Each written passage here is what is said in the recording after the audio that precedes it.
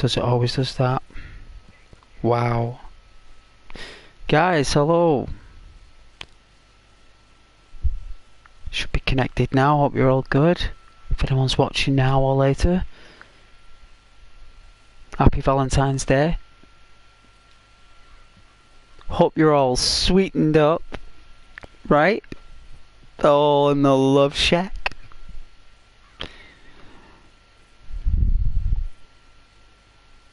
You know, you gotta save a little bit of love, right?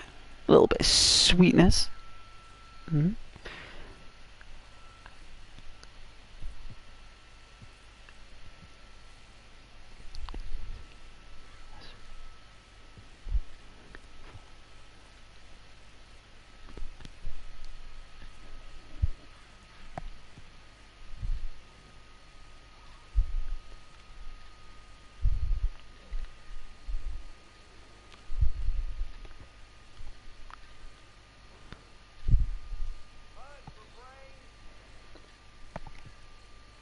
What a day today. Very long day. It's nice to, you know,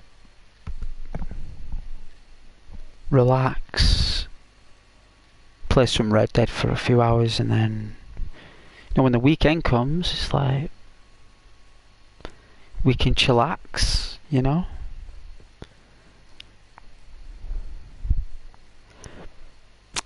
Hello there, yeah, I'll see the comment now. I will look just for you. So, oh, I sound the way I sound. Hey, Mitch. First out of billions, Mitch. You truly are a Top Gun. Yeah? Maverick would be proud, Mitch. Maverick would be proud. But you are first. Well done. Why do you want a gold star, son? I'll give you a gold star, Mitch. Of course I will.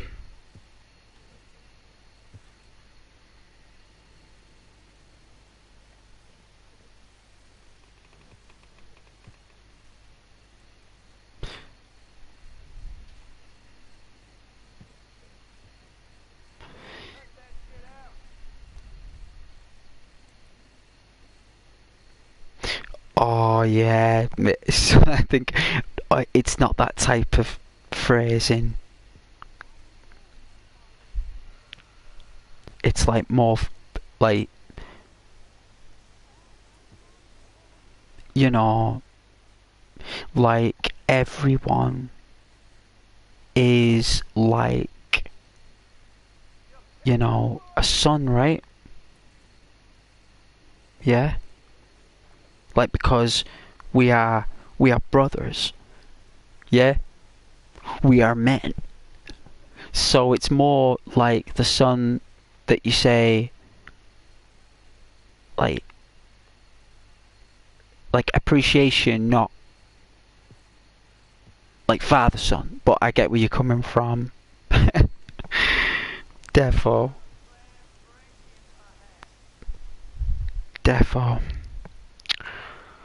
But happy Valentine's Day, everybody. I hope you're all, you know, shacked up in the love boat. Yeah?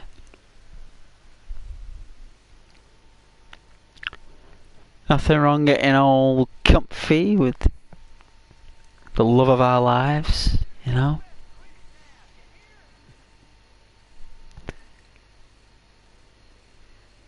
You know, I remember when I had a long-term girlfriend, I loved my dog more. Isn't that really strange? Like, I love the dog more, like, so weird. It's like this dog, like, you know, such an awesome dog. Like, the best dog.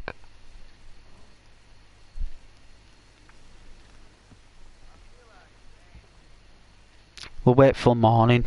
It doesn't take long in the story to go dark and morning. It's literally like within 5 minutes for some reason. So nice graphics though, right? Nice graphics.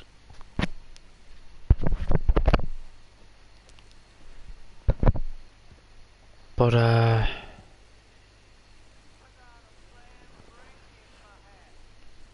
long day today. Long day.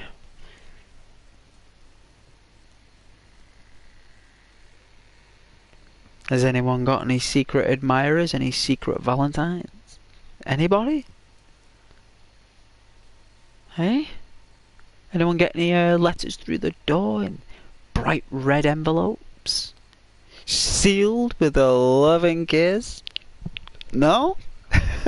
Yes? Like maybe? Or is it still pending? Still pending. I heard all the people on the train today all talking about, like, you know, all the people who are like very choosy and very picky and very fussy about who they date, right? Because normally people are, right? Like normally, right? Very picky and very choosy, and they're kind of like disappointed or angry at the pickiness and the choosiness, because like in seasons like this, it's when they like especially people who are choosy but are romantic, right? And they get so frustrated at their choosiness, and they kind of like they can't get angry at anyone else, right? You know, because it's their own choosiness. And I heard them all on the train today, all of them, all talking. You know, it's like all these people who were just like friends going out into the town or into the city looking for love, and kind of like complaining on the train why they haven't got any. You know, and it's definitely not their fault. You know what I'm saying? So it was enlightening to hear. But you know, I can sympathise. I can sympathise.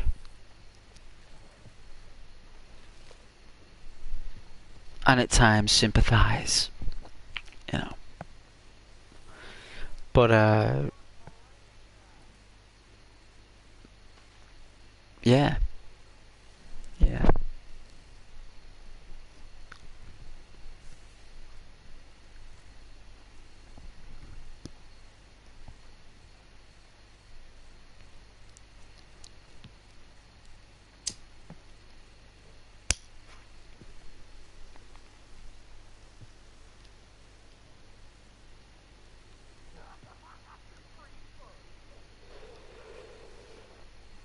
Could hear people laughing.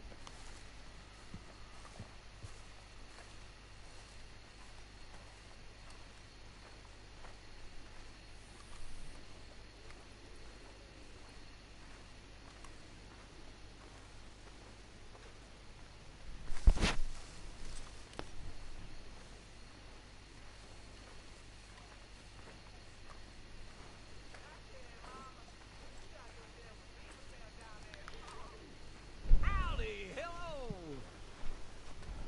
Arthur? Hi, Karen. Hi, Uncle.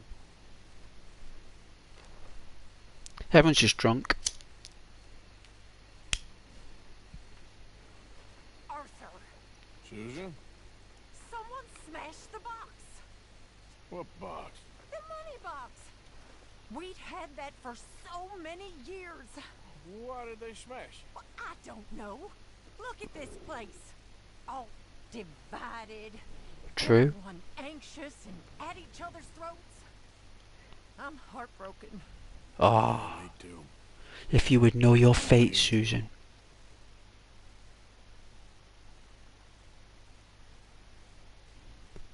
They smashed the money box because there is no gang. There's only a money box if there's a team, a gang, a group. But there isn't one anymore. They're just people now. They're just drifters now. That's what we are. We're drifters.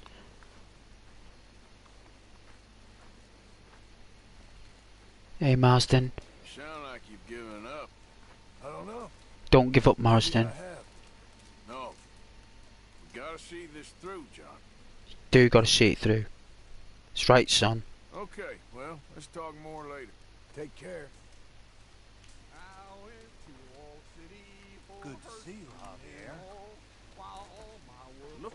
Marston? Yeah, look out, Marsden. Hey, Grumpy, I just brought you out of jail. Hey, Mitch. Watch out for the Bigfoot. Oh yeah, Bigfoot.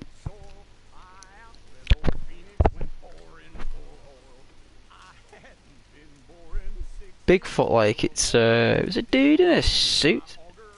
It was a guy dressed up. He actually admitted it. He come out and admitted it in 2001. He said he basically, the walk he did was imitated off, like, he wanted to express, like, extraterrestrial.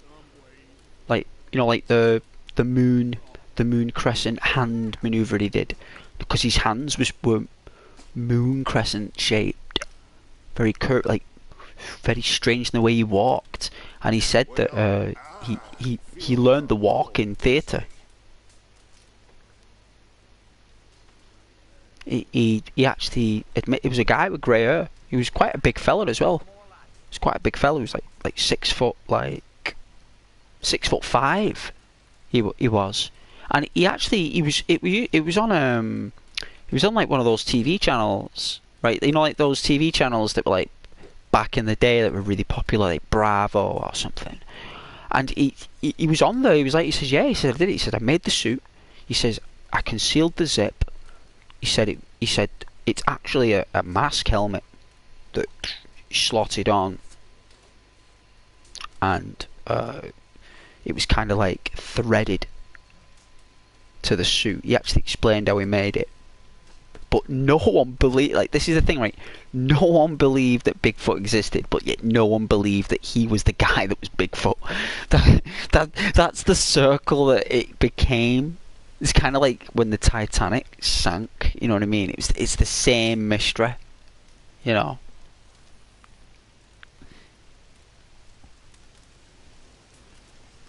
The Chupacabra. I said that yesterday, the Chupacabra. It's old folklore, isn't it? Like, basically, like, every human brain is like the same, but it's wired differently. All the wires, everyone's uniquely wired. But yet, the base premise of the human brain and the way it's connected to the human body, the computer system, it is what it is. Yeah, the wires are different with everyone, but everyone has the same concept and visuals that the universe gives us, and we all see the world, right, the same way, but we all have a different kind of like optical awareness. And what it is that these like Bigfoots and werewolves and vampires and these mystery beings, they're all fears of the human mind, right? So, like, Bigfoot is a symbol of what we used to be. It's our fear of an other ape evolving more advanced than we are, right? And it's like that fear. Like, some people have a natural phobia of apes evolving. You know, like reading it. Like, a lot of people are really against it. Like, really are. But some people are really for it. So, Bigfoot resembles the fear of another being evolving more advanced than we are. Stronger, faster, lives longer, all that stuff, right? And then you get like these, like, you know, like the Slender Man and all these things. Like, the Slender Man is a fear of being followed and stalked, right? So being stalked and being followed is something that our ancestors have gone through with wild animals, other humans. Like, you can go back 1,000,000 years when we were evolving, and it was happening then. It was happening when we were like small apes, like really tiny, small kind of apes. And even then, other apes would stalk and follow other apes. It was kind of like it's built into our evolution. And all the visuals we saw in the rainforests and the jungles, looking at all the twigs and all these shapes that we would have seen in the forest, it stuck with us over million years, hundreds of thousands of years. All these images and fears as we've evolved from apes into humans, and they've stayed in our psyche because that those fears of those shapes in the jungle, right? That's what kept us alive. That, you know, being scared of those shapes and running away from them, that actually kept us alive. It actually increased our odds of survival. So your brain's like, okay then, so if over 200,000 years there's all these funny shapes in the rainforest that the brain's making into other beings, and we're running away, this person's surviving while doing that. So what I'll do is I'll keep putting these shapes, you know, in the mind, because if people get scared and run away, they'll have a better chance of surviving. It's kind of like it's kind of like it's like a side effect of evolution. You know, like werewolves. You know, like a werewolf is kind of like the. It's kind of like a fear of rage. So a werewolf basically has uncontrollable rage, right? A werewolf. A lycanthropon, whether, like, when they're human, they're very, well, they're not really human. They're just in human form, but they're undead. So, like, they're very relaxed. They're very jumpy, and they've got high energy. But when they turn into a werewolf, they lose their temper. They get real angry and raged. So it's kind of like a werewolf is a fear of your own rage. You know, if you look at it, you know, because you can look at it from many perspectives. And, you know, you got like vampires, right? And vampires, they're very, you know, like what, they go to sleep at night, through the day. They roam at night. They require a human resource to survive, the blood of a human, to maintain their life force. There's many different examples of what these creatures are in the stories that resemble the human psyche. Even the Minotaur, you know, the Minotaur reflects like earthquakes and stuff, all symbolic. Hey Rose, hello. Hey, happy Valentine's Day.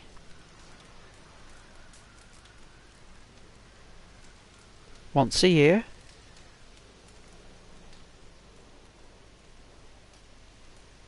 I hope you had a lovely day.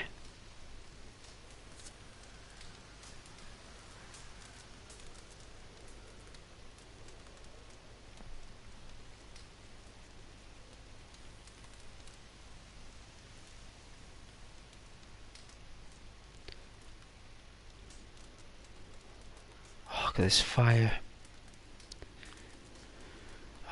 Arthur Morgan class.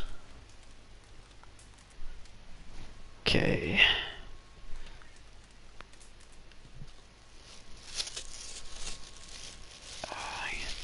Let's open up these sweeties, right? Why not? Oh. Oh, you just worked hard all day, standing on your feet. Will you put your feet up, Rose?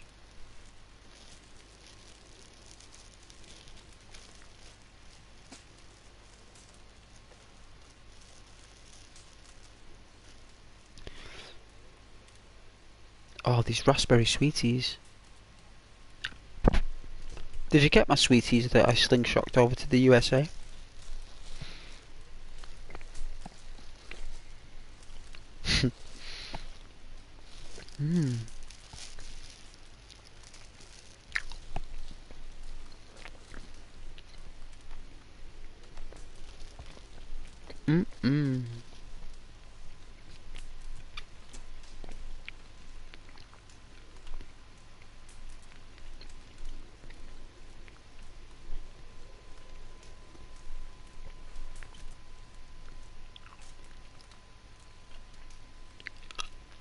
Oh, sweet. Glad you did.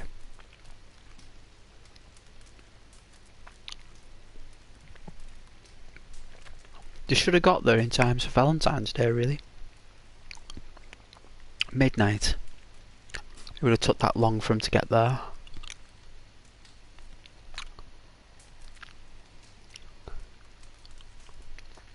They should arrive just, what, 10 minutes ago?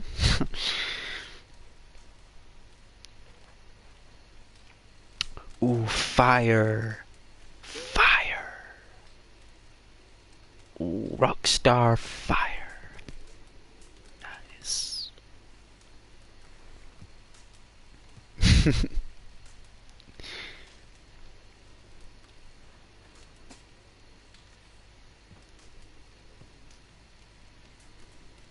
I love the fire. You made heart-shaped pancakes this morning, did you? Oh, feeling the love? Getting into the zone?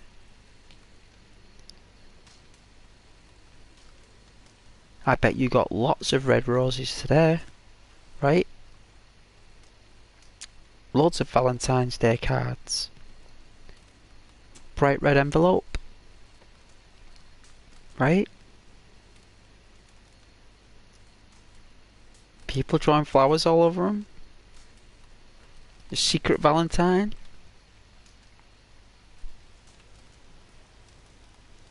Well, I hope you put syrup on those pancakes, or at least some butter. I love creamy butter on pancakes.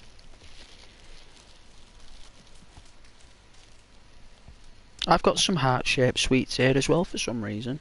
I think they were just in the bag when I bought them from the shop, so I'll have one of these. I'll have a heart-shaped sweetie. I'm having one right now. It's funny enough, it's like bright blue, so I'm having a bright blue love heart sweetie. Oh dear God, it's fizzy. Oh, my goodness. God, woo. That is fizzy. My goodness.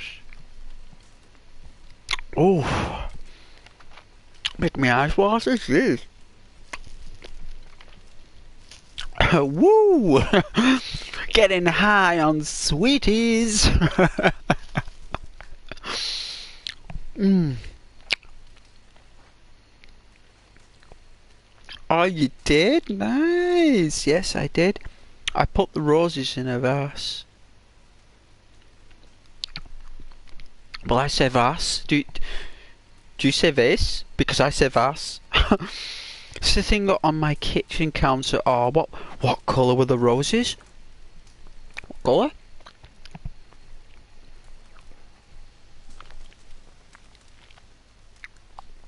Were they pink or red?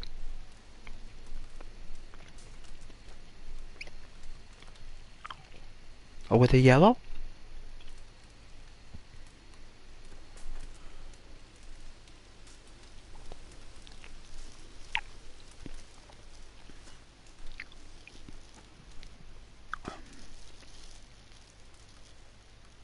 Oh, it's a frog.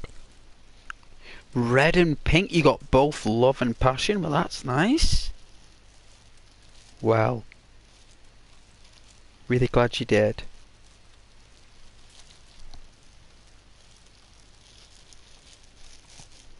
It's very sweet. Takes a lot of courage to give someone a gift that, without coming across as like, you know what I mean, right? The energy, you know.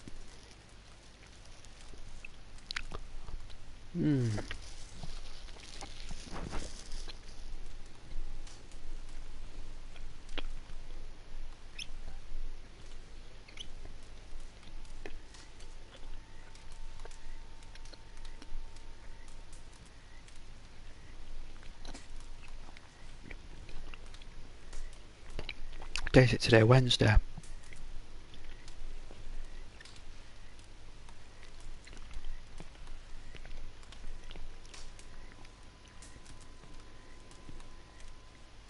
Are you streaming, love? Is that a video? It's just come up on my go.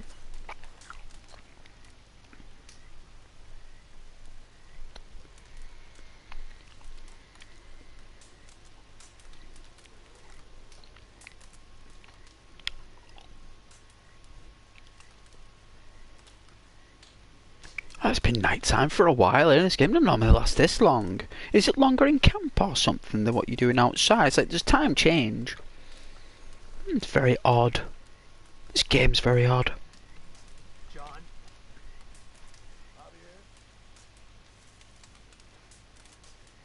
Alright, I think this is it now.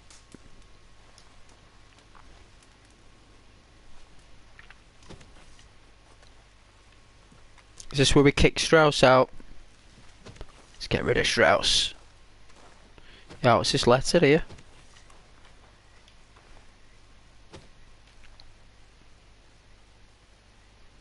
I think we got a letter from is it what's her name? Dear sir, Oh, you were once very kind to Beau and myself, and it pains me to ask you to show us further kindness. But I have nowhere else to turn, and nobody else upon whom I can impose. I will, of course, pay you handsomely for your troubles. My family have turned quite mad and are threatening to send me away to stop my work, which they say is disgracing them. As if their history of absolute moral depravity, utter debauchery, and perpetual drunkenness did not disgrace them enough. I must escape, yet I am kept prisoner here. Can you help? Most days I am to be found at the cabins on the plantation. The main house and all it stood for are thankfully no more. Yours faithfully, Penelope Braithwaite. of course, Penelope. It is Valentine's Day, and this is you and Beau. So, yeah, of course I will. Of course I will. Hey, Rose. Your friend gave you some very sugary desserts. Nice. I love sugary desserts. Oh, I got wild for that stuff.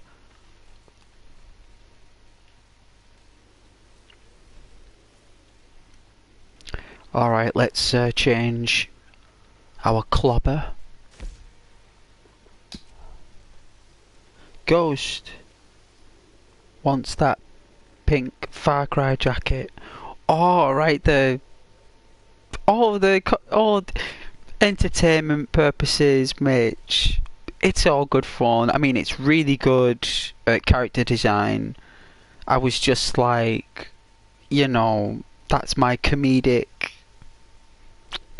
How can I say my comedic trend? Like, I like to obsess over a particular object and talk and really go into detail about it, and go like try and I don't know.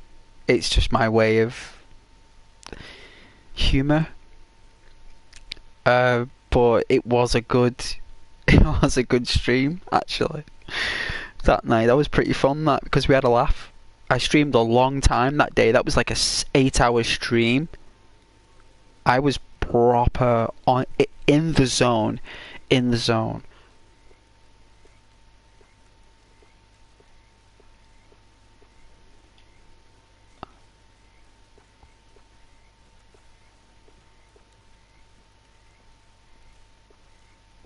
I don't know what jackets we'll get this one on.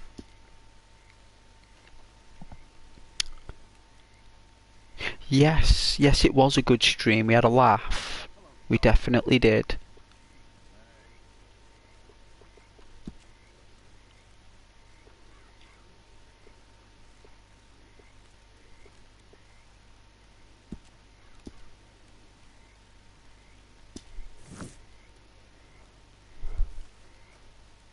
Alright. Arthur's ready with his chaps and his jacket. I'm going to contrast it. Walk round Ansberg. I love these chaps, me the class. I got them for John really because John suits them because he's taller. But Arthur looks awesome in the Batwing. Oh, good morning, Abigail, sweetheart. Morning. Nicolas Cage sells a pink jacket just like Far Cry. Oh yeah. Nicolas Cage, class actor. You should watch Face Off. That was a really good film with him and John Travolta. I love that film. It's class. Castor Troy. I want to take my face off. You know what I mean? I want to take my face off.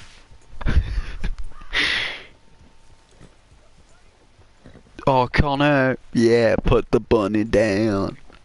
What's his name? Something, Bo. Onion Poe. Something Poe or something. Is it Damien? Damien Poe? Oh, I can't remember his name, the character in Connor. I remember Cyrus the Virus. He was cool. Cyrus the Virus. I loved Connor. I loved Connor. That was like... You could watch Connor every weekend and it would still be good. It'd still be good. You know? You weren't on D-Wing. I'm from D-Wing. I didn't see you on D-Wing. Or something. It's like... What? It's like, I was transferred. You know, it's like you can't get out of that. Like the guy's got you in the drop of the ship.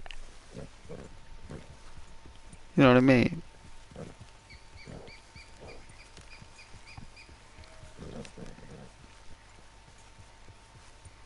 Oh, just a class film. Just really good.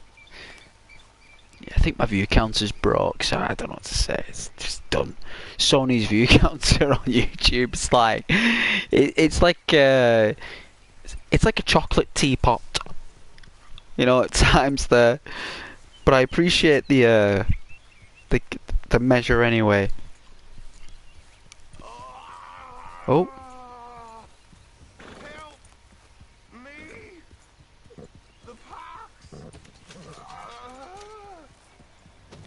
Didn't I do this the other day?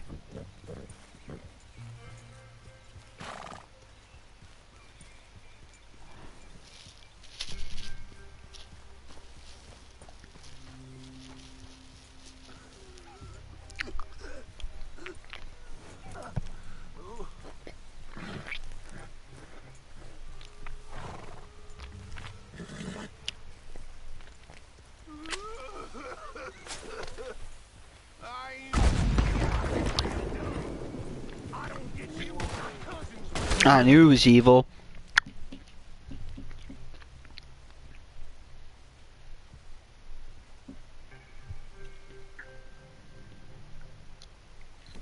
Use a dead man!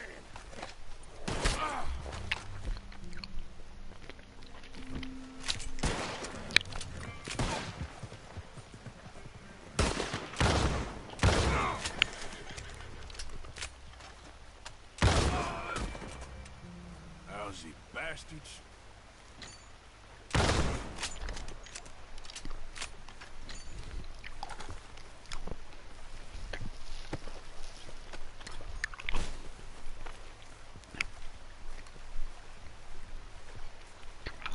Anything else? Canned fruit.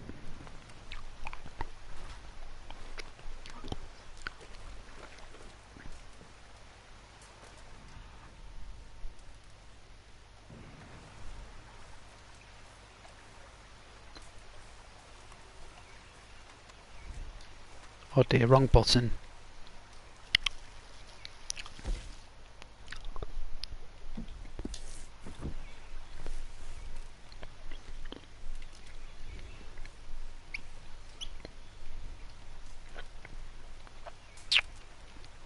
Hey Matthew. How you doing there?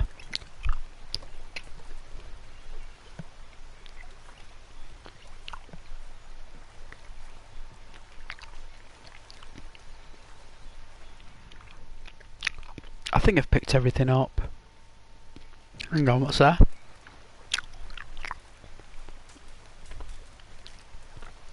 Take some coffee. And this. Snake oil.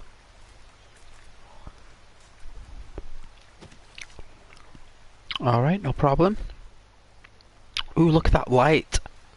It's nice. Let's see, we're going to clean the shotgun.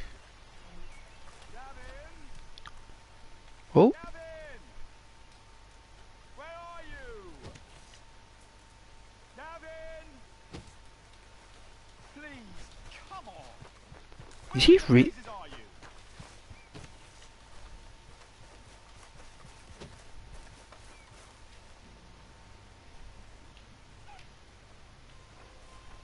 Is he wandering out here?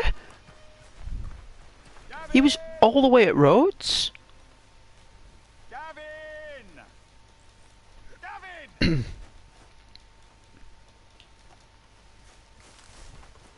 We can't even talk to him. Hello. Oh. This is ridiculous, mate. You're telling me. Might be time to call it quits.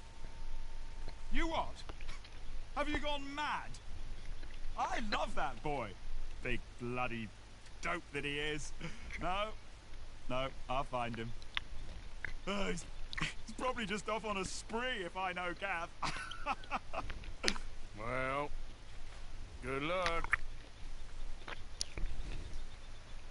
Oh, I am so worried. Gav!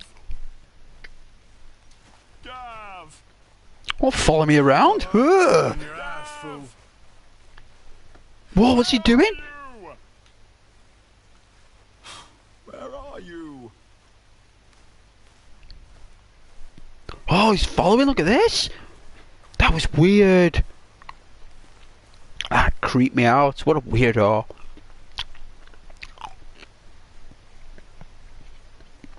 This is just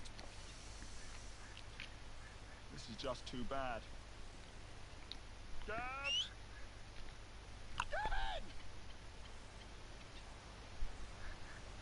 There's something on him though if people actually take him out.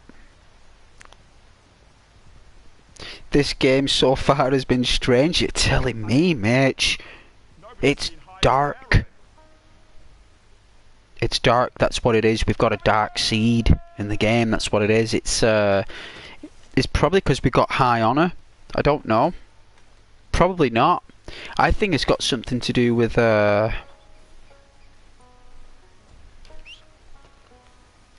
that's really... Gavin! it's got something to do with the actual engine, isn't it? It's the actual engine itself is what's creepy and strange.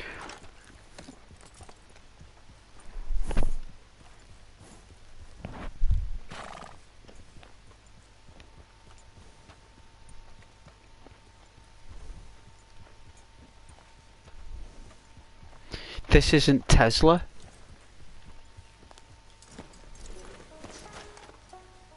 This is Chrysler. Chrysler's a different horse. I'm riding Chrysler. Tesla's resting.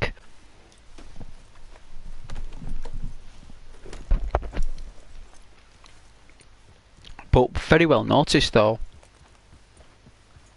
This horse is like next level horse. You can't get this as Arthur, but I have. No one could believe it. That's why it is strange, because people said you can't normally get the Turkoman as Arthur. You only get that as John. But we've got it. And it's a very, very rare horse. I mean, look at the size on it. Look how small Arthur is on it. Look how big the horse is. It's massive. Humongous. You alright, boy?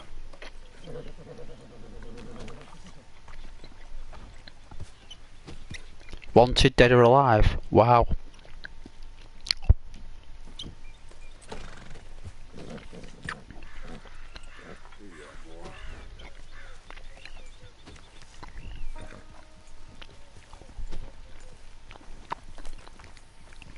I suppose when the law puts that on your name, that's not good, is it?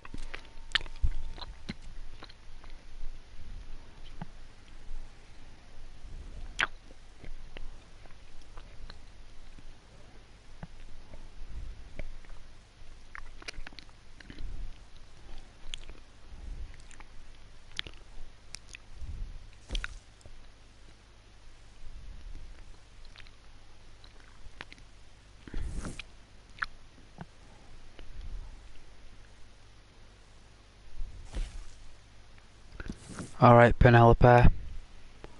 We'll do that and then we'll go back and kick Strauss out.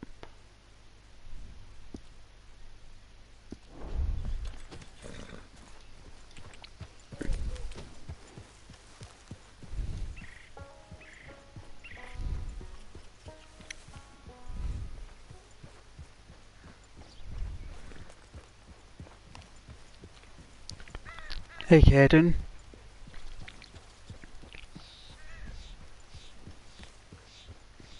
Oh, the cannibals. Oh, we'll check it out. Bet there's some weird stuff there. I think this is it, isn't it?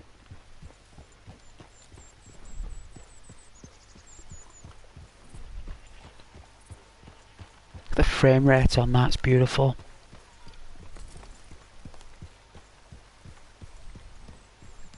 You are now leader of the companions. Good. You turn into a werewolf at the shrine. You're actually turned into a werewolf not with a bite, but with a magic.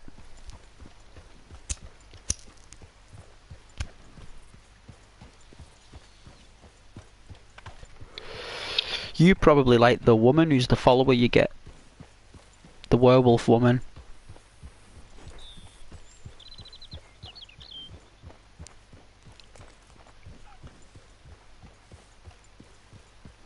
Remember, things could always be worse. You could be Scouse.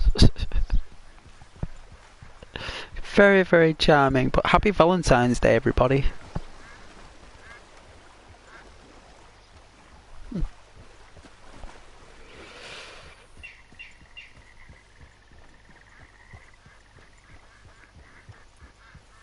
Oh yeah, they changed it now.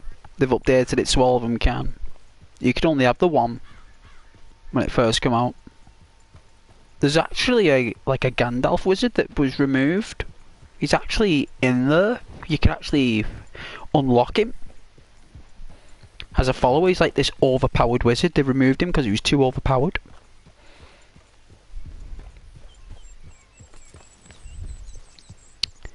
Well, you can. You just don't know how. But you can get up to 5. It's called AMT. Sorry, AFT. It's called, Caden. AFT. Put it in the chat for you.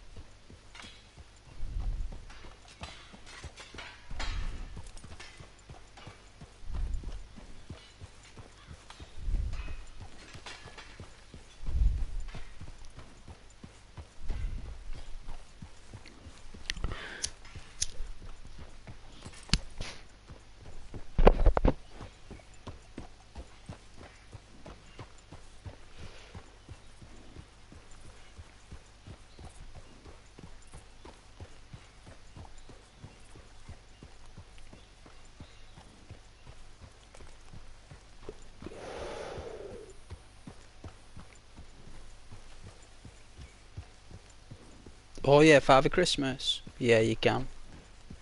You can be whoever you want.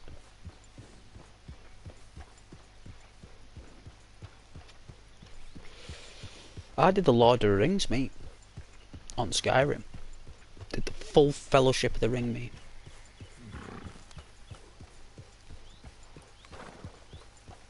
It's actually better on Oblivion. If they remade Oblivion, right? If they remade that with this Skyrim engine, even if they had a separate team of about 50 people, I know that's a lot of money, but if you've got like 50 people working on the remake of Oblivion for next gen consoles, be like, right, what we'll do is we'll take the engine from Skyrim, right, bit of polish, right, what we'll do is we'll just create Oblivion with this engine caliber and add a few things. And if you add Oblivion with Skyrim detail, but the characters, because they really improved the characters in Skyrim. Like, it was next level, right? It's a massive leap. Let's all admit that's a massive leap, right?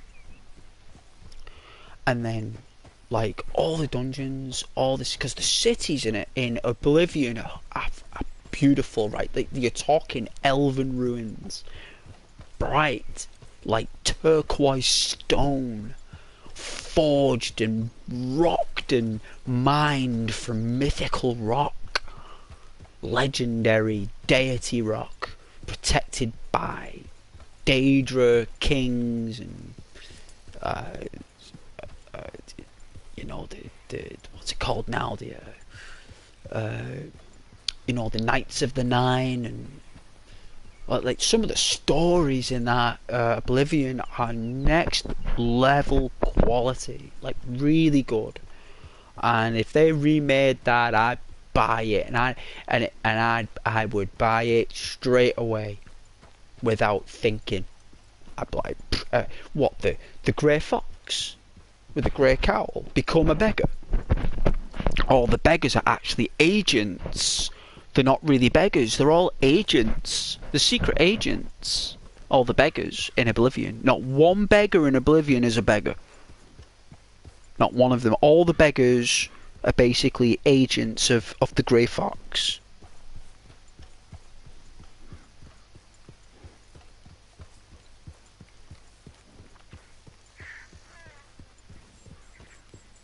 But amazing follower tweaks, they enable you to rally up to 5 NPCs. 5 of them. So you can have 60, and what happens is, whatever they do, you get the experience. So what I did was, I recruited 4 people. And, no, 5, no, I did 5 actually. 3 of them are archers, pure archers.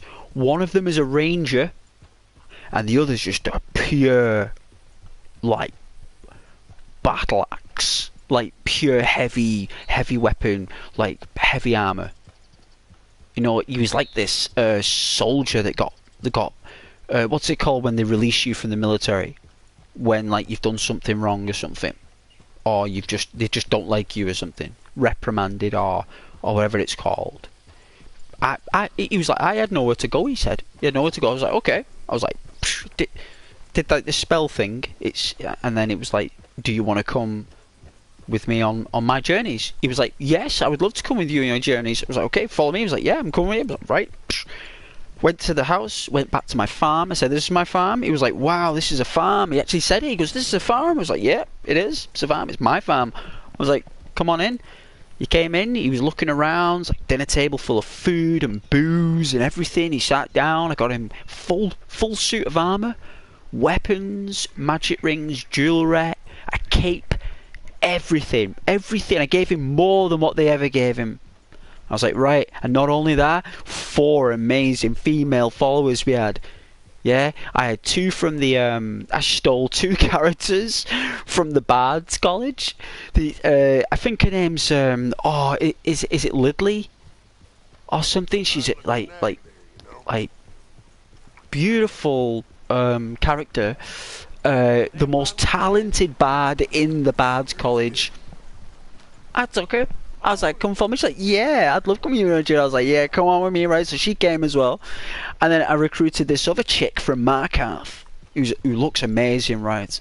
So I recruited that chick, and then I got the blonde chick from Whiterun, something the Grey are they called, or whatever they are, something the Grey. She's always in the boozer. So I was like, right. You? She's like, yeah. I was like, you and me, right? She's like, yeah, okay. So I get right. She comes, and then I goes over, and it's like this market stall, right? I feel terrible here, right? I felt terrible. There's a female merchant in the market. She's beautiful, right? All the guys are always asking her out. So I was like, you, hey, you. She's like, yeah. I was like, you with me. Right? She's like, oh. Like, in fact, she was the longest it took for me to actually, like, recruit. Right, because it took a while. It took about 4 minutes for the the console's like, you're a follower, and then it turns out she's got a child. So I was in like this dungeon, all these undead, and then the next thing is the kid comes running all the way from Whiterun. Yeah, all the way from Whiterun, all the way to this like cave that we were in. While I was fighting this boss, and here comes in this kid, and it's her kid. She actually followed it. Chased her mum down. I didn't even realise that she had a family. I was like, here's me recruiting all these people who just like got families. I was like, wow, this is so cool. This game's boss. Like, I mean, that was like 2 years ago, something. I had some loads of fun on Skyrim. Loads of fun. Hey Kratos. How you doing there, Kratos? So okay, at that point, with 5 followers, the game plays itself. Yeah, but what you do is that you enhance the difficulty of the game and the amount of NPCs you gotta fight. So basically, it becomes 5 times more difficult. So you need the followers to balance it out, because there's 5 times as many people you gotta kill. Like, especially if you've got Skyrim at War activated with all the barbarian hordes, Caden. It's brilliant. These people are brutal. They wipe out the Legion, like, they cut through them like butter. They really do. You gotta check it out. I should do a video on it. Do like a 2-hour video and show you guys like what I've got set up there. I've only done 1 Skyrim video, part 1. I'm gonna do part 2 with Micah Bell in Skyrim. I've still got it. You know, I'll do a video like. Definitely.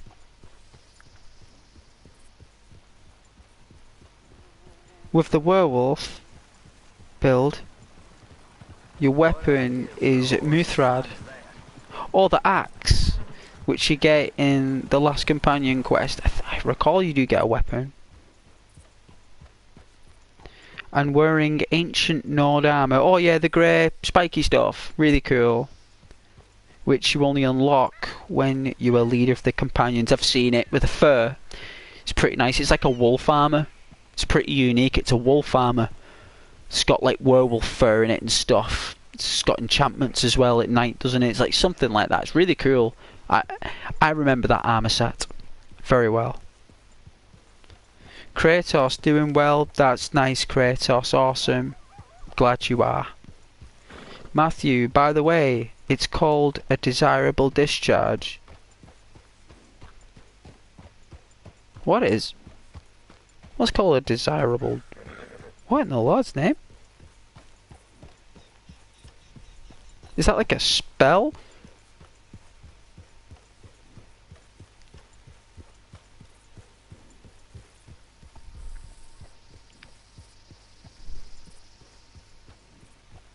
Yes, Caden, with the fur, yes.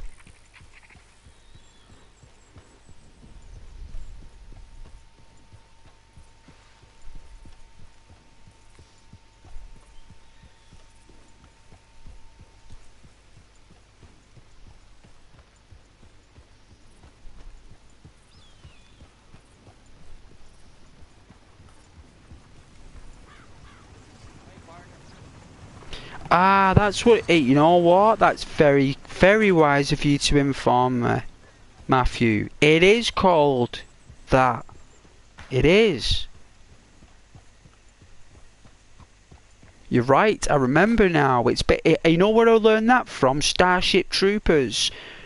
That's where I heard that phrase from. Starship Troopers. Like, I remember. I said, "Is that a dishonourable?" It's like, no, desirable. I remember someone corrected me years ago about it. Like, it sounds like dishonourable, but they're not saying that. It's desirable discharge. Yes, spot on. Even if you did Google it, man, or you knew it, either way, it's class. Yeah, Caden, you can actually upgrade it as well, but it doesn't look different. It still stays the same.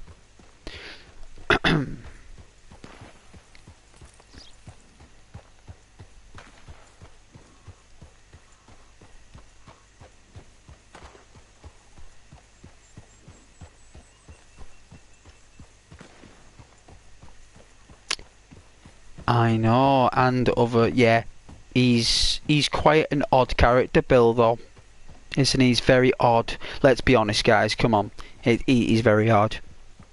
There's no harm being odd, but when you're very, very odd, it's definitely a concern.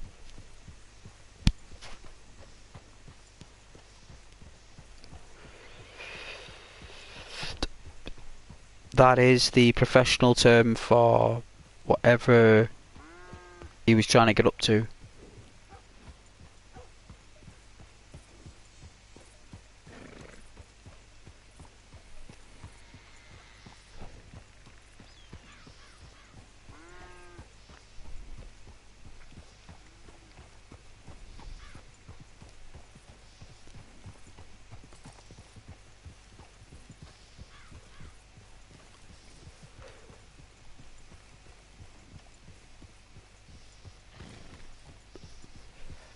It's actually in a letter that you find in camp.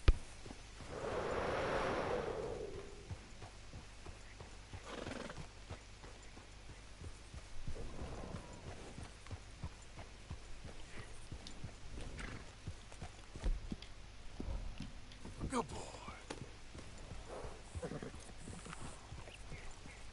Yeah, he was hungry. Here we are. You're a good boy.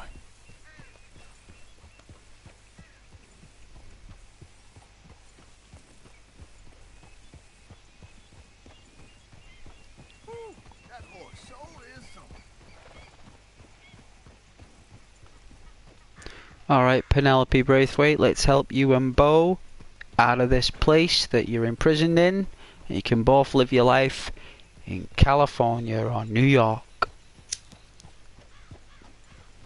Let's do our Valentine good deed for today.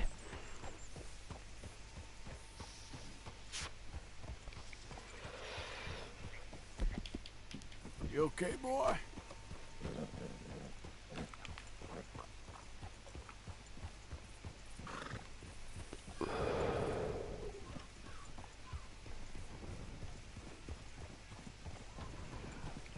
You need dialogue if you go into the woods next to the house Hello? you get from.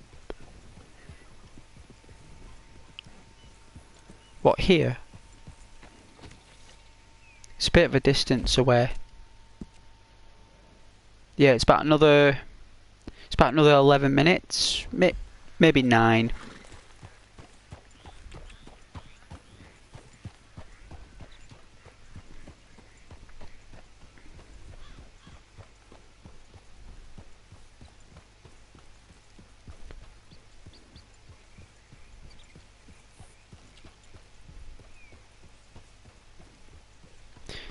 Do you think there will be a Days Gone 2? I think there'll be another game in that universe with a completely different detail. But no, Matthew, I think that's just that. It's Deacon's story. I don't think you'll get another one like that. Matthew, the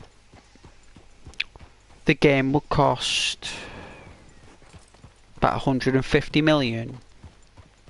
So Move! the Horde detail, it isn't really a trademark anymore. You can get Horde Partner? quantities like that now on I mean, look at Grand Theft Auto 6. I mean, just look at that, right? You're talking it's probably $200 million actually it would cost to make Days Gone 2, because it's a massive game that you've got to outmatch that. So how do you do that? I mean, that's an amazing game. It's a unique game. It's like what was that game that came out now? Just one of them. Is it that the one that EA did? Round you go around Hong Kong. It's like Grand Theft Auto. You know what I'm talking about. He's a detective.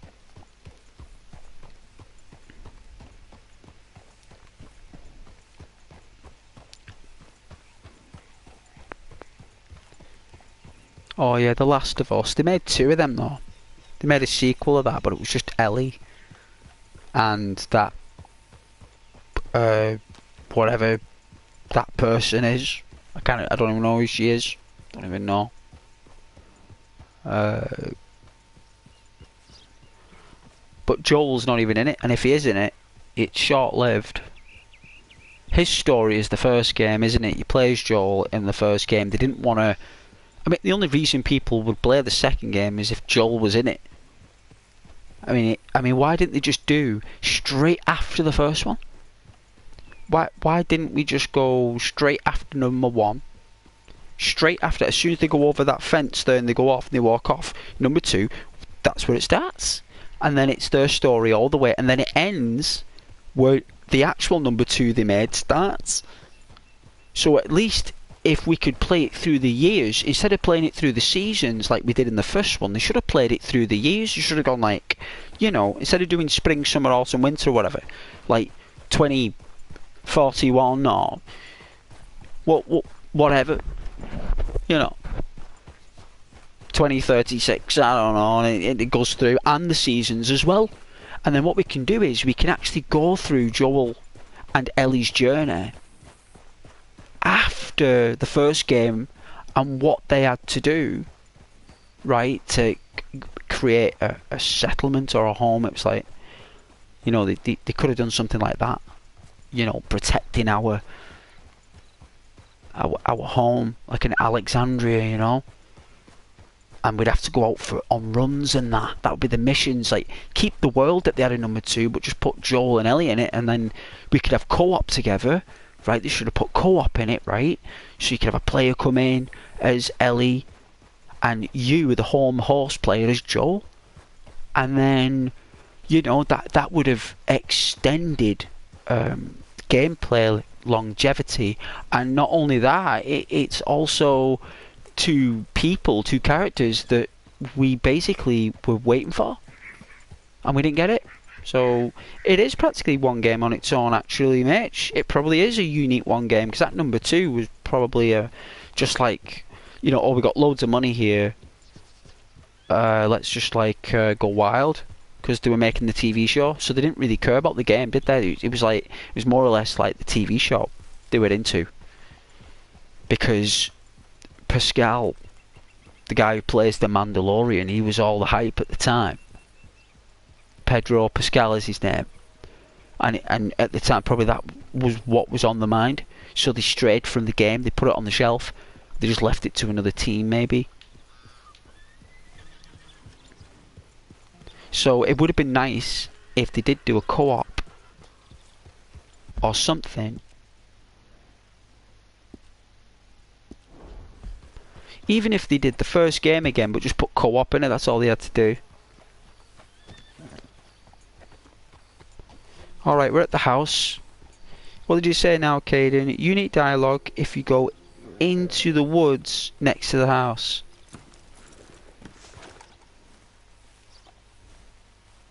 Take the hat off.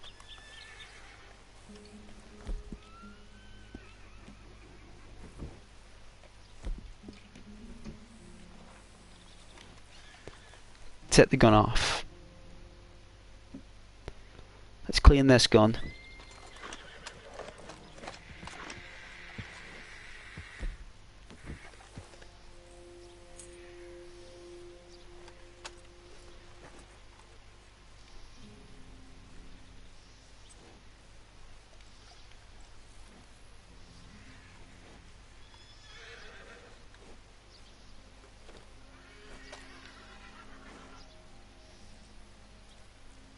Oh yeah, they said they were going to. Yeah, I know. But like, I mean, it was kind of like an odd, like, different type of game to come out back then though, Matthew. It wasn't the kind of game everyone got that back then. That game was very different because no one had ever had a game where it was like a one player, everything was online, PUBG at the time, right? No, like them battle royales, and all of a sudden you got like this one player game where you go around on this motorbike as a biker who's got like schizophrenia, who's been very alone for a long time, and everyone's just used him to do the dirty work, and he's done so much dirty work that it's all caught up on him. And that's where we take control of the character, is when he's actually losing his mind. We actually guide him through the madness, you know.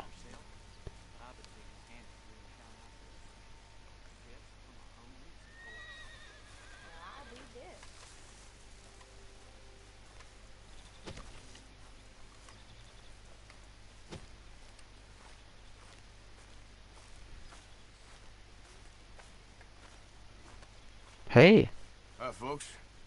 Evening to you, mister. happy Valentine's Day. Is right, fella?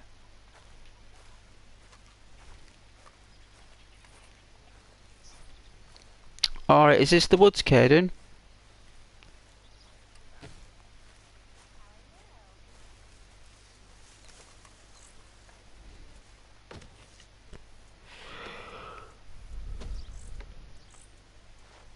Or is it the other woods? Think so.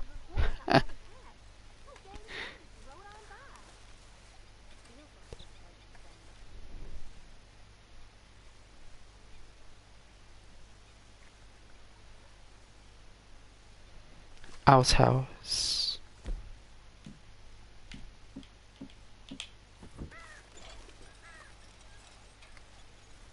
Some of the youngins caught a snake and been sticking it on the birds and rabbits.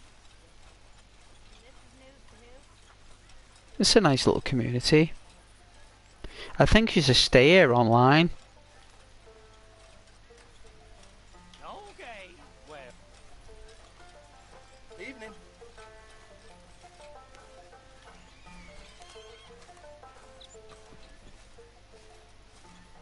There's an outhouse up there, but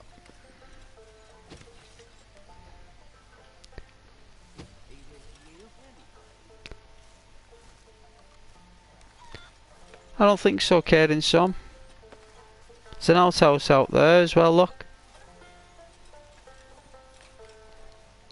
Good evening. It's worth a try though, it might be with the updates.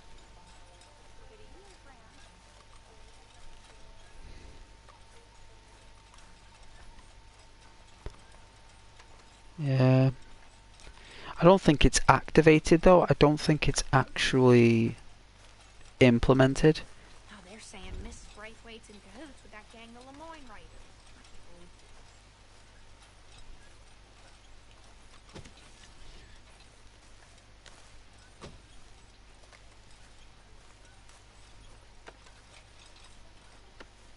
Wrong woods. Them ones over there.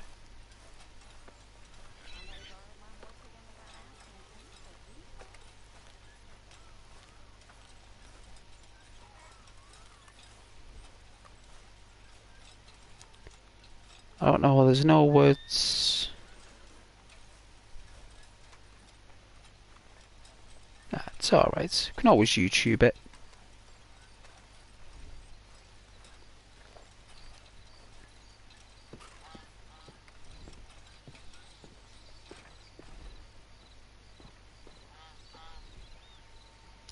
There's no woods round here though, is there? It's a settlement. I mean, they're the only woods down there.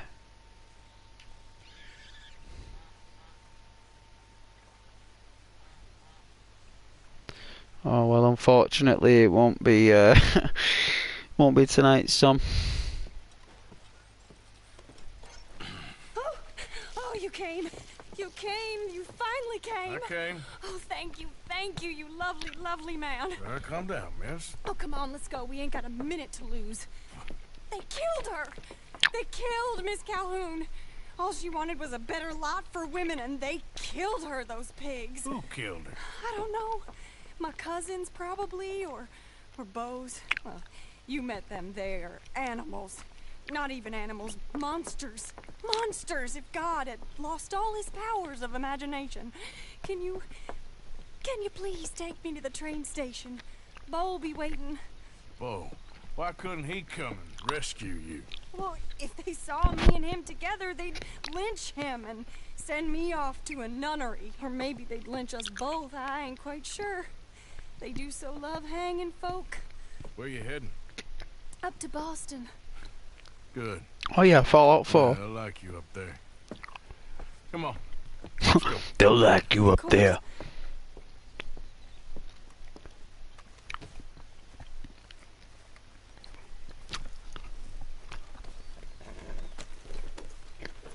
I'm in your hands.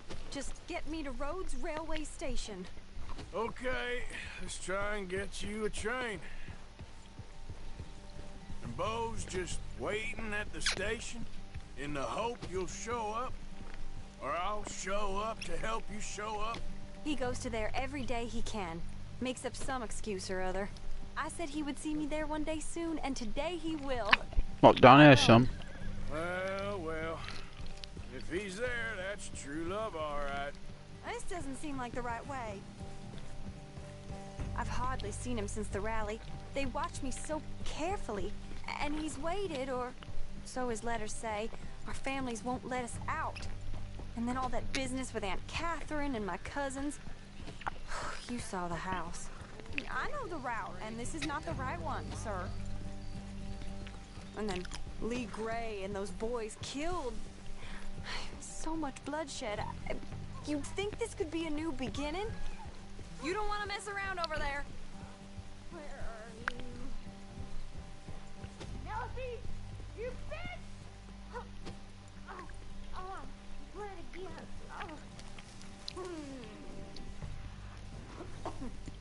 That's my poor cousin. There's no helping her. Believe me, I've tried. Who are you?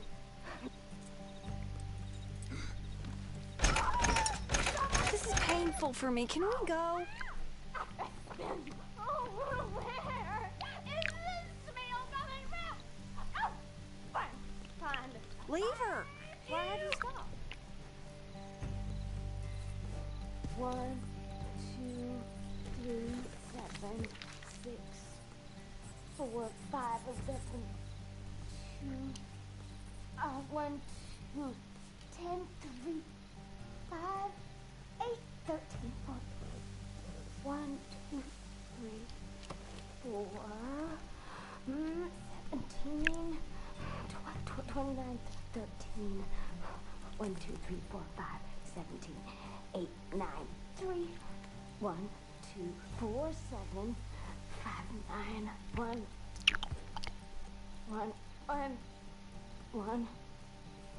1, 2, Something 3. the matter? Why are you stopped? 7, 6, 3, 5, 11, 2, 1, 2, 10, 3, 4, 5, 8, 13, 14, 1, 1, 2. The katana. 4, Suzuki katana. 1, Matthew. 2, 3, Suzuki 4, katana. 6. 1, 2, 3, 4, 5, 17, 3, 4, 17, 29, 13. 1, 2, 3, 4, 5, 17, 8, 9, 3. 1, 2, 4, 7, 5, 9,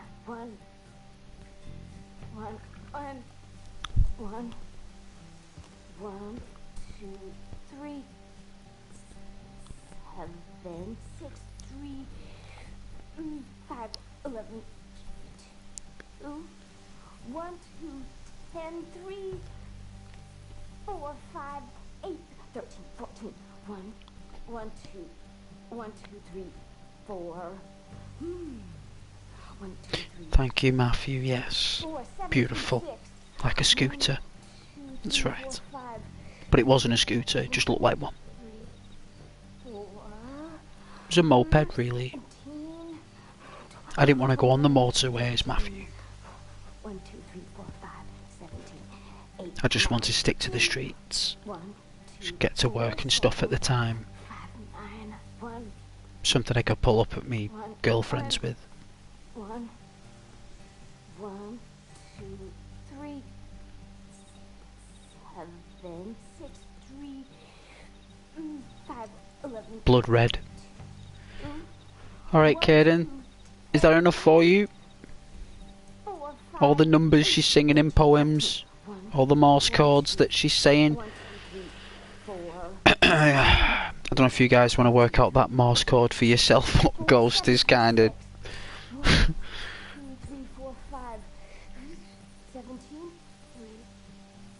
Bikes always seem to get stolen. Your dad has had... Oh, a hill being stolen. Poor guy.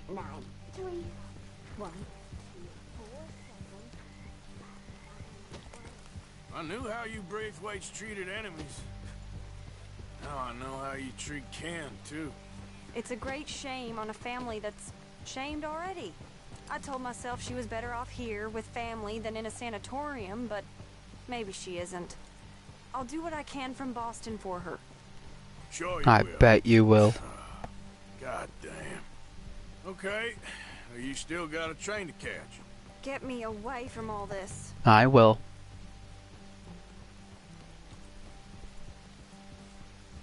Your sister's locked in an outhouse while you go off to Boston. Well, if this is what we've got to do for true love, guys, this is what we do.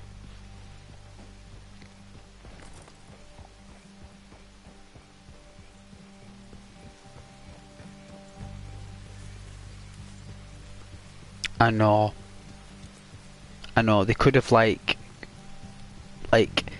you know, her and Bo got, because they're both kind of bright, they could have got some money together and then used it to get and transfer the sister to like a high, you know, a higher premium home where she can, like, you know,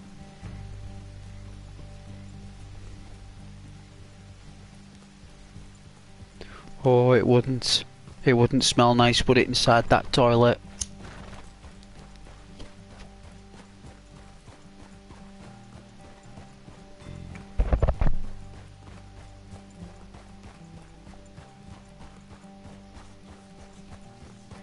See that bat fly past then?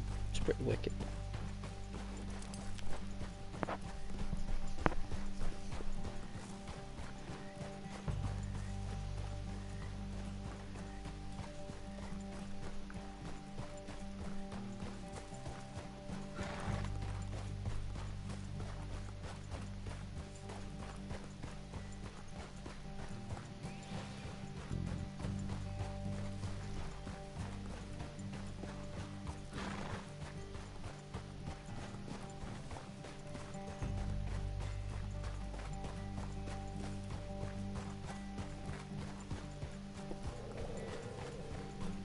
No, Mitch, I didn't know that.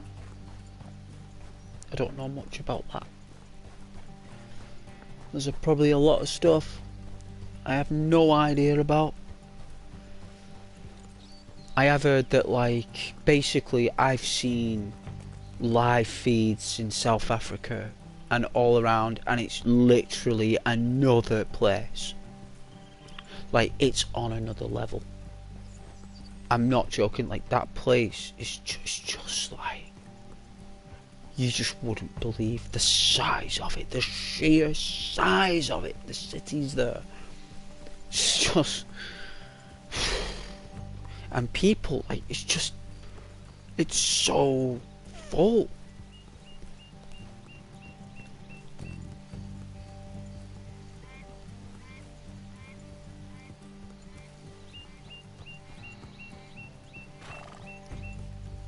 But, like, I do know that I've seen, and this is from the newspapers, guys, like, it's got nothing to do about huffing and puffing fumes, but the only huffing puffing fumes I have ever known that they had children doing in Africa was the holding the guns in the newspapers.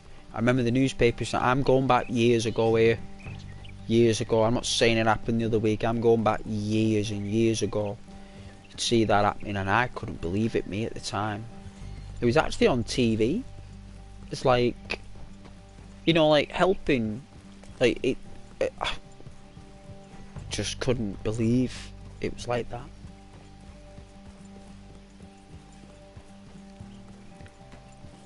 whenever you go out and get lots of people criticising for wearing your coat, your waistcoat, let them. They're only jealous anyway, because they don't have the courage to wear a waistcoat.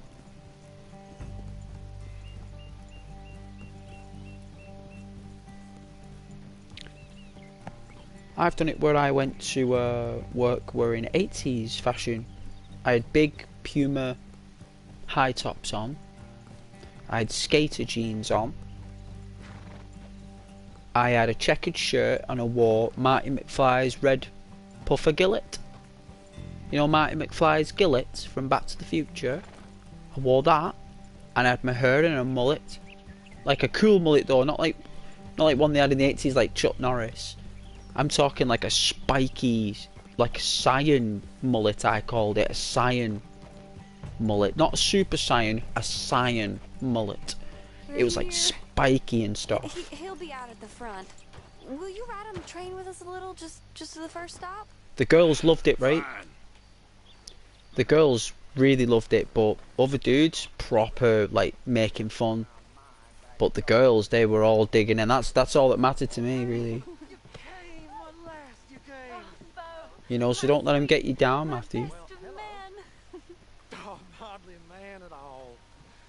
But I love you, Penelope Braithwaite. Sir, how can we ever repay your kindness? Some of them jewels would do just fine.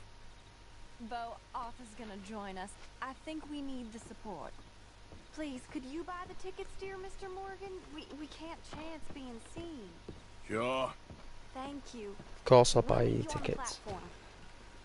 Oh, I bet if we had no money, we would have had unique dialogue there. I bet Arthur would have said, I ain't got no money to give. I bet something would happen there. I bet one of the passengers would have given some money. Do you reckon? There's someone in the queue.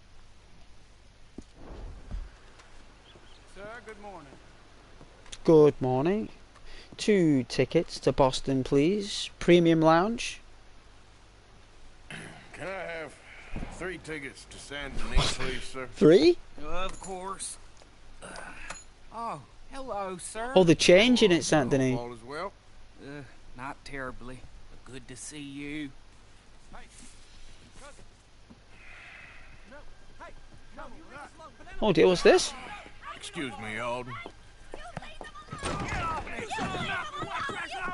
Here, get on the train. Get your bags, miss. I got this. Come here, Yankee. With pleasure, you goddamn fool. What, we're fighting? Didn't want to come back here without giving you a whipping. We should have done this last time. Get on the train, Bo. Go to your woman. 4 fists and maybe 1 brain between you. You're gonna get hurt, cowboy. Get him, Scott.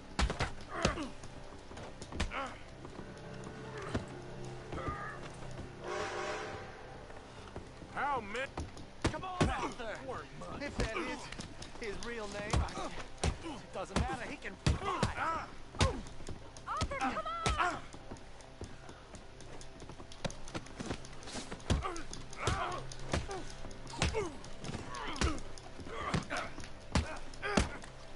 Arthur, please get on!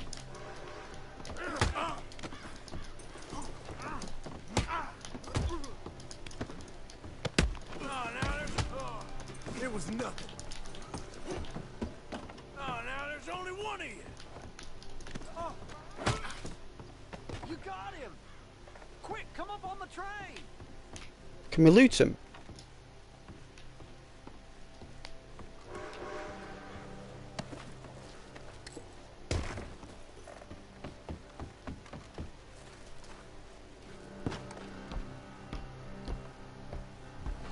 Goodbye, Rhodes.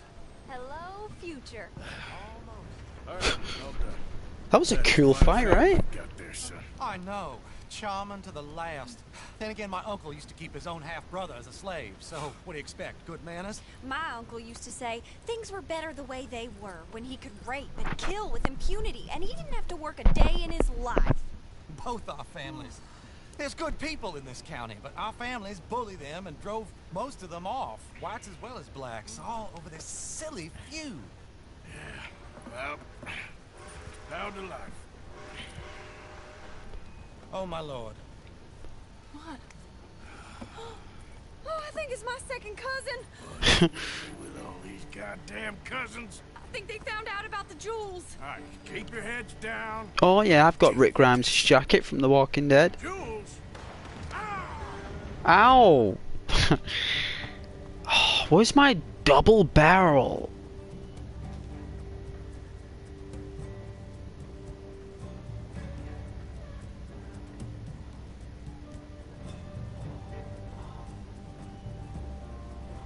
Coming from over the hill. You must have all the jewels in the state. The amount of your cousins is... You're dead.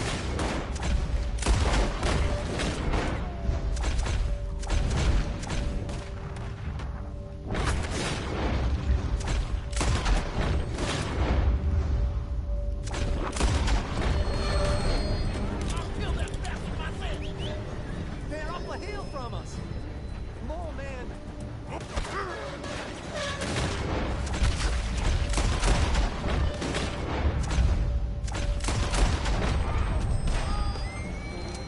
men! More men!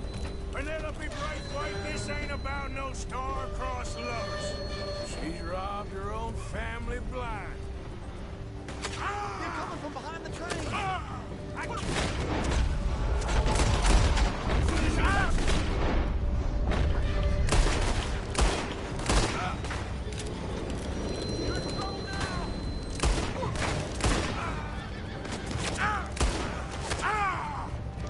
The ridge line. Never should have tested me!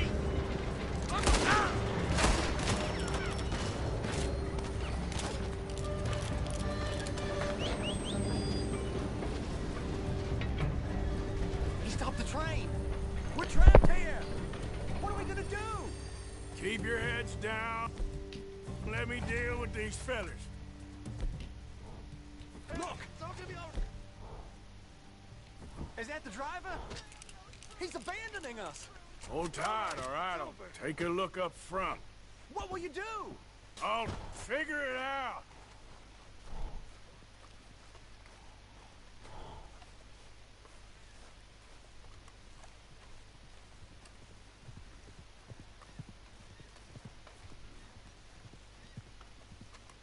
Let's figure it out. Driver, we're in the clear. Time to start this train again. Damn it, you did run. Remind me to rob your trains, mister. Let's see now.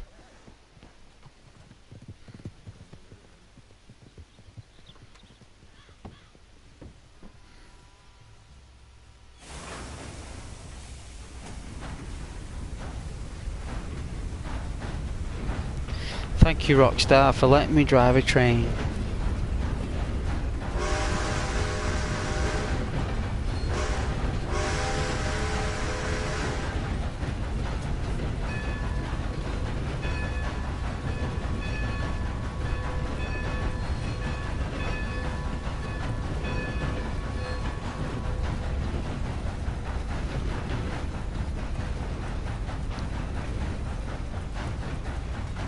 Oh yeah, you got yours that looks like Daryl.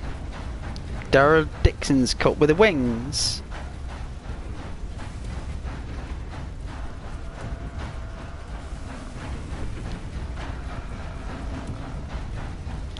Wow.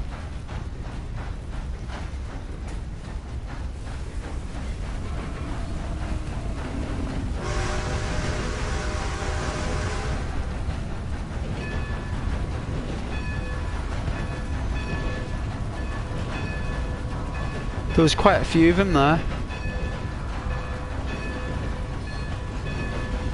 I love catching herds.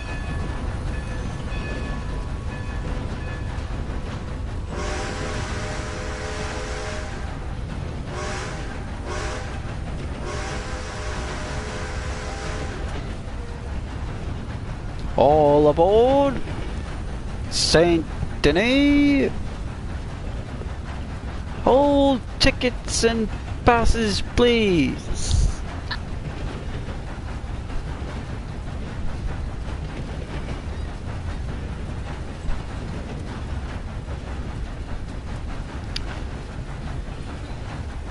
It is a steam train. It's a choo-choo train.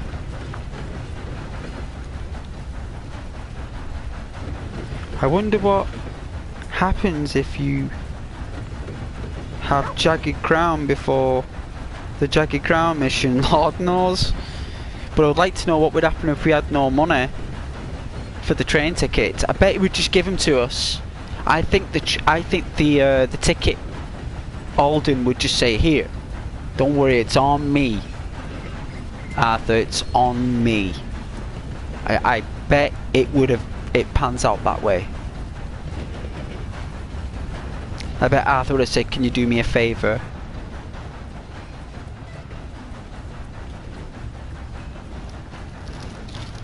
You know? That's my thoughts.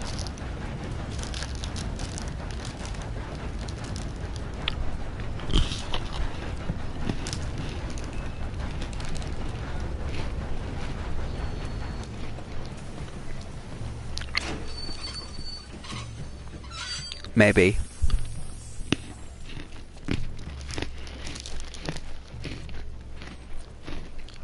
Why have we stopped? It's best you go on alone from here. Mr. Arthur, I didn't know you could drive a train. Neither did I.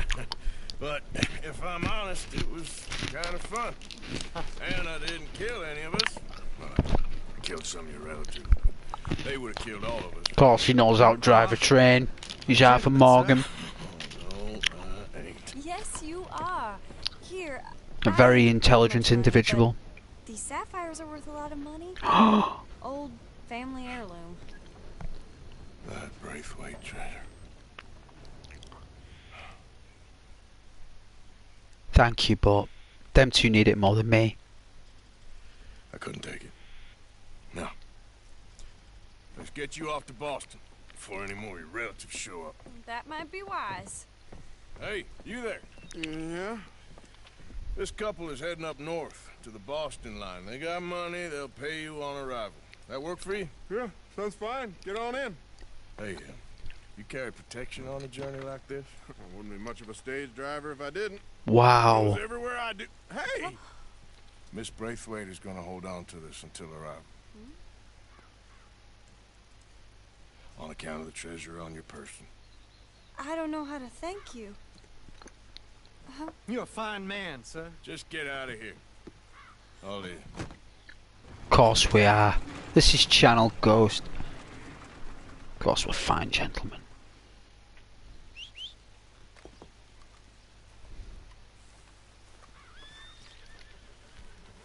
Is there anyone on the train?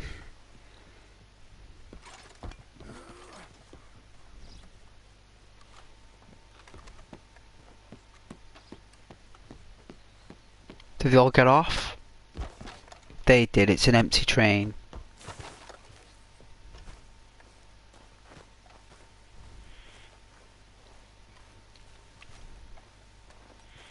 Can we go in?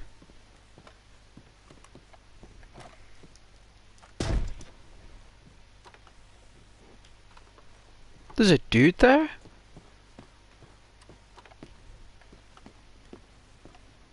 Sorry, I was kicking at your door. I'm sorry. Hello there, pleased to see you. Yeah, me too. If you wouldn't mind coughing in your sleeve, sir, I really can't afford to get sick again this month. Why Whoa. don't you just do your job? Of course, sir, sorry. It's just a polite request is all. Wow. Clear this right up for you. No way. The debt in Saint Denis or whatever is it's unpayable. We can't pay off the crime. Like, no money can pay it off.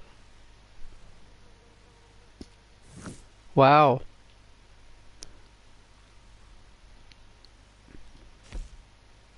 Invitation from Mayor arrived 3 days ago. What's this?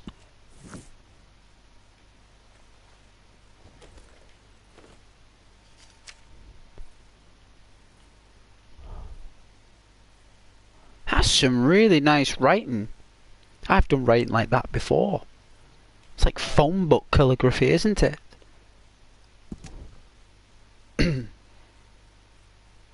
May 1899.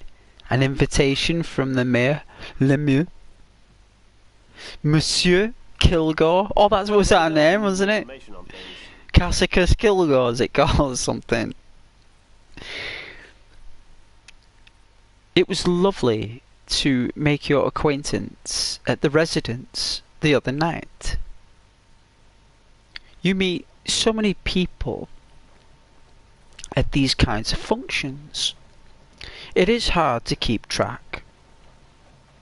I did notice, however, that you were near my study when poor Pierre had an accident and some documents simply disappeared. Now, I have spent far too long in politics to make accusations wildly, but just long enough to know when I am owed a small favour. Perhaps your gung-ho frontier spirit and my cold old world cynicism would work quite well together. Indulge me in a meeting at least. Come to the back of the mayoral residence any night you wish. Knock on the door and my assistant Jean-Marc will let you in. I hope to see you soon. Your newest friend, Henry Lemieux.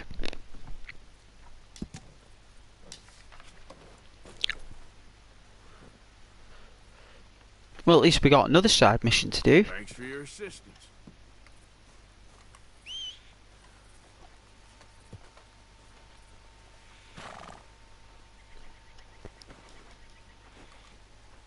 Hey, Chrysler. I'm sorry, boy. There you go. Here, boy.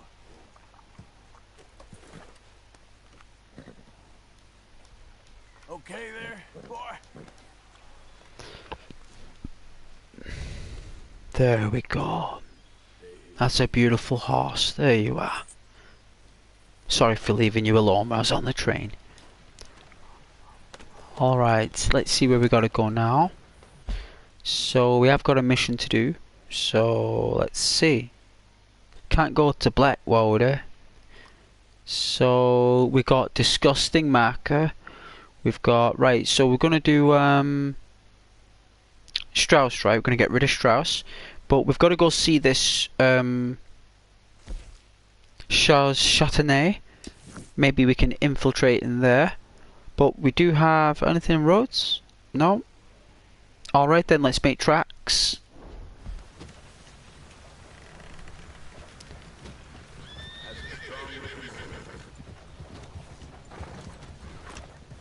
Thanks for the unique dialogue parts though, Caden. I appreciate that with the sister in the outhouse and you know, the young lady Penelope reacting to it and not saying a word and being ashamed on the spot. It's pretty cool. Ghost is just gonna have a just prepare a consumable here. I am.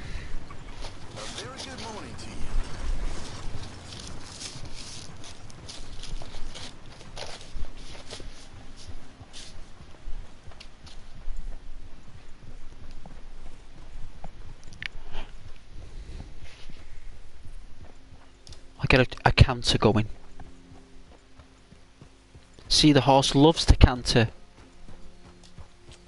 There we go. They do.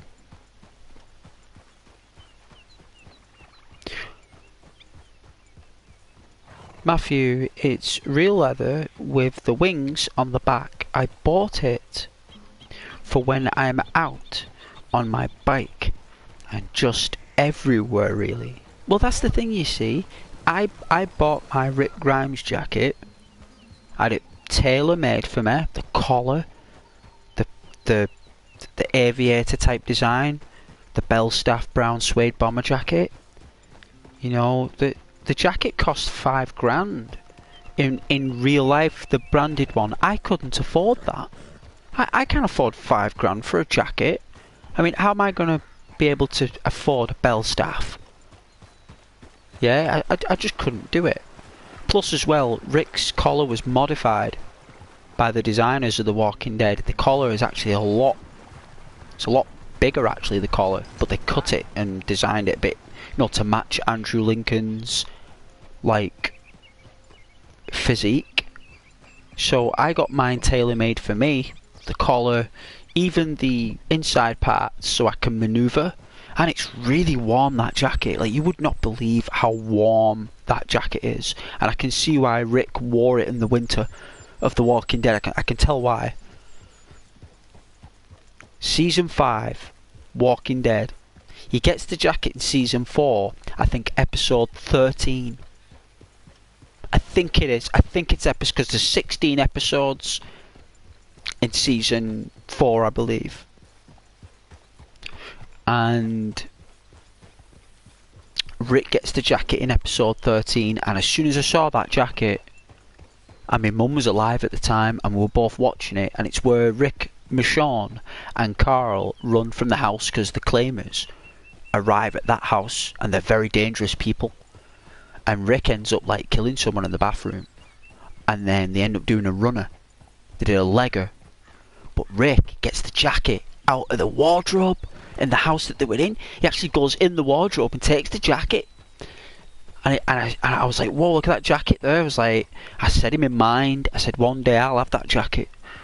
And you know what I did? Ghost did get that jacket in the end. And I've still got it, and even people make comments today like, it's a nice jacket, that. I was like, thank you. It will be, because it's Rick Grimes. Walking Dead 20... That would have been 2015, guys. 2016, then he wore that jacket. About 2015. So that means that I got it like what? 2018 or 2017. I think it was 2018 I got it.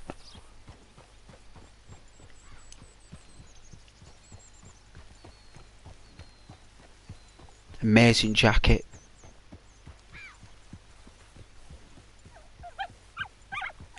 Got the cuffs and everything, and it's perfectly cut and sized to my waist, my height and my build. The only thing is, like, I don't like to wear a backpack with it, because I don't want the backpack to put strain on the suede, because it's like that suede that's got all the, you know, like the bits. It's not like that smooth suede that's shiny. It's the other suede that's rough. It's a rough suede, and it's really cool. Really cool. Like, if you want to check it out, I think the only site that will do it is White Sheep Leather. The site is called White Sheep Leather. Oh. Keep your distance. Got a criminal here. Hey! Help! They're bounty hunters. Yeah, it's called White Sheep Leather, but it's very expensive. And you've got to be careful on there, because there's 5 different variants of the jacket they sell, and you've got to get the right one for Season 5. And they tend to say Season 5 in all of them, but they're all different. So I'm glad that I got mine from, like, this other place, where now there's just so many different versions of that jacket, right? At least when I got it, there was just that version. That's all they had. That's all that was available, because it had to look the way it was on TV. Where now you've just got like all these one with white collars and all these different designs, and some of them are tacky. And it's just like, you know what? I'm so glad I bought that jacket back then. When, you know, I paid like £200 for that jacket, maybe even more, right? Including delivery as well. I think it set me about like, I think it was just under 300 quid. And you know what? It was worth every penny, right? Because I love that jacket. I saved up for that jacket a long time. I think I got about. I was lucky. Like I think like I must have been a good family member. Like with family those past few years, I think I did a lot of chores for family, and they all gave me money at Christmas. So I think I put that towards it. It was like 150 quid I got off family for like Christmas and birthday, because I did do a lot of work for them. And it's funny that you always get your rewards at Christmas or your birthday from family, like when you've helped them out all year. And I was like, right, put that, and then I only had to put about 130 towards it. So I was like, that'll do. And I've still got that jacket to this day. And when I wear it, people do look, because I've got a ponytail and stuff, or I tie it up. Like, I don't care. Like, I look awesome in that jacket, just like you look awesome in that waistcoat, Matt. Just, you know, mine's real suede leather as well. So we've got a unique interest in like leather, because I've got a super dry leather jacket, and I've got a B6 bomber jacket as well. And when I wore that to work, everyone was looking. The next day, everyone comes in wearing bomber jackets, but they didn't look like mine, because that's like 15 years old. Mine can't get that anymore. That design, you won't get it. Even if you showed that to a leather maker, they wouldn't be able to make it. They just, oh, I could try. You know what I mean? I could try. But I went into work wearing that. It looks like Indiana Jones's jacket, right? Looks like Indiana Jones's leather jacket, but it's got like an aviator collar on it. And I went into work wearing it, and everyone loved it. Even HR was looking. Even HR was looking at me wearing that jacket, like. Because the thing is, when you wear aviation or biker gear, you know, aviation and biker, it's unusual. But if you can get away with wearing it, you can get away with wearing it because you've got the right structure, or the right build, or the right height, or whatever it is, the right face. I don't know what you call it. Oh, watch out, Arthur. You know, you can really pull it off well.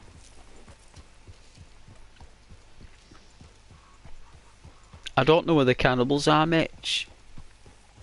I don't know where they are.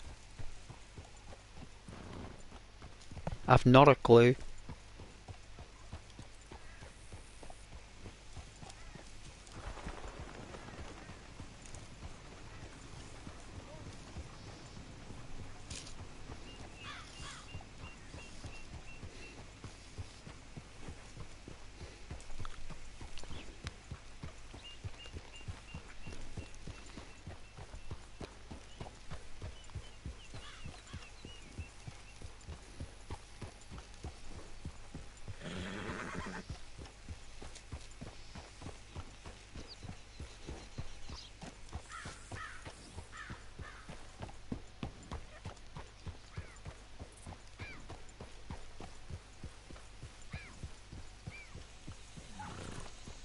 Comfortable silence. They're nice, them, you know. Never knock 'em. Never knock 'em. I'll have to get that guitar restrung. Gonna buy some new strings for it on the weekend. Restring it.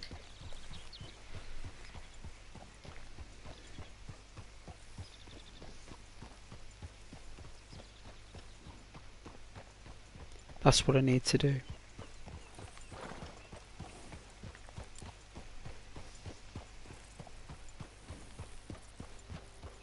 My favourite wood elf?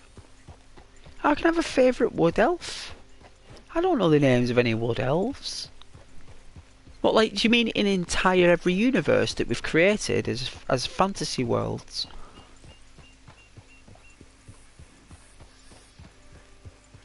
Like, the only high elf I can think of, or wood elf,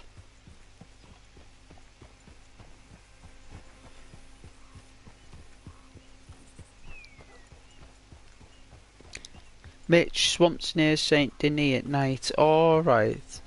What do you do? Millie the Wood Elf. Oh, in Skyrim. Wood Elf. They're kind of unusual, Wood Elves. They're unusual. in that game. They're not like they are in Cyrodiil. They look completely different in Skyrim Wood Elves. Because there's no trees. So they're in the mountains. The Wood Elves that have migrated to Skyrim and found out there's no trees there. Where in Cyrodiil, it's full of forests. There's a massive forest in Cyrodiil. Massive. I don't really have a favourite, really, of Wood Elves. The thing is with Wood Elves, they're always like whinging. When you speak to them, they're always moaning. You never get a Wood Elf who's like really sound. They're always complaining, I've noticed.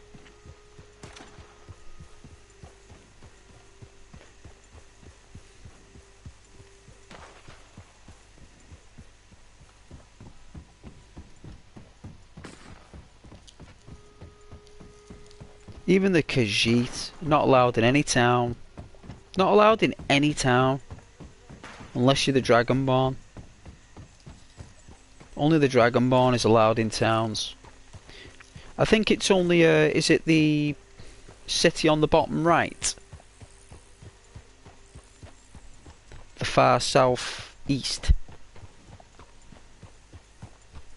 Riften, is it called? Riften, I think. I think that's the only town you can go in as a Khajiit. And even then I don't think you can go in. I don't think you can.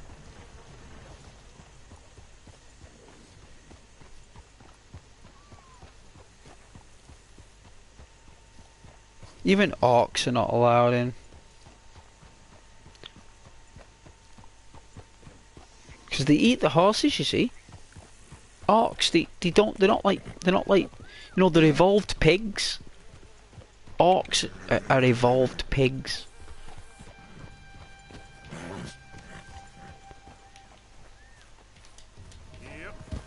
Oh, jeez! That's my boy. There. How you doing? Cocksucking bastard.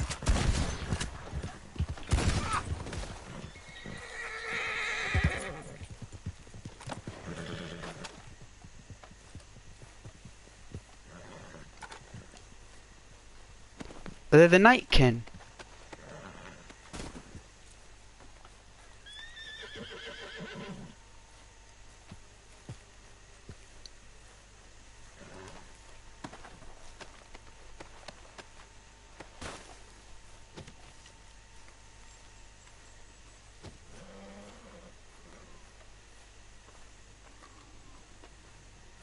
They were actually following me there and catching up when I was like just cantering. That's creepy stuff. This game's weird.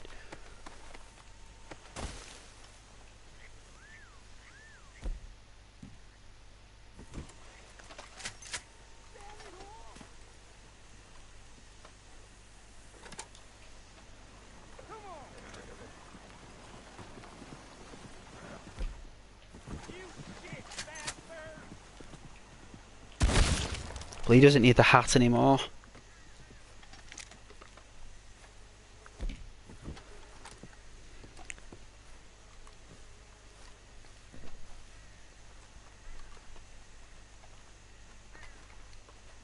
Feed this one to the crocs.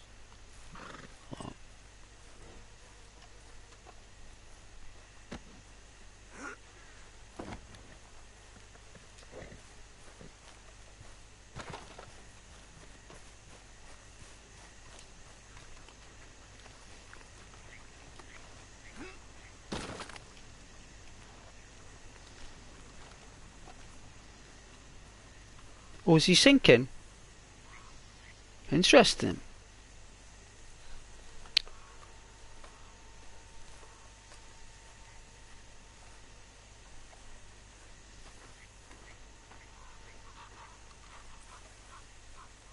Leave that one there. Come on now, boy. Well, there's your cannibals. Who asked for the cannibals? Was it you, Mitch? Well, there you go. What were they eating?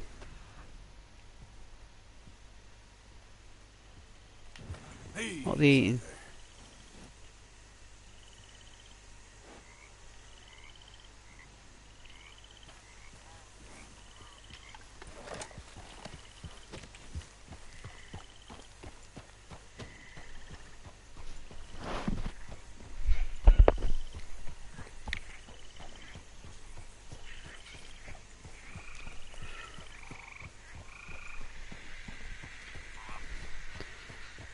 I hope I showed you the cannibals anyway. Whoever requested that, I think it was Mitch. They were gonna try and eat you. They were gonna try and they were, but my spider sense went off.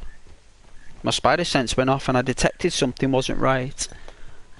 Because Arthur was acting all strange, and I was like, "Why is Arthur acting like that?" And yeah, guess we know why now.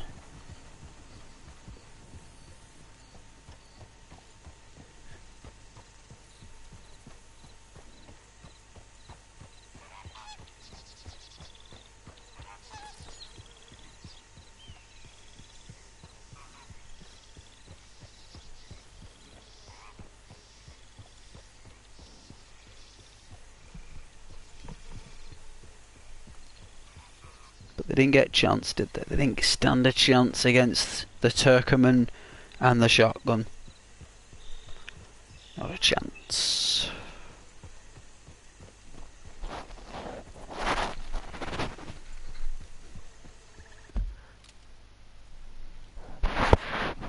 Does that look like bounty hunters to you there?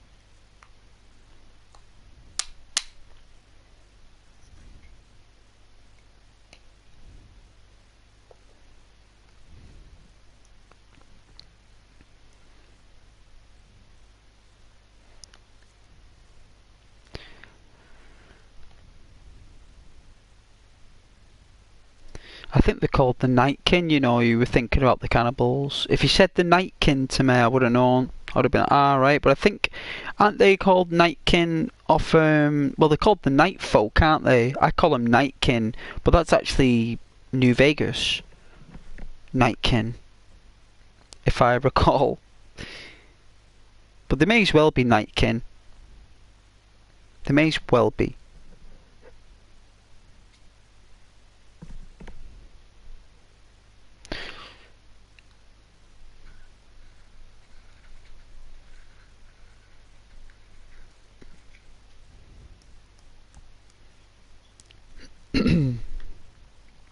Hey, Bardine. Hey, you. Aye. Fair, you fair. I'm fair, Bardine.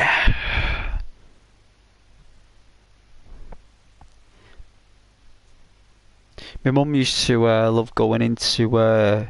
She used to go travel to Keith. It was called Keith. Ellen.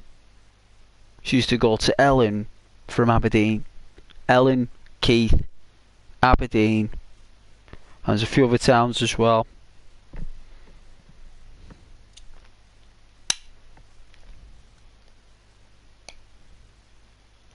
My mum did tell me about those places.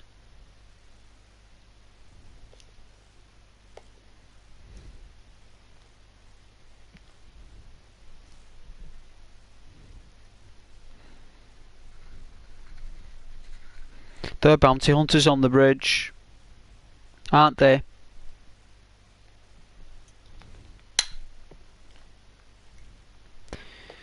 I'll have to get a drink as well. It's only like, what, 5 to 11. Still early. Ish. But we got the weekend off though, so that's a good sign. At least we'll might play Elden Ring on Friday. I wanted to have like a little break on Elden Ring though, because I played it for like a week straight. Because I really enjoyed it, right? Like, I really did. I thought it was really different. And I like different stuff like that. I like Japanese games as well. Some of my viewers will say to you that Ghost loves his Japanese games.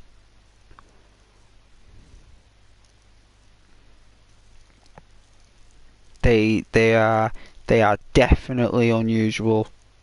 Definitely.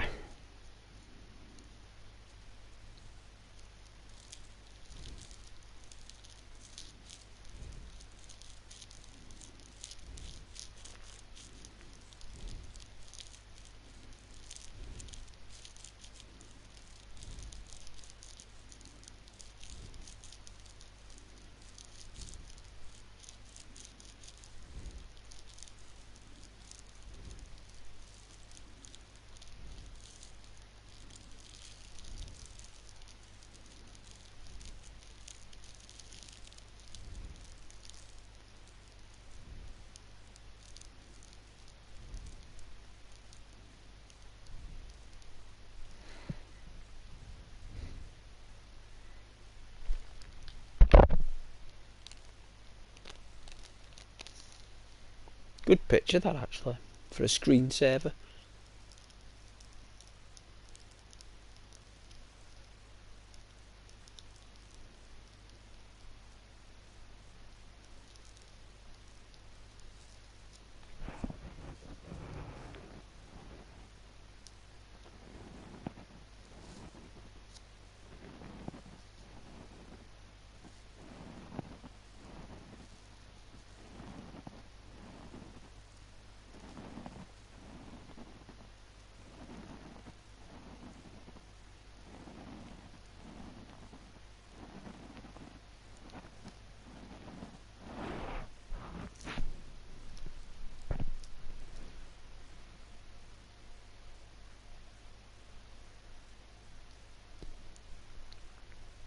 Yeah, man, I feel it's alright. Yeah. Love dogs, me.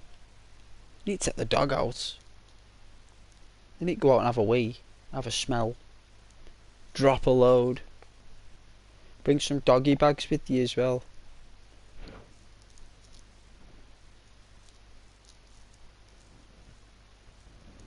Remember one time my dog must have dropped about a ton of turd on the pavement. I was lucky there was a traffic they were building up, my dogs that were just like shaking like a... Shaking! I dropping a ton of turd on the pavement. I was like, oh my god. Oh man, just watching my dog there drop the biggest turds. I was like... They were massive.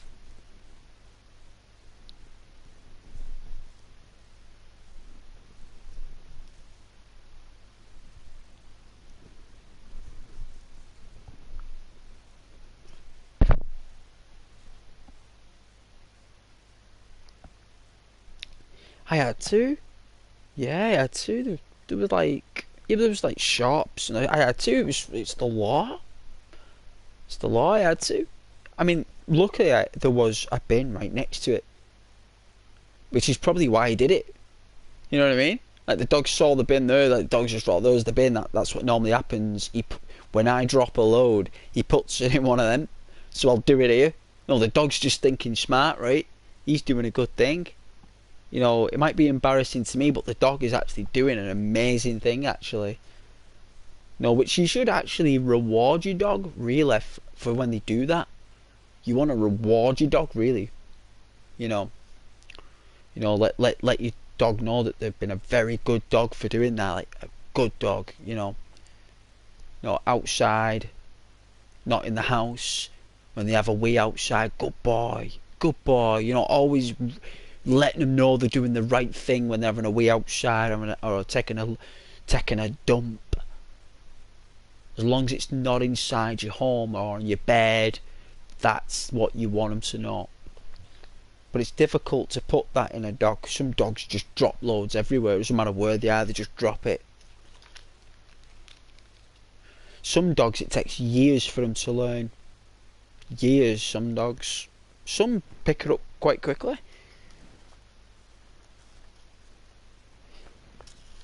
Some dogs are just as daft as a brush. Some of them, you just got to let them be daft as a brush, and there's nothing that you can do to change that daft as a brush dog. Like, it will always be that brush. You know what I mean? It's like, daft as a brush. That's the dog. Nothing I can do, doesn't matter what. The only time he does what he's told is when he sees chicken, steak, a biscuit, or what. Then he's obedient. If it's not that, he's crackers. Absolutely bonkers. And I think they're the best kind of dogs. The ones that no, but when he got inside the home, right, my dog, he didn't cause a fuss. He sat in one place. He hardly moved. He was proper lazy, because that's what I did. Right, because I just played on my games all day, chilling, watching videos, sitting on the couch. He just looked at me and thought, well, he sits down all day. No, I'll sit down all day, okay? I'll lie down. And you know what he did? He was good as gold. Just when he was outside, just absolute mayhem. I was like, what is it with you? You go outside. It's like, why can't you be the dog that you are in my home? Then, you know, why can't you be that dog outside? He's like, no, that's not how it works. He was saying, that's not how it works, though. You know, you can't have it both ways. You got to put up with me somehow. He was saying. And it's like when he saw a female dog, he was off. Like I used to say to the people, I was like, I'm so sorry. It's like, my dog's trying to hump your dog. I'm so sorry. I don't know what to say. It's like, it's alright. So I said, yeah, but it's a strong Staffordshire Bull. It's not like, you know, I'm sorry you tried to, you know, I was like, you know, because my dog's name was Milo. I was like, Milo, like, what are you doing? What are you doing? I've took you out. Me, your master, I've took you out for a walk as a reward, and here's you running off the lead, which is my fault, over to this other dog trying to hump this other dog. And I used to say to him, I don't know why, I'm blaming you because it's my fault. And he'd just be looking at me smiling. He'd be like, yeah, it is. It's my fault. And I just have to say, right, get on this lead, and that's it. So you know, and as long as I accepted responsibility, everything went smooth. If I didn't accept responsibility for what he was doing, then nothing would go smooth. I had to accept it. Whatever he does is a reflection on me, and that's just it. That's just how it works, and there's nothing I can say or do, you know. But I love that dog. I love that dog. It's class. You know, I had people who would just come round just to see the dog. They didn't care about me. You know? I mean, you know, just came around just for the dog. And you know what? Can't blame him. Can't blame him. Even that woman in the shop said, that dog is better looking than you. I said, you know what? You're right. He is. He is better looking than me, you're right. She said, yeah, he is. It's like, he is. I agree, he is better looking than me. He's definitely better looking than me.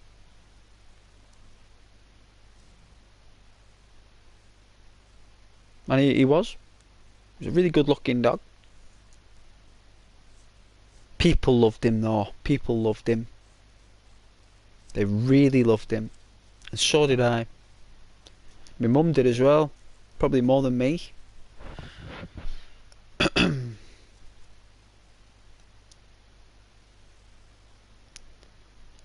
He even helped one of my friends conquer her fear of dogs. That's how good he was.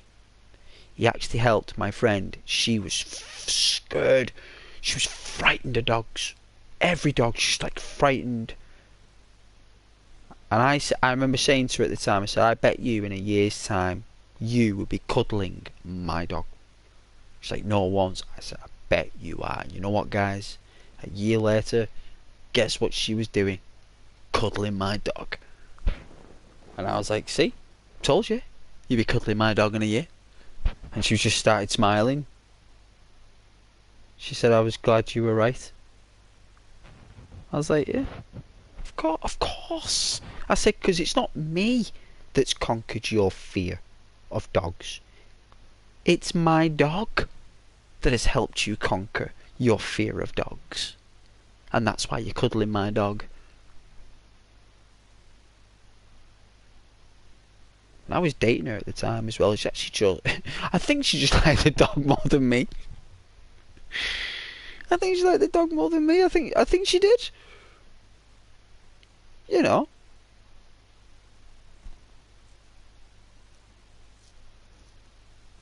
But at the end of the day, it was still my dog. You know what I'm saying, guys? Still Ghost's dog. You know what I'm saying? No matter how many times they all wanted to cuddle me dog or take my dog out for a walk or spend time with my dog, it was still my dog. Still my dog. And he was the best dog. He was the best.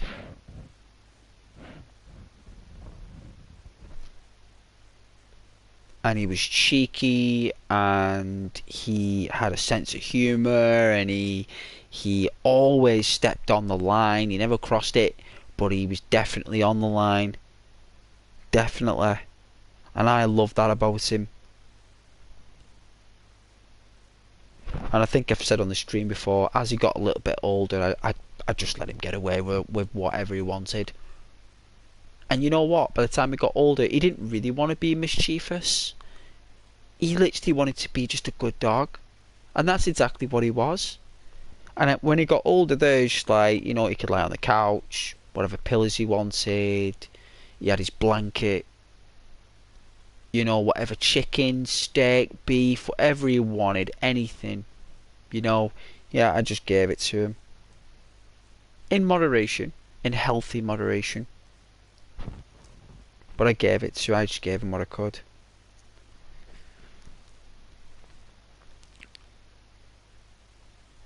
Hey Caden, my Lord the Destroyer 9000 of the Kingdom of Skyfall. Always the name of a warrior. So basically the dog is just better than you in every way. Of course he was. Of course he was. I think all dogs are, to be honest with you, Caden. They are better than us in every way. It's just that they can't actually talk. And, you know, if they could, I bet they'd be spectacular. Because they're very smart already. Very smart. Yeah, he knew exactly what he was doing all the time, that dog. Clever, clever dog. Very clever.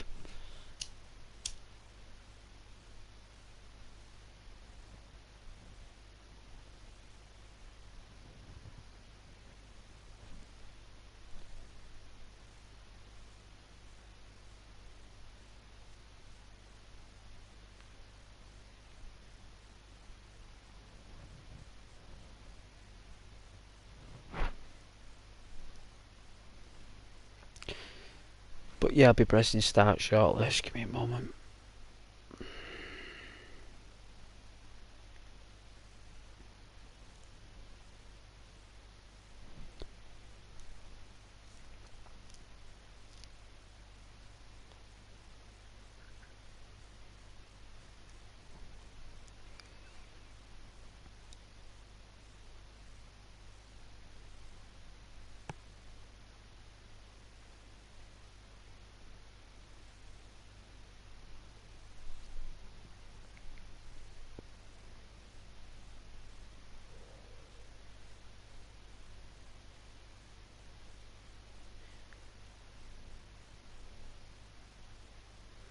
But yeah, Milo was a terrific dog.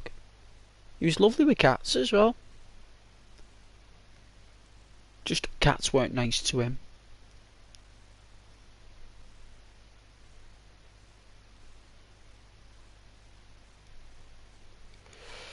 Not the local cats anyway, they weren't nice to him. The house cats were lovely, but the local cats were nasty.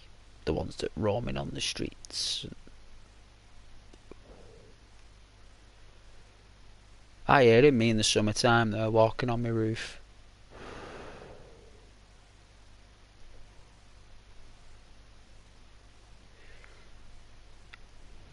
You know, these cats like used to hiss at my dog. Them cats used to frighten him. It's really frightening him.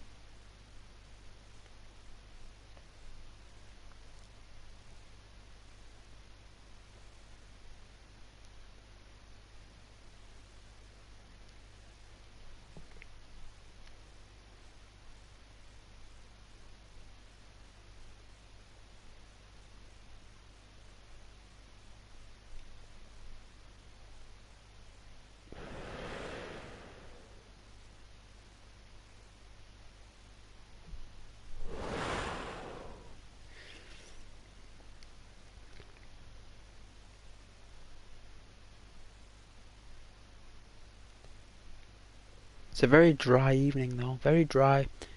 It was raining today.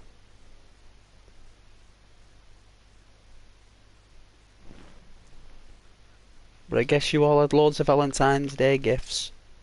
All the envelopes coming through the door, right, piled up to the gunnels. No doubt. Right?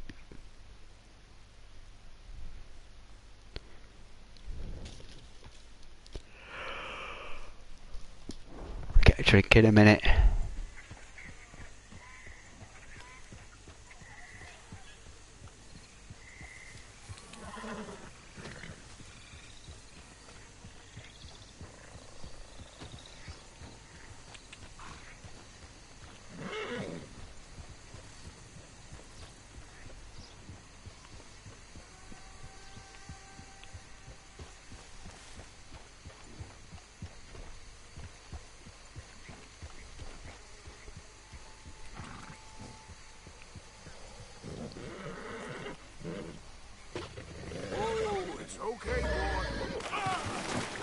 Wow. I thought a concrete sphere of alligators, but guess not. Oh, it's a 3-star. Let's have a look.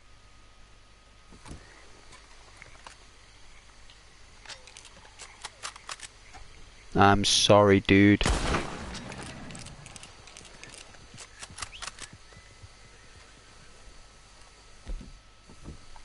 I'm very sorry, dude.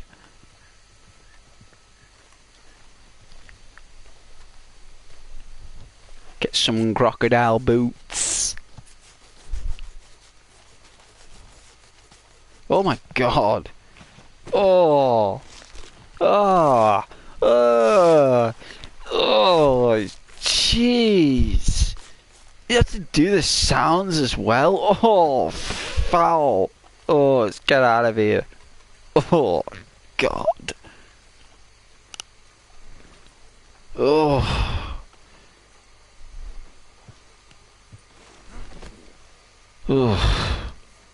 That squishy squelch. Oh. Ooh.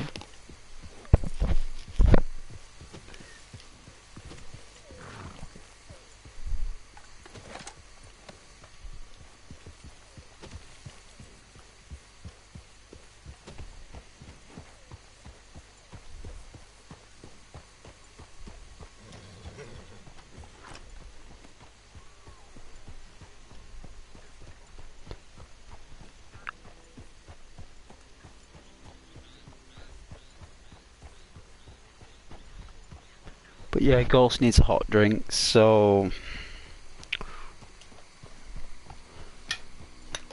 Oh, no, that steak sandwich there for, I give that cafe a chance. It wasn't that nice, actually. Sorry guys at the cafe, as lovely as you are as people, sandwich just wasn't that great. It's not worth the money you were charging, I'm sorry. Look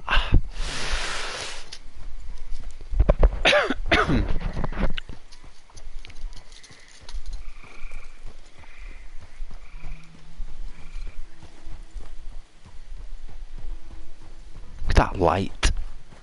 How Rockstar harness light. I'm loving to see how they do that in GTA. Off the cars and stuff. It's gonna look so cool.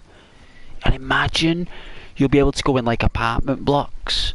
Like you'll be able to like go up the little stairways and like go in the little corridors, be conversations going on and encounters and random stuff, procedural, like you know, random events and witnessing a drug deal. And, you know, in GTA they're like doing your own work.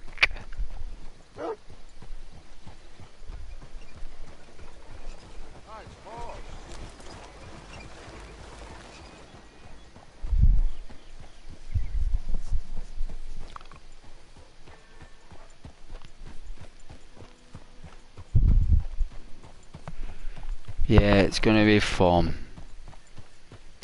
It's gonna be fun, that game. It's gonna take over all games. And it'll probably come out for PC in 2027.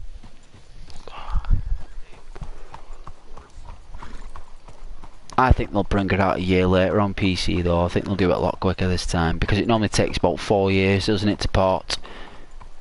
Because it's made for PlayStation, remember. Rockstar games are all made on PlayStation. So it probably takes 4 years to port it to a PC, and it doesn't normally work, does it? It takes about another 3 years to... Oh. Hey, move it, Paya! It's only temporary. This'll all be sorted out soon, I promise. Hey.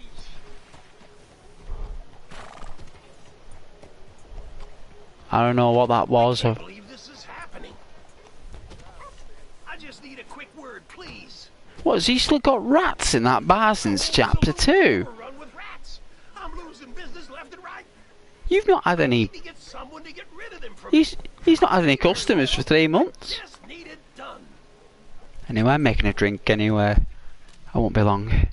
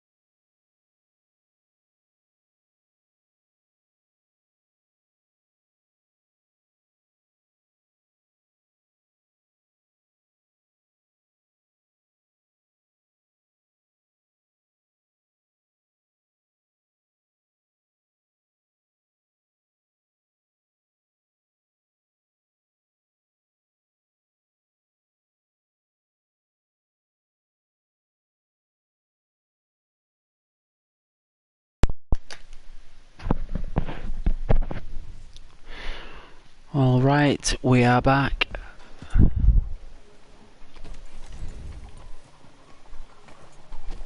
What could you possibly be mulling over? Howdy, partner.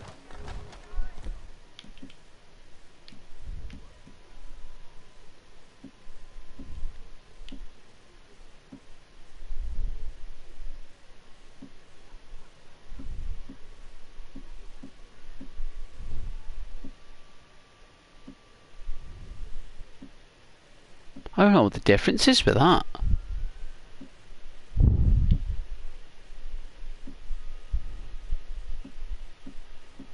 No idea.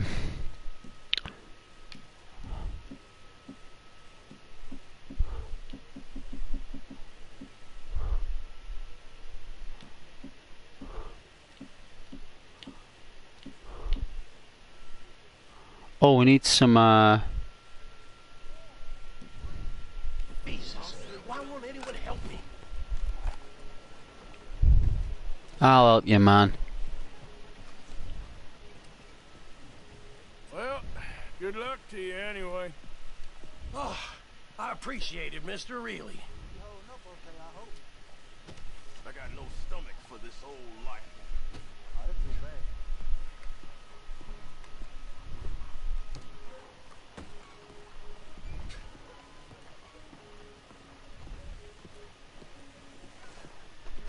What then were these rats?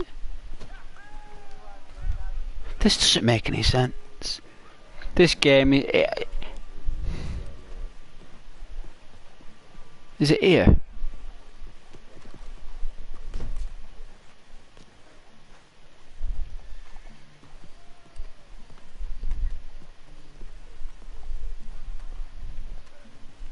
How do you do?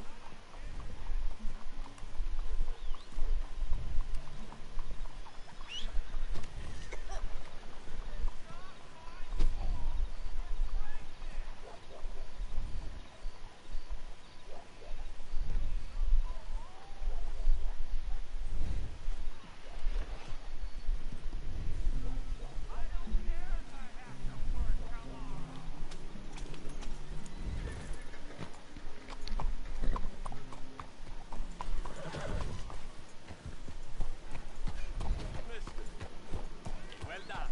You deserve a break.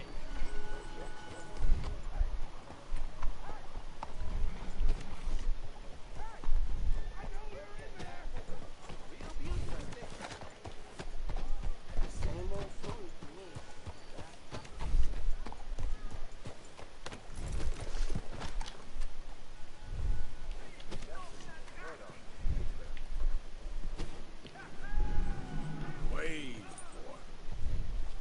Come on out! You coward! We gonna talk about what you done to my wife! Hello, sir.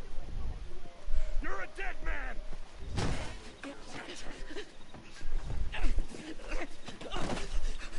So much for the new world, the new morality. Saint-Denis. Hey! Who the devil are you? As far as you're concerned, I am the devil. Now get out of here. This cad. I said get out of here. You damn French. I don't quite know why I did that.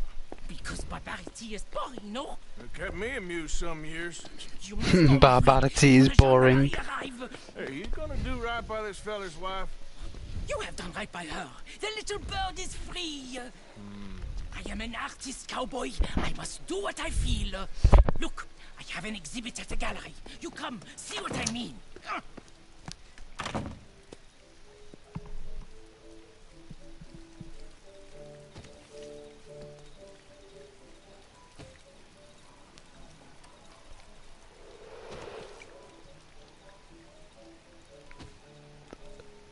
What colour's his beard? What the?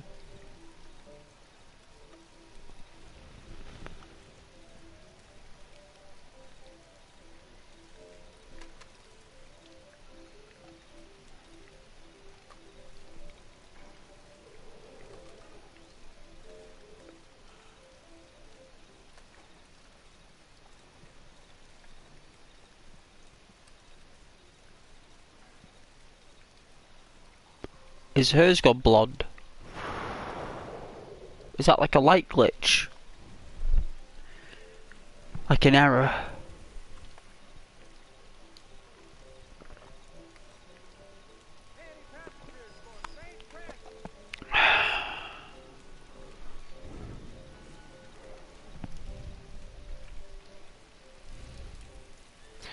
It is light.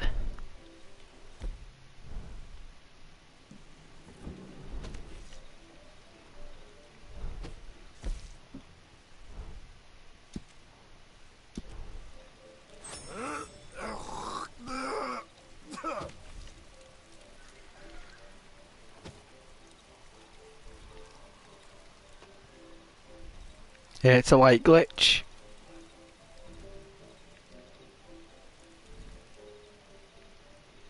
I think that's cool.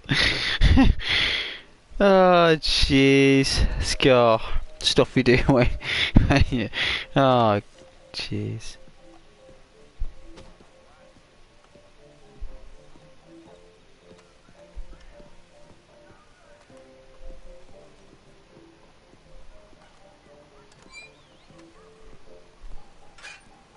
I love stuff like that with the gates. Like the attention to detail with those gates.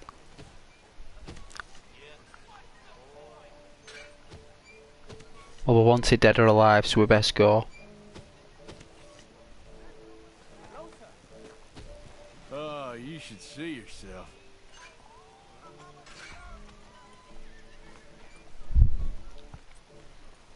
Howdy. Hey. Sleep in the mud.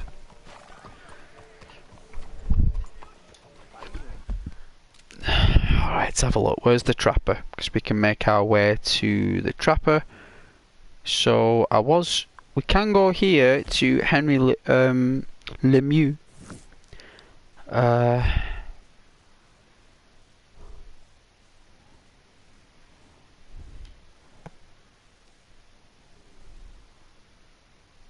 Nothing in the Van Horn. Strauss. Who's this? Edith Downs. That's that mission with Dutch. Whenever we do a mission with Micah, he just gets us into trouble. So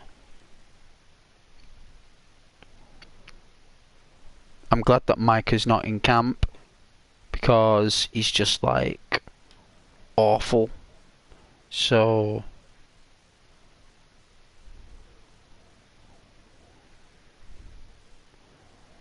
yeah, we'll kick Strauss out.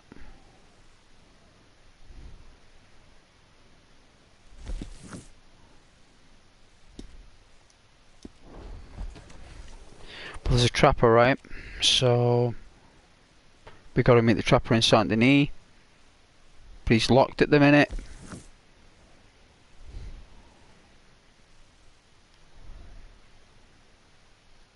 But there's another trapper, right?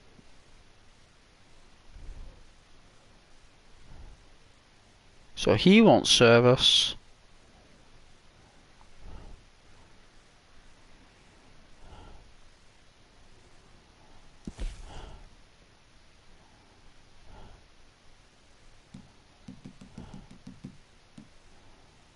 Ah, stranger, stagecoach, Strauss, Edith, Marker.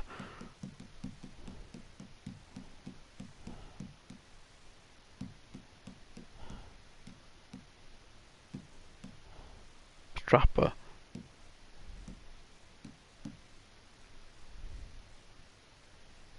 I thought there was more trappers than that. We'll try it anyway.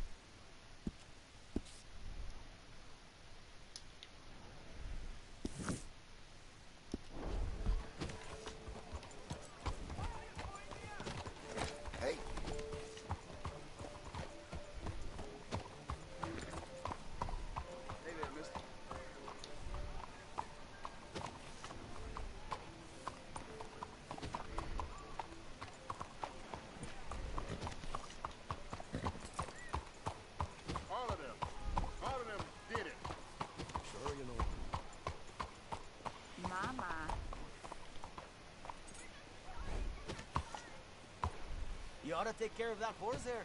It's Real all fine my beast. money. Hey, will you help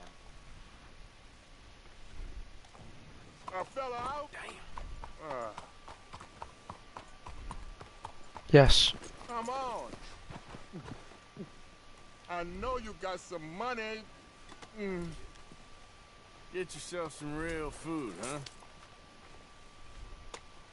Listen, you have to take this. Ooh, that's real kind of you. I lost my money playing poker. I know where a good game is. Above the gunsmith. Real. Hush, hush. Above the gunsmith, huh? Oh, keep that in mind.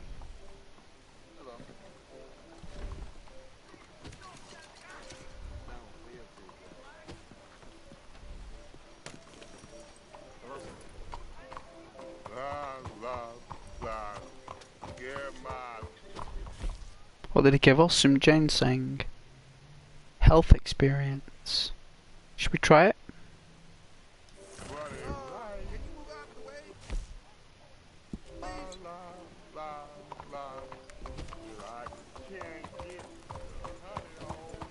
I think we're maxed out with health anyway. Hello, mister.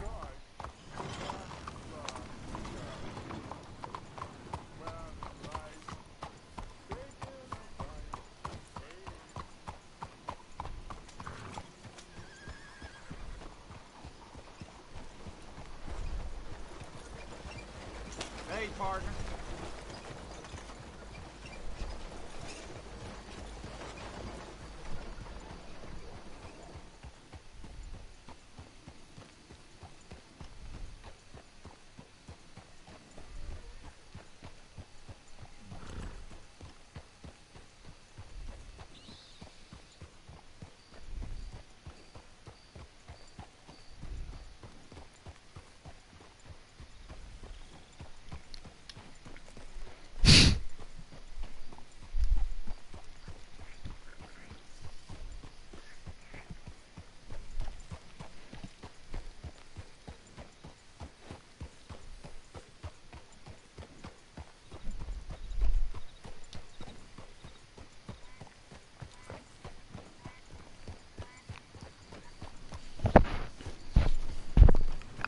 Je vous salue.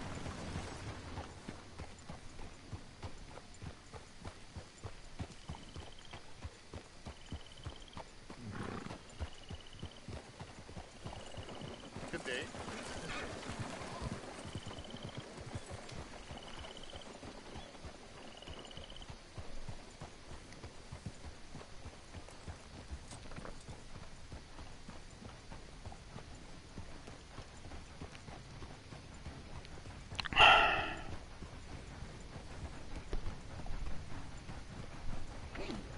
Nothing better than a nice hot cup of joe. Doing a lovely stream of Red Dead Redemption 2 for the PlayStation 4 Pro. Having a jolly good old smirk in England here. Then I saw a cup of tea and some biscuits.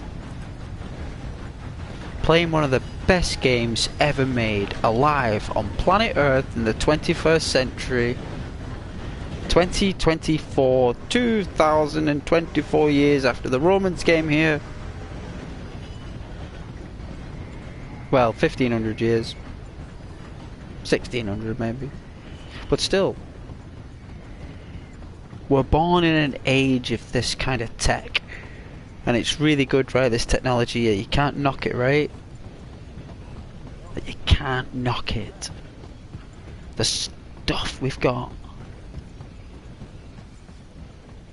The games we can play. All that great stuff. Yeah, you're a strong one, boy. Here, go on.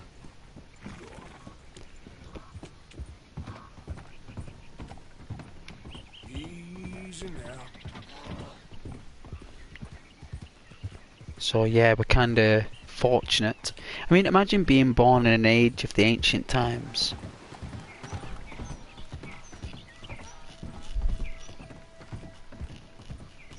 You know, and actually just like walking around, like to you, that's like the present day. Like you don't know anything else for what is there. So if everyone's just like there's no cars, people on horses and carriages, and it's just like that's just like you wouldn't even think of cars. Would you? Wouldn't even think of like these self-powered carriages. You just be like you wouldn't even comprehend it. Because you just be walking around going, right, people are just like walking around with robes and stuff, horse and carriage, X, Y, and Z, and it's like, the way people went to the bathroom, like how people maintain the homes, how things were done.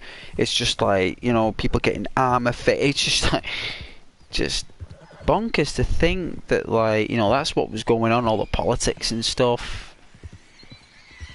And there was no surveillance, so you had to basically be like a really good worker and have a really good skill, and you basically had a family and you worked hard, and people kind of left you alone. That's why people normally joined like the Legion. Rome's Legion, and like all these military type defense regiments and stuff so they're protected. But you had to be over 6 foot anyway to be in the Roman Legion. If you're under 6 foot, they won't let you join. It had to be perfect. To them. To them. That's how they saw the military force.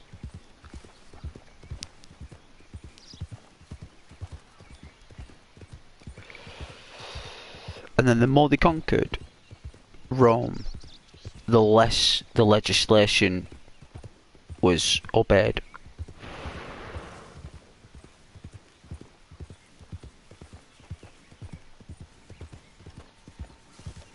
Like you started getting like Roman commanders from all around the world. Well, the Roman world, the non-Roman world.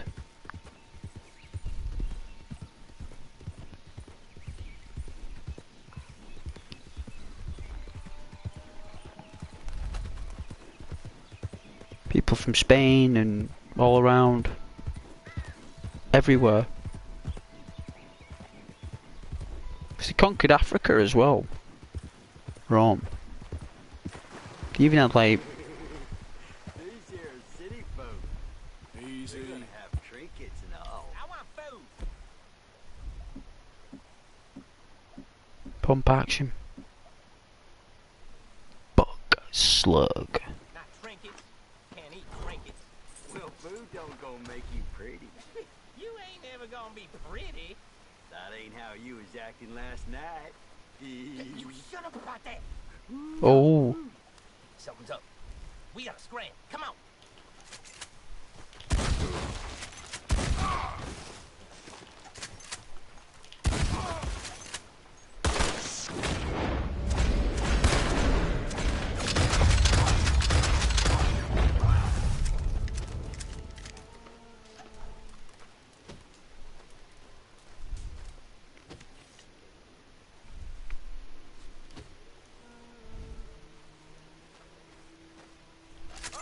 On your corpse. Oh, got friends, dear.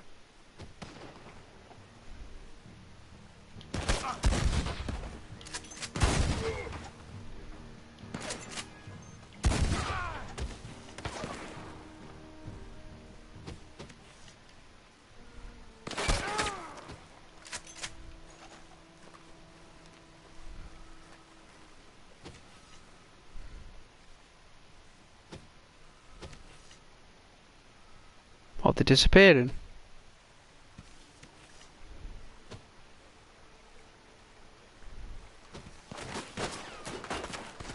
We'll burn you with the leaves.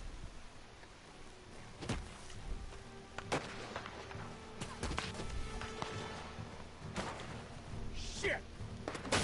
Ah!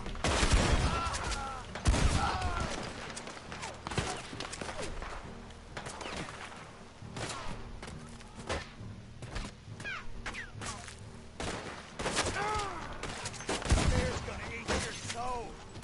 Curse has got y'all now.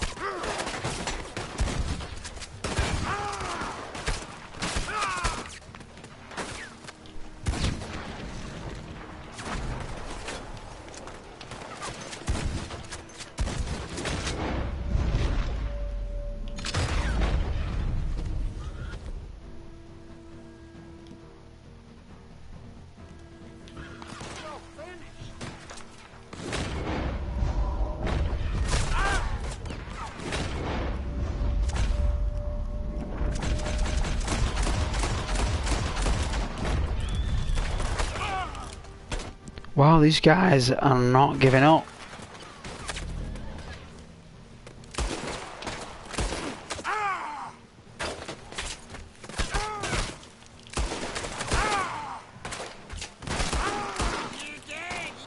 Wow, jeez.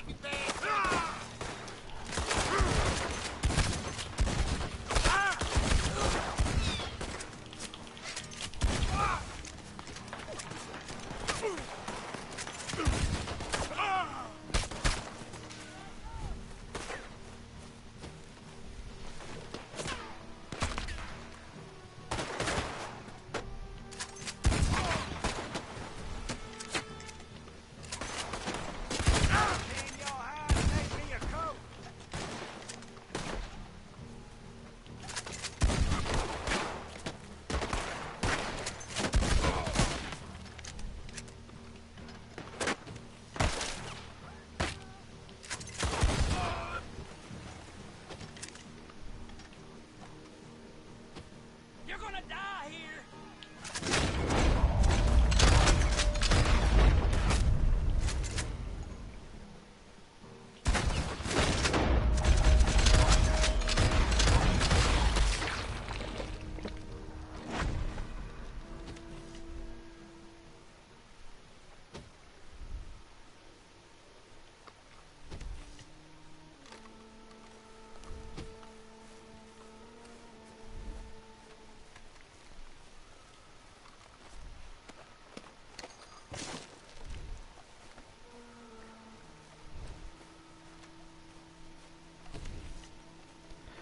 They were really annoying.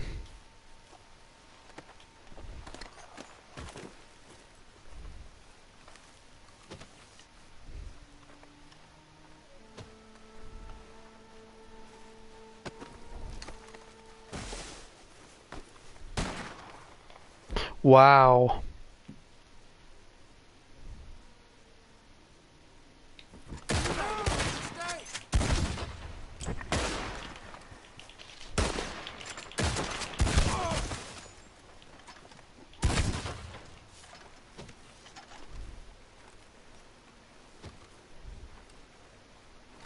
They're still coming.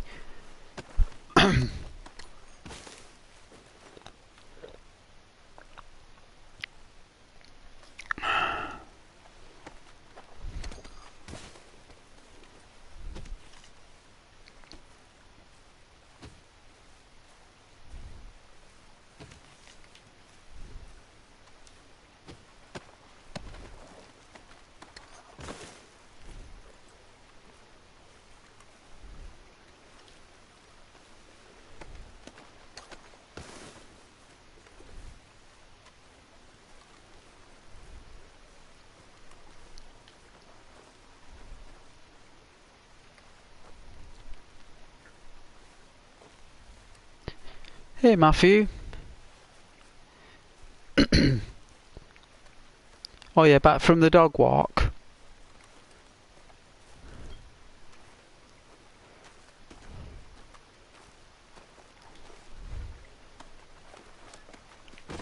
nice and refreshed.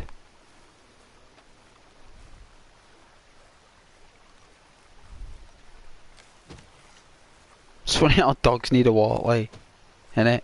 Like, they need a walk. Like, walking the dog. Like, what are you doing? Just walking the dog. Oh, the dog needs a walk. Yeah. I was saying about my dog before, like I said, when he went outside, he was absolutely crackers. But when he was inside my home, he was just like Ghost. Dead chilled and relaxed, didn't move, dead lazy. But as soon as he went outside, that was it.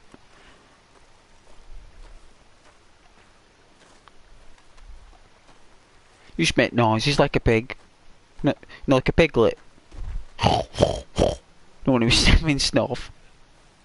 When he was sniffing. Like, that's the noises he would make. I was like, you just sound like a pig. You know, like, really awesome.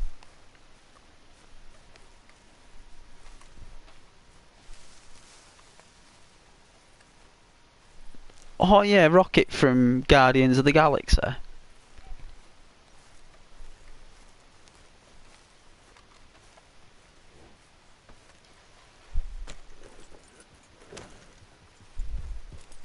What's his name? Him off the Hangover.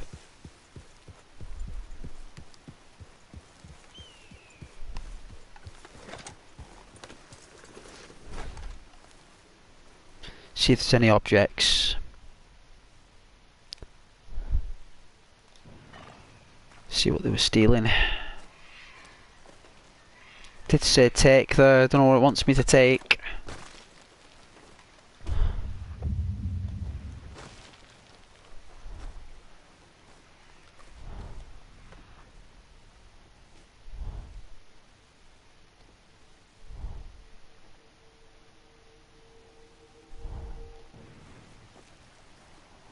No, I don't see nothing apart from canned fruit.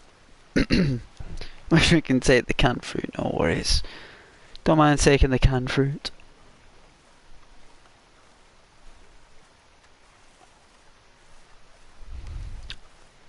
Well, I thought that.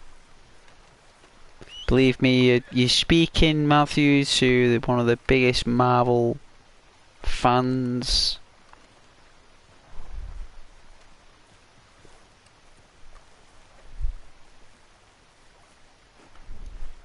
Time to go, boy. Been watching and reading those comics and stuff like way back.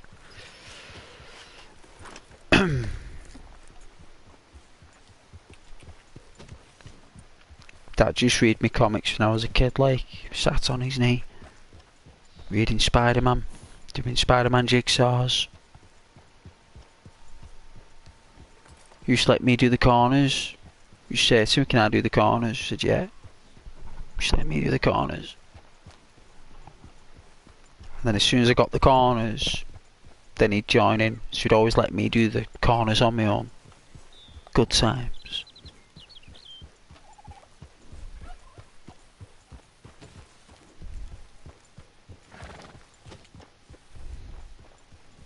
Good times.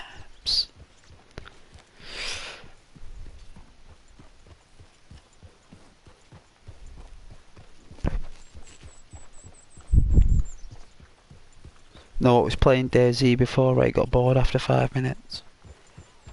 I was just like, all the chaos. I was like, no, I'm not playing this.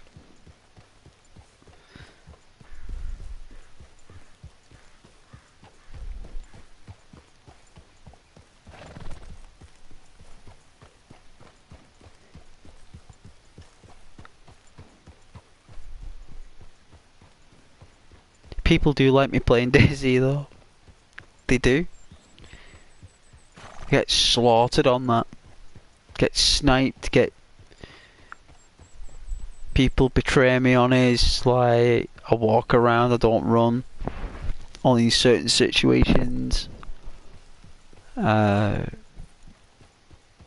a car.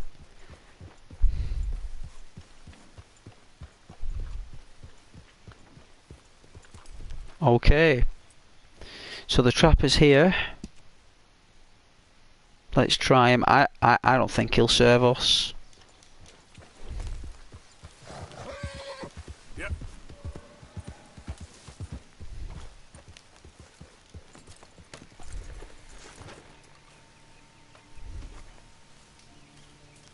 Hi there. Don't believe we've met before. Nothing quite like wearing your best Oh, day's work. it will. Oh, saddles. Have a look. Oh, no, wrong button. Quality hide makes the hardiest clothes around. Don't doubt it. Okay, let's take a look at it.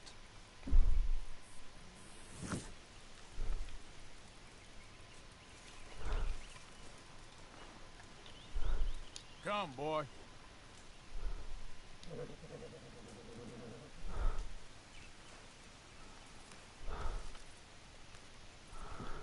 Right, let's see. Perfect alligator skin.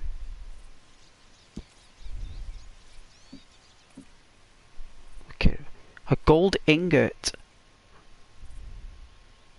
I've got a gold ingot. Isn't that pretty cool? Look at all this jewellery I've got. Oh my god, look at all this stuff. Small jewellery bag. 2 platinum chain necklaces. 5 gold plates. A diamond brooch. Down here in the south. I once tracked a bad-tempered moose 4 days across an ice Wow. sheet just to eat a square meal. A silver earring. A gold pendant necklace. Platinum buckles. Gold jointed bracelets. 5 wedding rings. A pearl necklace. A silver tooth. A large jewellery bag. Silver emerald rings. Another diamond brooch. Gold nuggets. If you ever get the train up Wow. north, be sure to look out the window just before you get to Roanoke. I saw a white elk up there once. I went back on foot, of course, but nothing.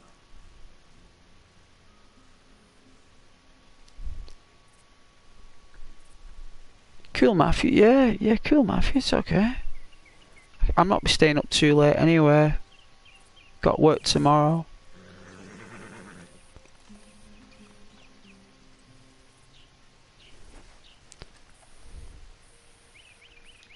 All made to measure.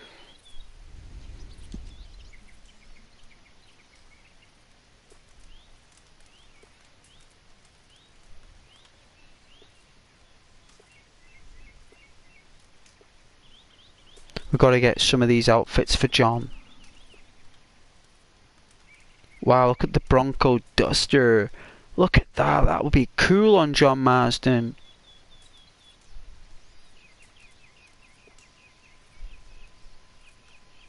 Every one of my garments is a little different, because every pelt is a little different. You'll find them nowhere else.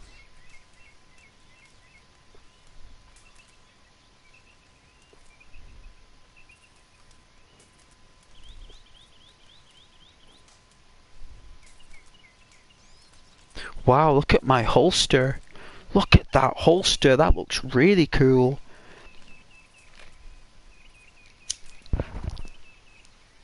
Dakota, tall trees, big valley, Roanoke. I run this stall just about everywhere. Best way to source the skins.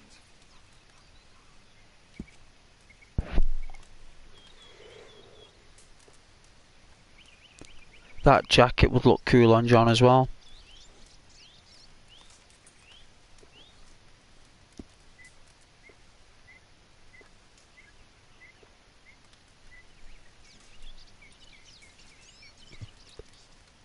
I don't sell to stores. You want my wares? Right here's the one place to find them.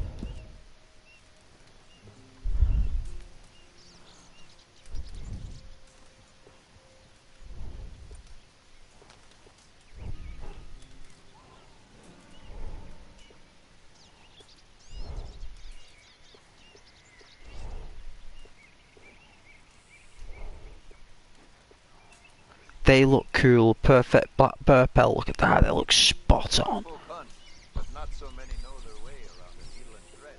It's good business, I'm telling you. Cool. Epic. perfect dockside. Alright. Boots. Ah, they're just Native American boots. Reinforced.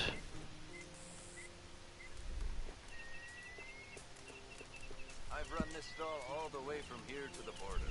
The northern border. Oh, I've a never been out of work. bandolier.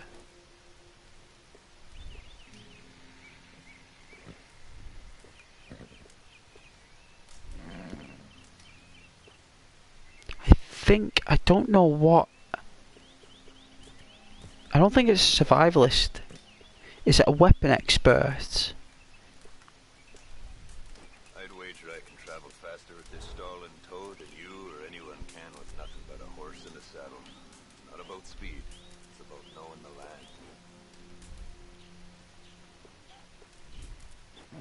land. Ooh. Alright, so we know we got that. Not equipping that. Not equip that.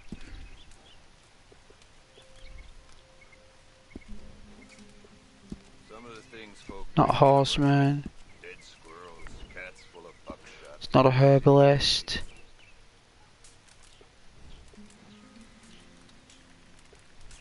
Ooh. Oh, that looks nice. Look at that.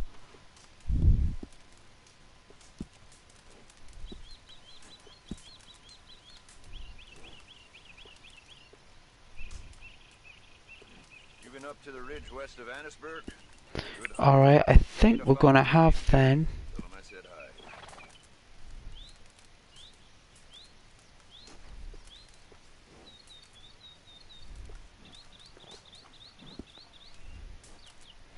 I was thinking.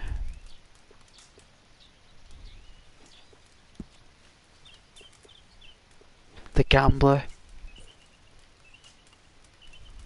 Best trapper I ever But on knew. this side. Fourth wife, native. We'd find a trail while the bloodhound was still sniffing its own ass. Hell of a woman.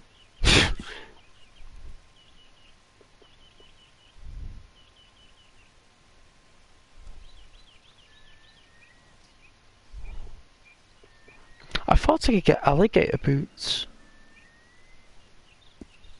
I thought I could. Oh, the things I'd do if I had your youth. These days I'm fishing more and tracking less. My old man was right. Sneaks up on you. The old man was right. Sneaks up on you. It does.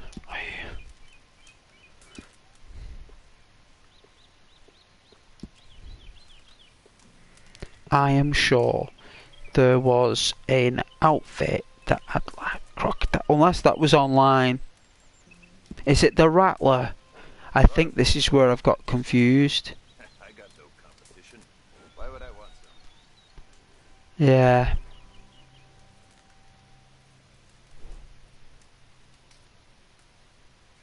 Could be that.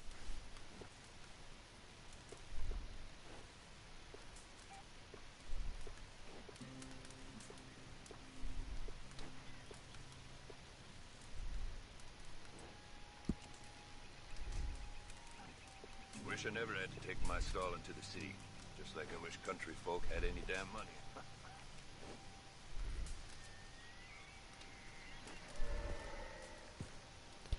I think that's what I think they are. Legendary boar and a legendary Tatanka bison. I guess we're gonna go mooching for that. I bet only John can get that. I bet them animals only migrate to the area when John's about.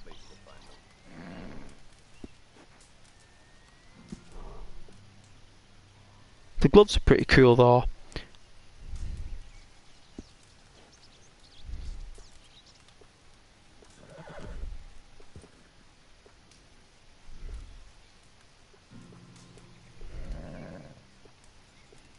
What the?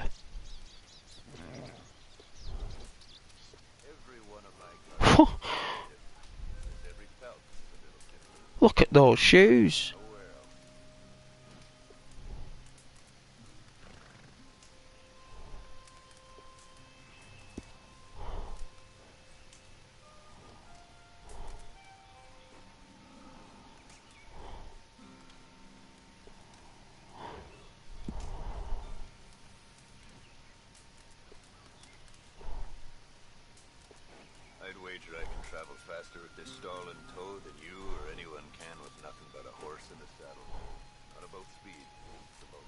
That's where I've seen them.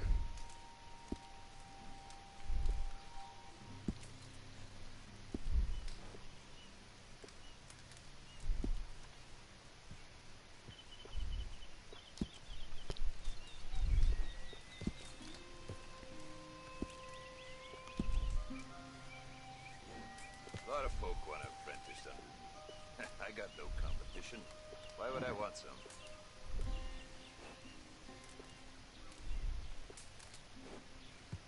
So it's the bottom one. Right.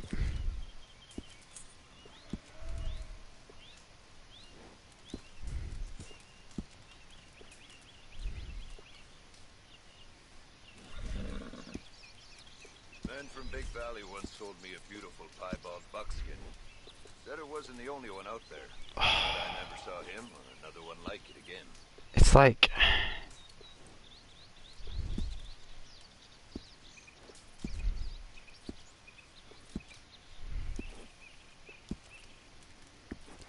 I've unlocked the ones I don't want for some reason.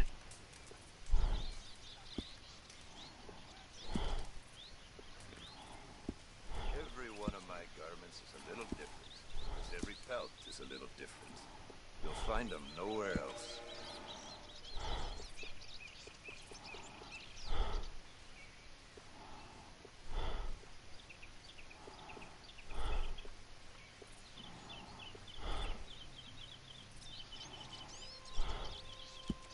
Another one? Sure.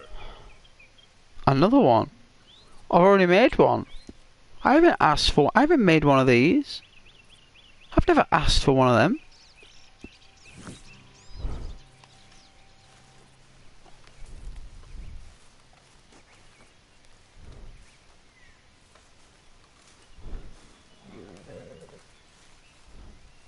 Bye. Maybe see you down the road.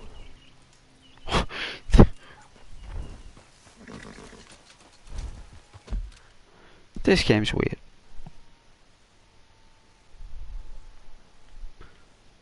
This game's weird. It's just weird stuff happening all the time. Let's kick Strauss out the camp. Let's get rid of Strauss.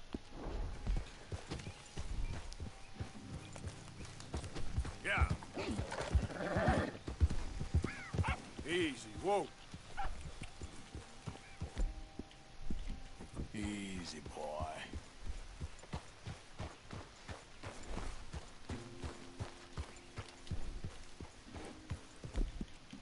That's good, boy. Here you go, pal.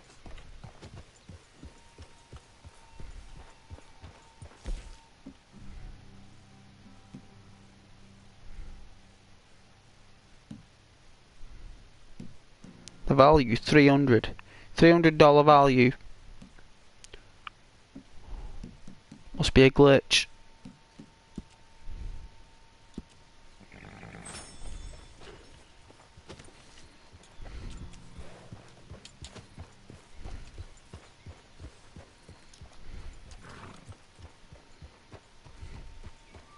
Yeah, you all right there, boy?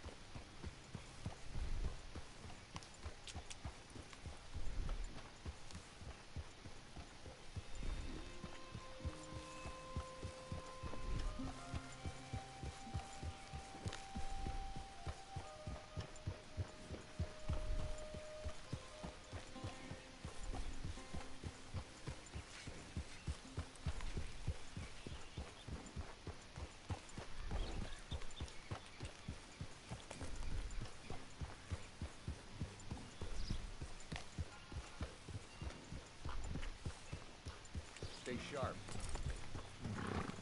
You! Identify yourself! We got a Vandalinda boy here! Put him in the ground!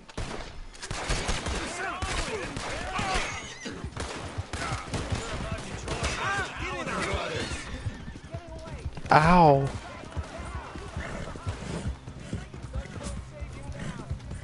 Dutch won't save you now.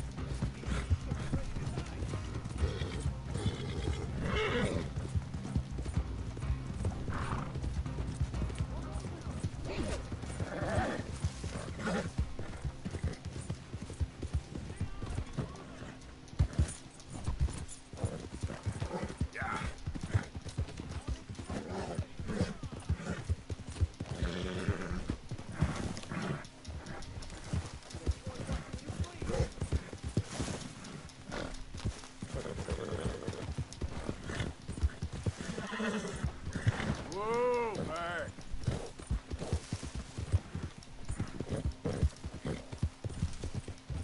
Come on. Easy there, easy. Help.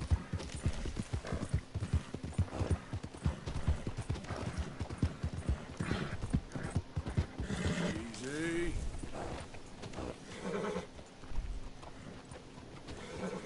Whoa, boy, easy now.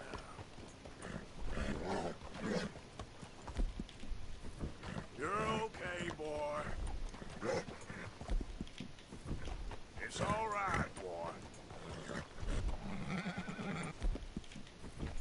Shh, boy.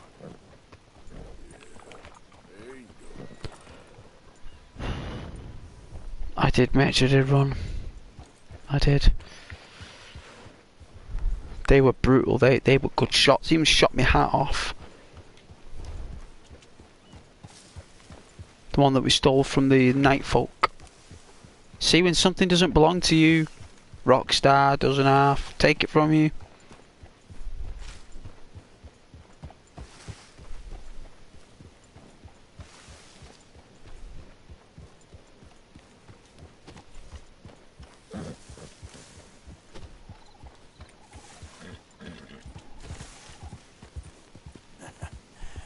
You're a good boy.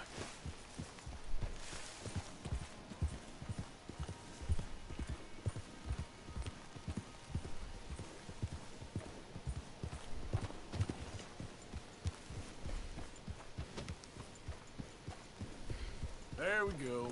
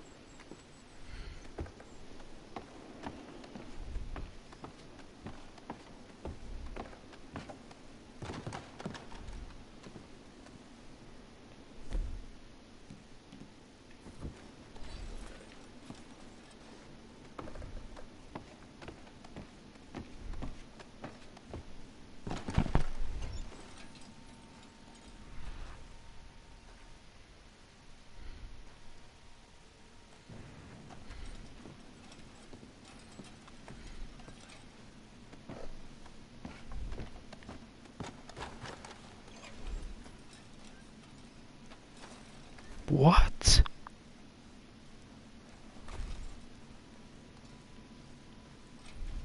Buddy? Hey there!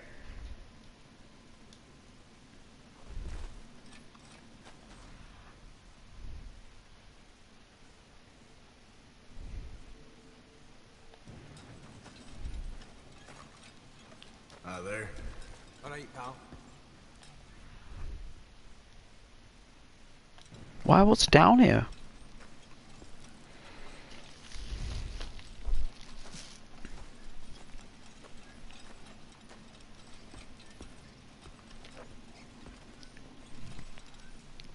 Is this the mine that Edith Downs' son works at, I think?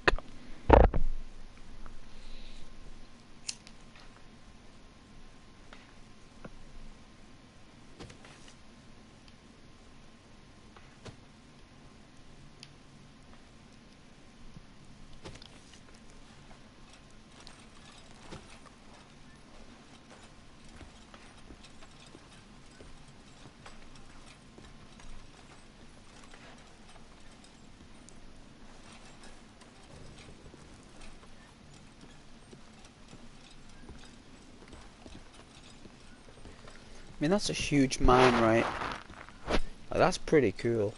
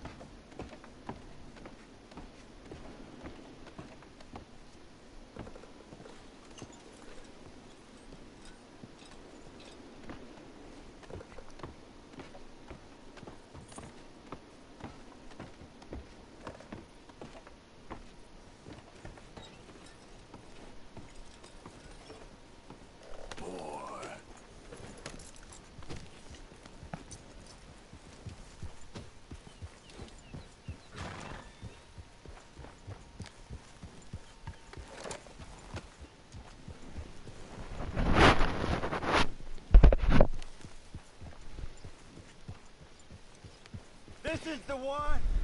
Kill him for what? You ain't got nowhere to run. I'm gonna raise all there. Close in on him now. After you're dead, that first gun sword. You should have heard me on in there. Who is this?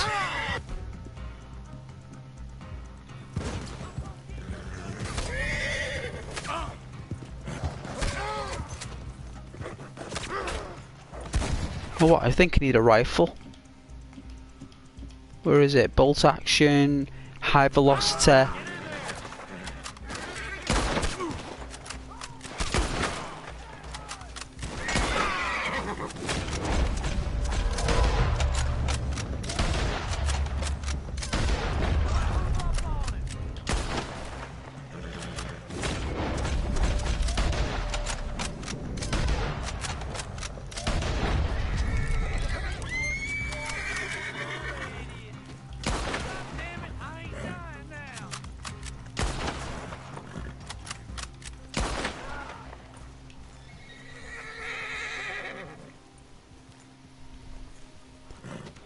ALM, it's near in the end.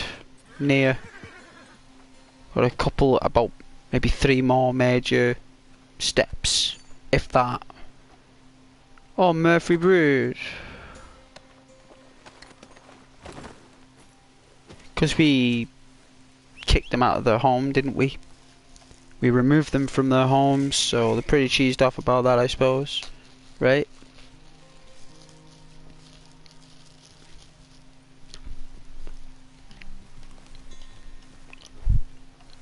Easy.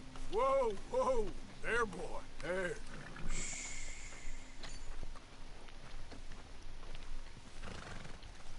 What?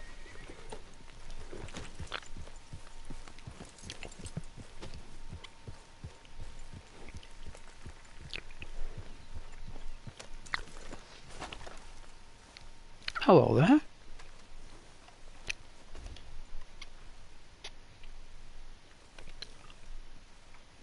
See the colour of you?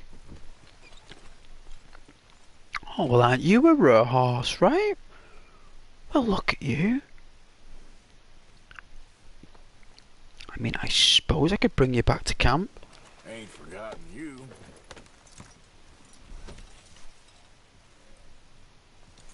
I don't know. Who?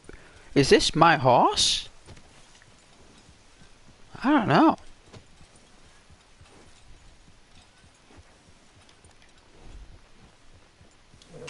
Follow me, boy. I don't know what's going on. Not a clue, guys. Not a clue.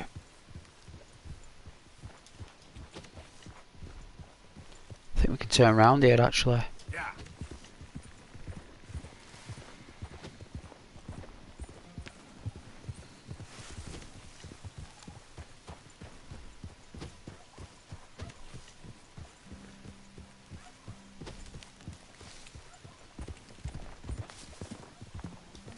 Okay there.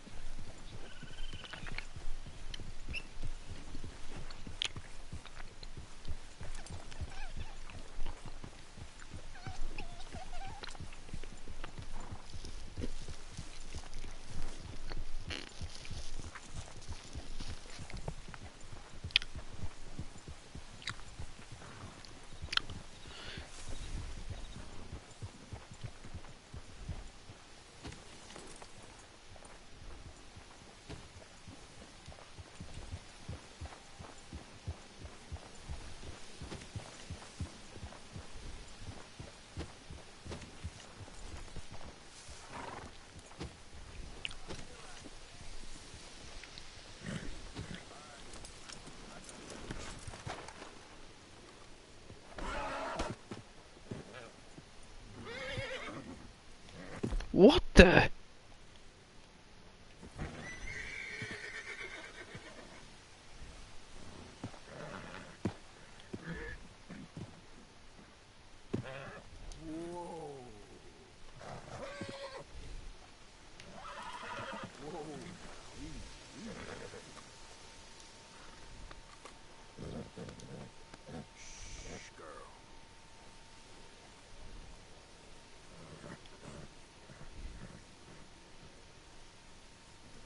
This is your temporary horse. Oh, right. Didn't know that. Great.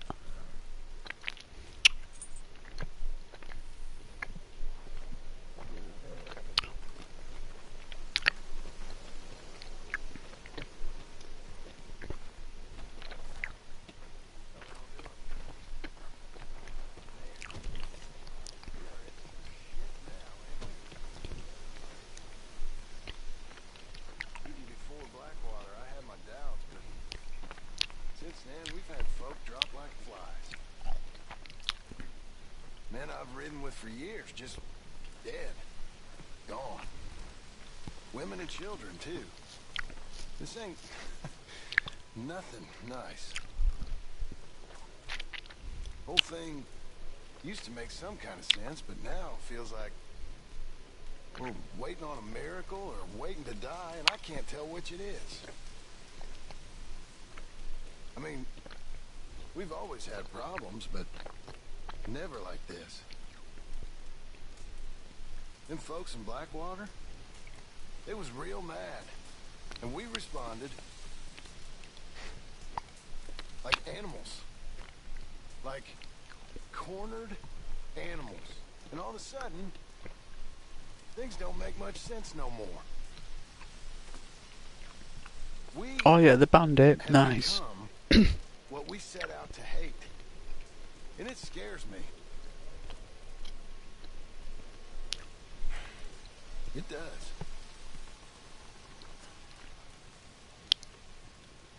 If you knew your fate, John Marsden. If you knew your fate.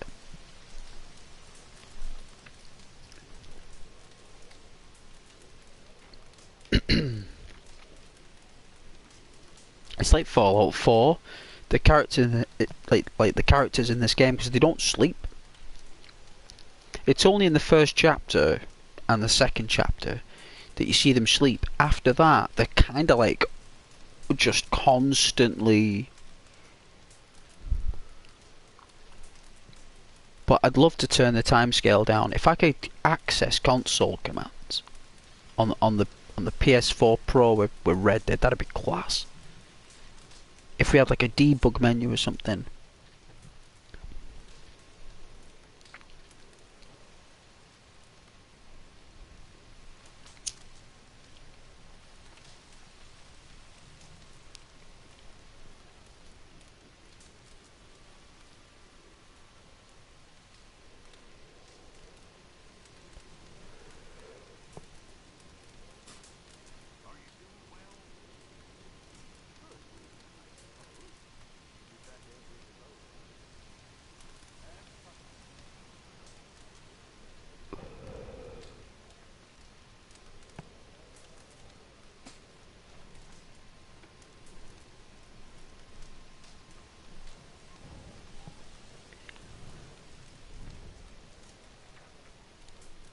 Be careful on that bite though.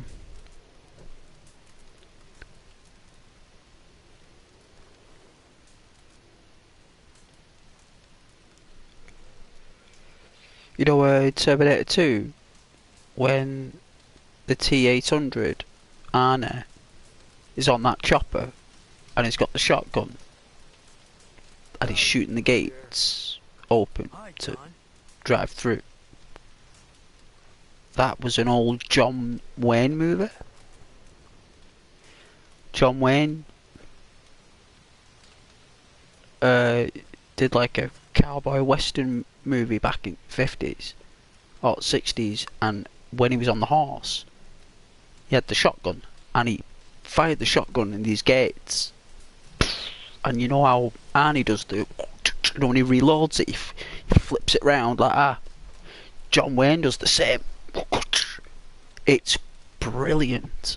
And to think that James Cameron and Arnie Schwarzenegger copied off John Wayne. Terminator 2 is a John Wayne movie. How class is that? Like, no one would ever have thought that, right? It is a great film. It is. I love watching that with my brother, actually. Terminator 2. The first one is so good. The first one is a horror film. The second one is an action film. Action adventure. Because, like, both Sarah Connor's in it. John Connor's in it as a child. Anna is the neutral Terminator programmed to protect John. And then you've got like this metallic liquid kind of nanobot, because it is a nanobot.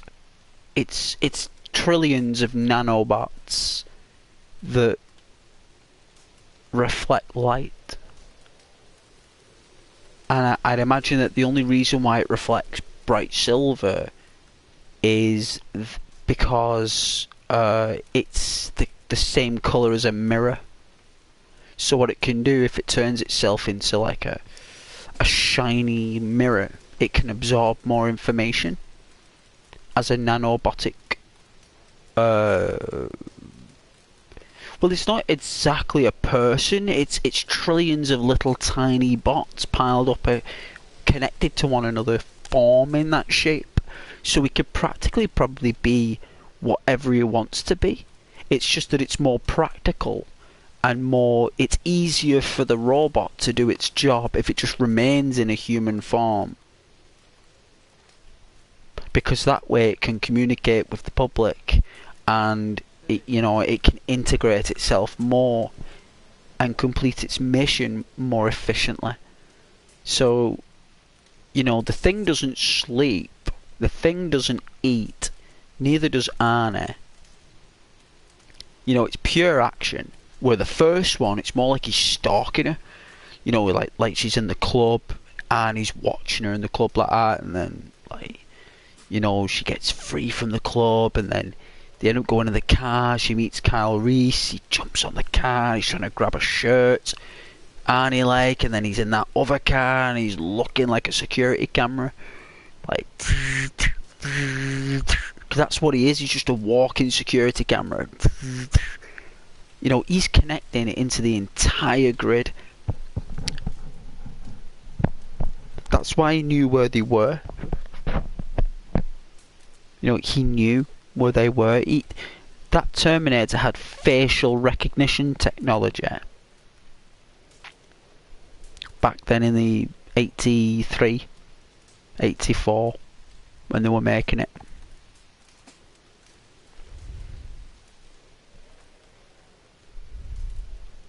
Everyone's left Arthur. They always do, don't they? But yeah, like the first one is like definitely horror. It's dark. You can barely see the picture. It's only when it's been remastered. But if you watch that on an old VHS,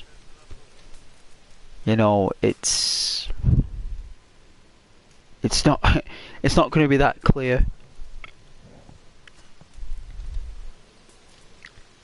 But Total Recall, that's probably his best.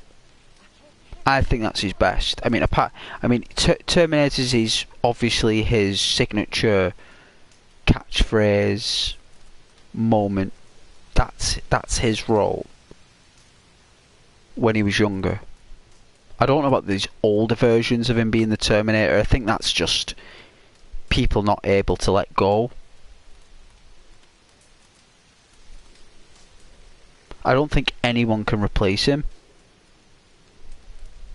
I don't think anyone can. So they just put him in to try and keep the franchise going, when really we need some kind of other new character who can really establish itself.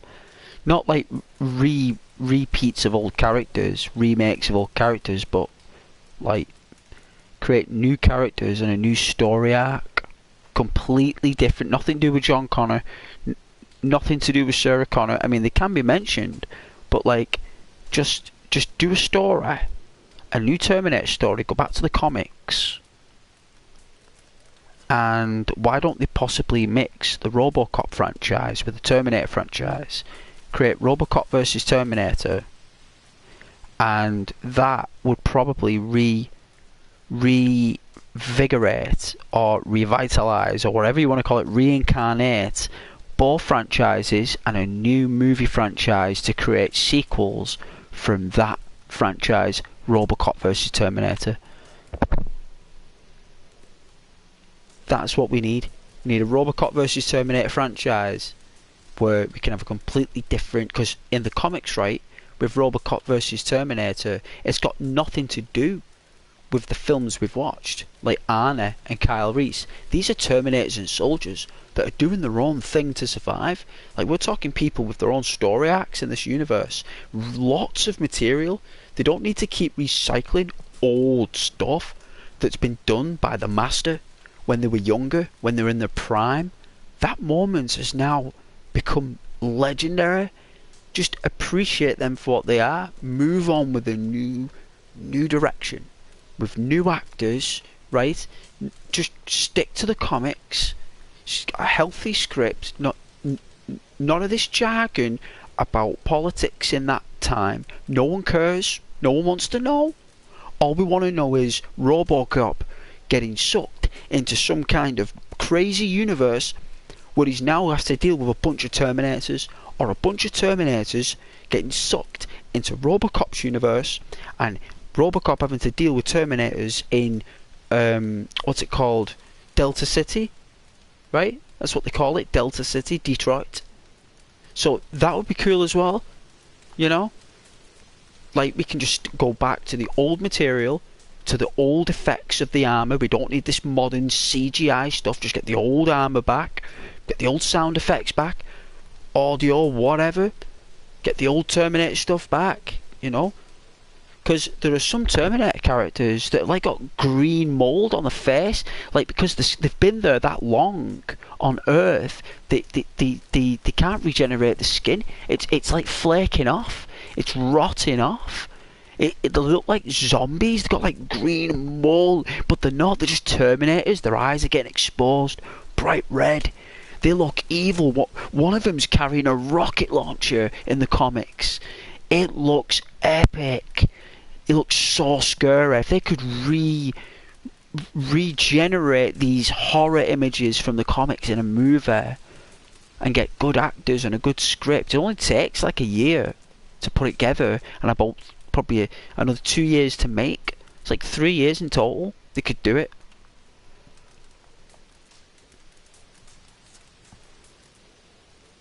Hey Ashley. Welcome to the stream there, Ashley. I hope you're okay. It's been a while, man. Hey, is that the Ash I know?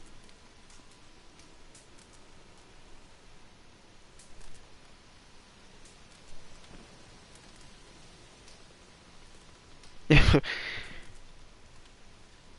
you my friend Ash from...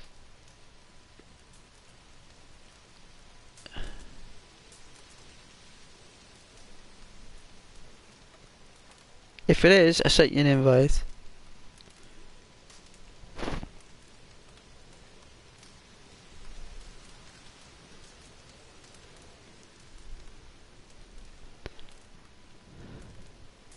But yeah, RoboCop versus Terminator.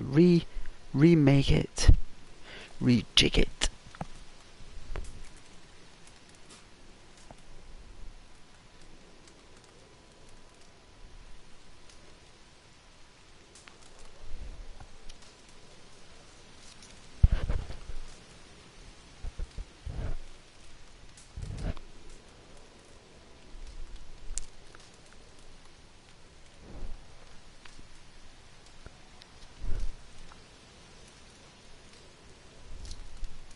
Screen's gonna go blue.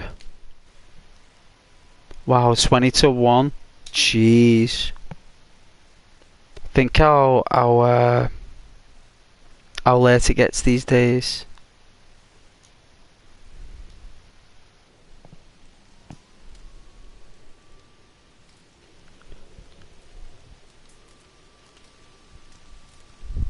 Love that Elden Ring though. I don't know if to play that tomorrow. Don't know whether to do it. So addictive. Beat that boss on my own, I did. All on my bill. All on me Billy Todd.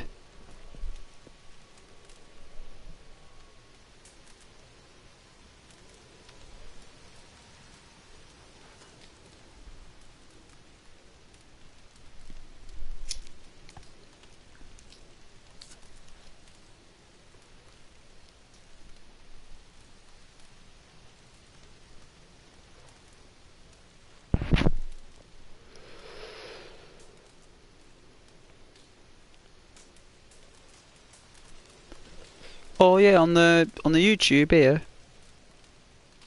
Let's have a look then, my man. Oh yeah.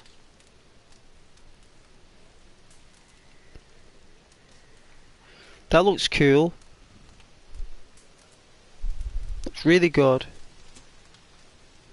I like it.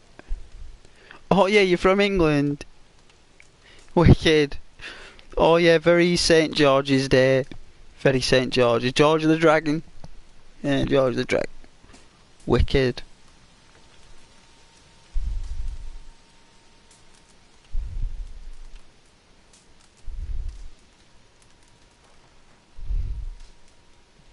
I think that was my friend Ash from PlayStation, you know.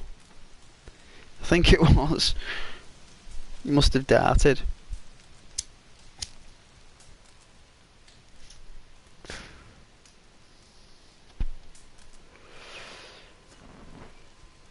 Oh yeah, Newcastle.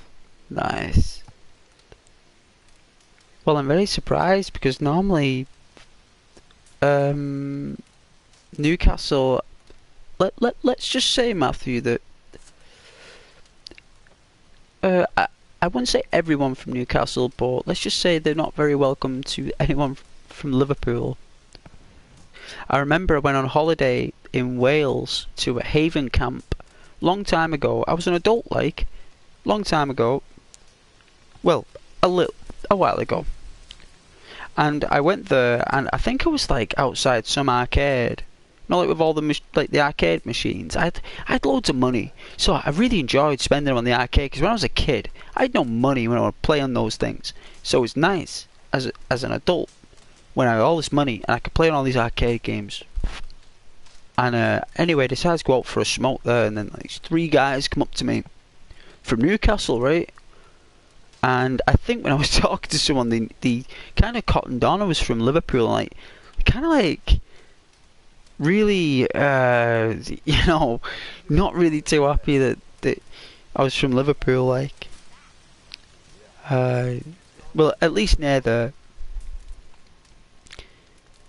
And they weren't that keen on Scousers, like they didn't physically hurt me or anything. They were massive though. But I'm not exactly a massive guy, you see. I'm just like you know, just normal guy. But it was just strange at the time, you know. And I remember when I was about like a teenager as well. I had some conversation with someone from Newcastle, but they never physically hurt me though. I think they just they like to talk, and see what kind of reaction, you know. I don't know, but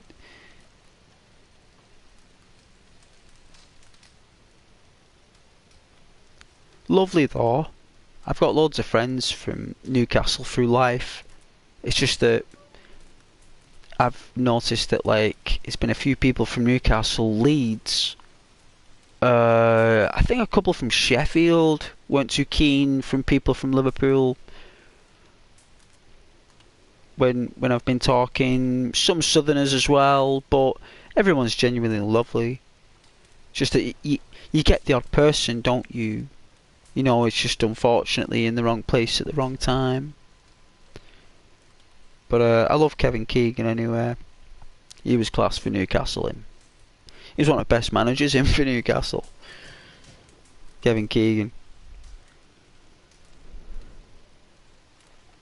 I remember on TV like when he was managing Newcastle when they just missed winning the league, right? It was either they just missed winning the league or it was like a cup against Man United. And it was proper like grafter what happened. It was so. I remember Kevin Keegan nearly crying.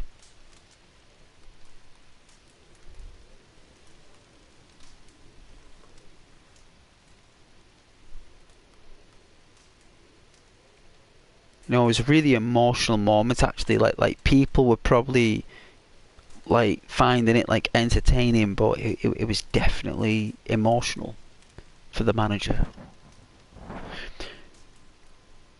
Rose, hello. Happy Valentine's Day evening. Hope the stream's going well. Hope you're doing alright.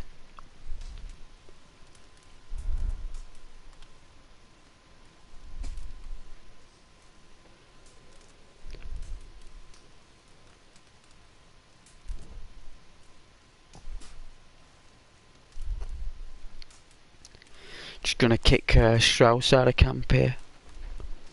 Let's get rid of Strauss here. I'm sure we kick him out. I want to do it without any guns though. I'm tired of Arthur wearing like this full regalia of armaments, walking around like a tank.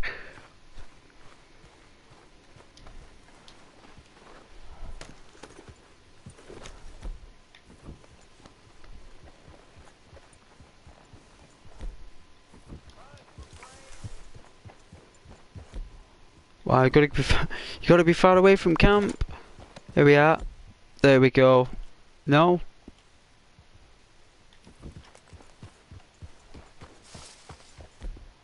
There we go. Right, so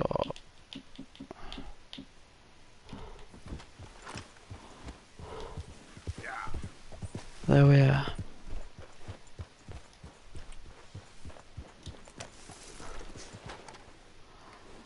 Alright, Strauss. Time for you to leave. Well, I think this is where he leaves.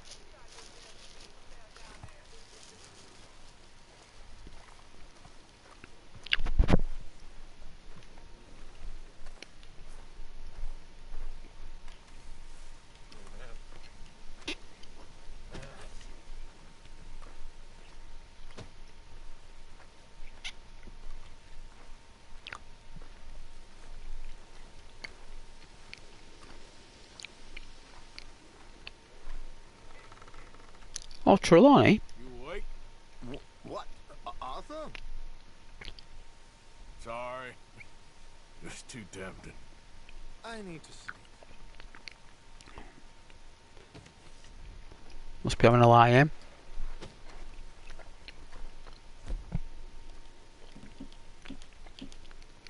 What time is it?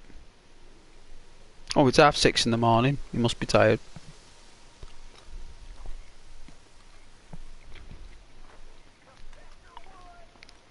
Mr. Morgan. There, Strauss.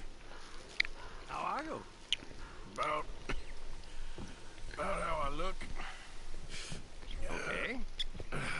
Are you perhaps available for work?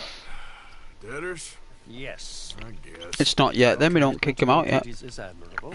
You know, Mr. Morgan, you're... Well, I'm sorry for you. No, never mind. I didn't... Look, Strauss. You take care. I ain't dead yet. No, of course not. That's what I was saying. The debtors, Strauss. Who owes you money? Well, there's a Oh, deserter yeah. from Fort You Morris. remembered. Head to him first. They're looking for him out on the road. That's when you near first Three started Sisters. watching. Man's name is J. John When I got the Weathers. watch. John Weathers. Then I said there's to you, a I said, miner over in Annesburg. He's called... would I really impress you if I had that watch? Would that really impress you? Arthur You know, would you Logo's care if I had that family watch? man, desperate. Like, would it matter? You just like, yeah, it would impress me. Yeah, of course it would. It's like, fair enough, okay. Alright. Take care, Mr. Morgan.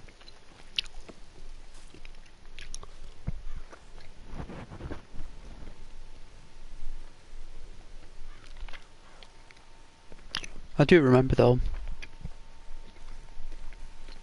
See, Ghost remembers.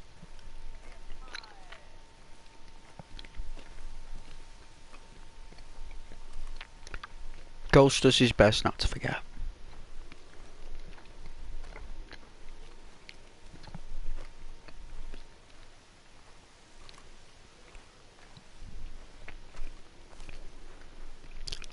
But it was when you first started watching.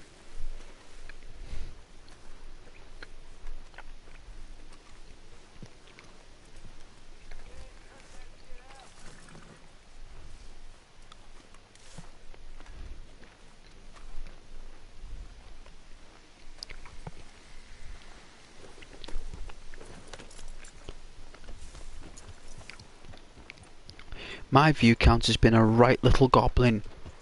A right little goblin horror of a view counter.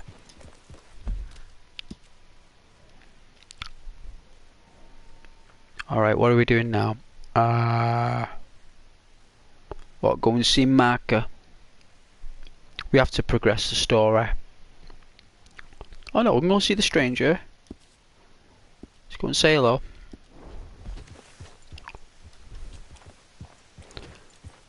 No, I'm saying hello.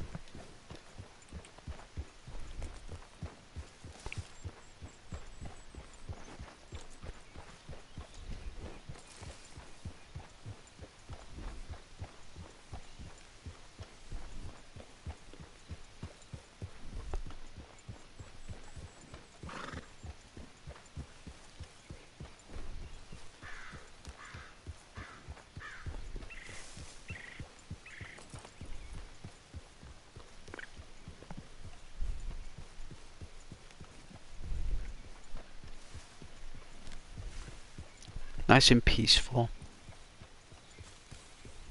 I should really end the stream very soon and get some sleep, really. That'd probably be the best option.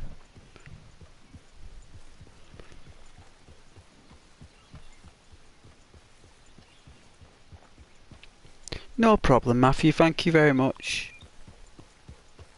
You take care, Matthew. Drive safe there around the streets of Newcastle.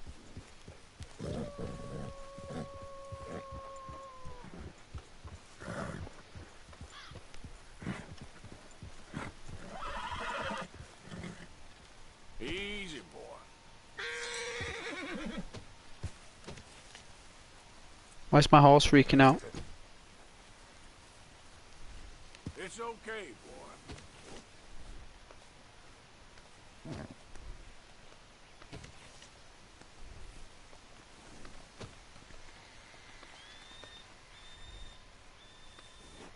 Sense something.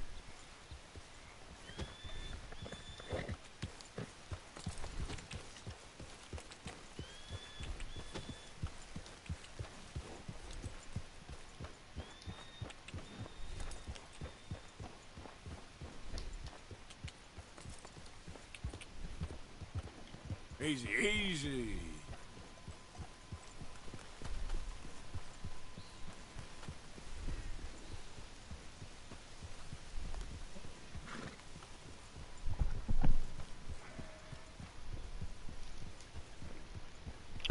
Yeah, I'd like to restring my guitar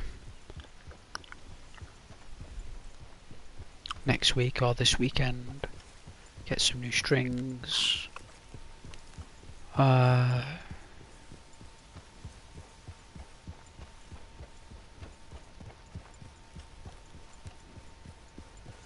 want to hear the vibes.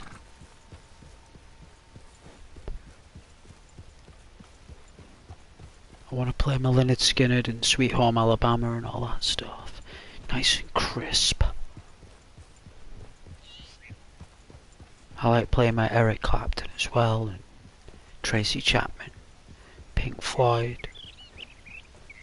I like playing the Beatles, the Doors.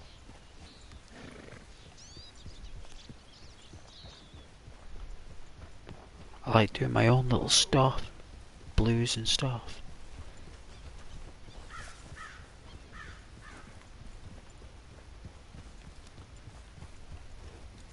I love my melodies and my strumming and my picking. I like lead. I like combining strumming with lead. Like all of that stuff. You just recently did that with yours like a week ago. Practicing my voice vocals and stuff. Nice. Yeah. Well, I'll be doing it, but absence of the voice vocals. But I definitely wanna, you know, give the guitar, like, I wanna take the strings off lightly and like give it a nice, like give it like a day without the strings on. Like, oh dear. My goodness, bit of road rage. Like, I want to take the strings off, right? Because they've been on for years. And I think that was a Lynx. I think it's coming for us. But I want to like take the strings off, leave it maybe a couple of days without anything on it, and just let the wood have no tension. Let it rest. Let it chill. And then restring it, you know.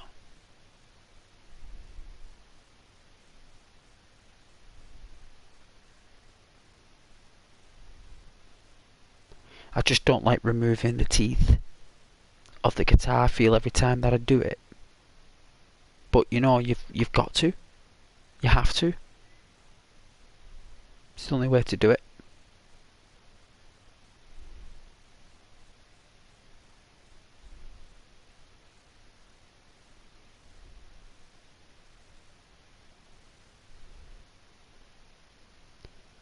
But give it a nice clean, nice and shiny.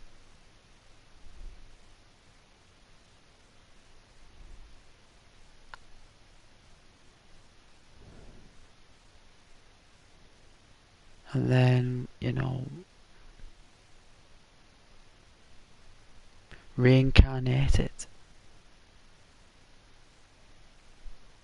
You know, start playing my guitar again. I used to play that for like 2 hours a day. It really started to hurt my hand though a little bit. I remember I was playing for like every day for months. It was getting pretty sharp as well. Like, I don't normally try to discover new music. I like to just keep doing what I know and just keep doing that and enjoying that, and then every now and then I'll learn a new tune.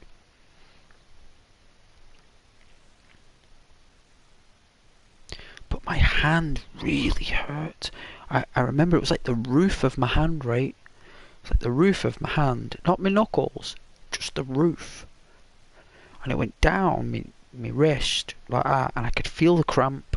It must have been muscle tension, or my muscles like kind of telling me we're a bit stressed here, like we need a break. And I remember like massaging the roof of my hand for about like 6 days, and I could feel the pain, like, you know, like when you rub something in and like you rub it and like it's like on like the muscle or something, and then it's like after like a few hours, or if you ever sleep you wake up and it hurts because you've got blood to it, or you've it's healing. You've started the healing process because you've you know. And it was like that, and it lasted for a week, and I thought, you know what, I need a break here. And I thought, I'll take a month off, right? That's what I said. It goes, I'll take a month off. And you know what, that month turned into a year, right? And then that year turned into like 18 months. And then one day, like, I was in the chat party with a friend, and then my friend goes, he starts strumming, right? And he starts like playing it. I could tell he was just learning. He was a beginner. And I said, is that a guitar? He was like, yeah, I'm learning. I've just got it. I want to learn how. I was like, nice. I was like, you never told me you want to learn guitar. And it's like, yeah. And that did something in my brain, that, right? Something in my brain there just went, like something sparked. And I was like, right, I'm going to play my guitar, me. And then I said to my friends, like, I play guitar there. I was like, but he said to me, because it's his own journey. That's what he wants to do. I was like, fair enough, So, but it's kind of like that inspired me to do it again. So, the reason why I stopped doing it is because it actually started to hurt. And that's never happened before. So, when I stopped, the pain went away. So maybe that. But then when I've started again lately, little bit by bit, I've not felt any. I mean, I have done on my fingers though. I'll not deny that. But I still love it though. Since I have my singing teacher who is helping me with my singing. Oh, it's nice. Well, no doubt you'll get good, right? Because it's just about exercising the instruments. It's the air and the muscles. It's about control, isn't it? It's all about control.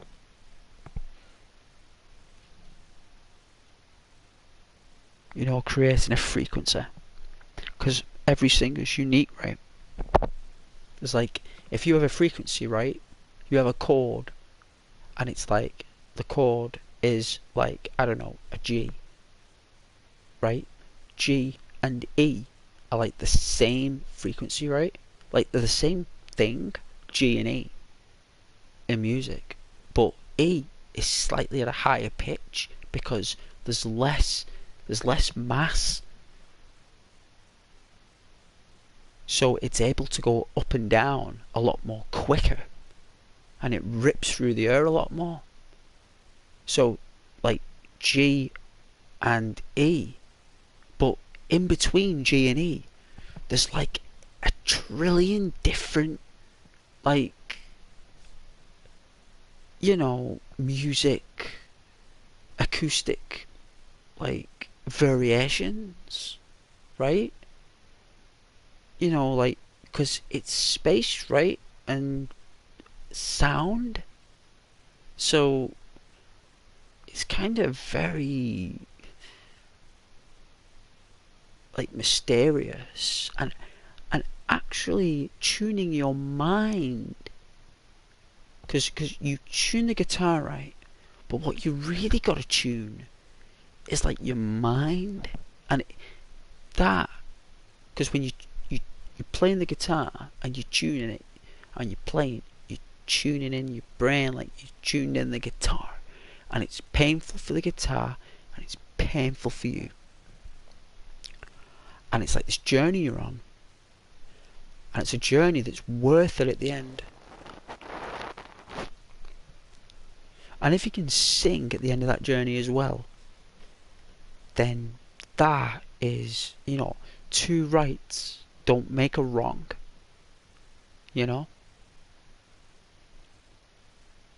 So I'm glad I learned how to play the guitar.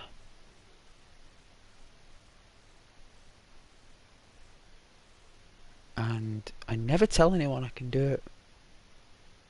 I just keep it to myself, and then it's only if I'm like at a place and someone's got a guitar and they ask me, can you play the guitar? Because I'm not one of these who's like, oh, I can play, you know, it's kind of like very modest about it, because at the end of the day there could be someone who's taken a massive leap in their journey, who's still a novice, and when they see someone who's like been doing it years, you don't want to give that overshadowing. You've music's like, it's natural, right? So I've always kept it to myself, and then in moments, and no one expects that you can play it. No one ever expects that you can. No one ever assumes that you can. It's only until they see you and they hear you and they actually, the brain just like, whoa, like, that's cool, because music in your headphones, right? When they're listening to it, it's like all them crazy technological chords that they play to create dopamine and stuff. Well, when you hear the guitar live, an acoustic in the room from someone, and it's good, right? Like it's not like it's just jargon or gobbledygook acoustic. Like when you get it done right, and it's nice, and it's a song that you appreciate, that creates more dopamine being in that room listening to that song with that guitar, that natural audio, than it would be listening to your pop music or whatever it is they listen to on their headphones or even on the speakers.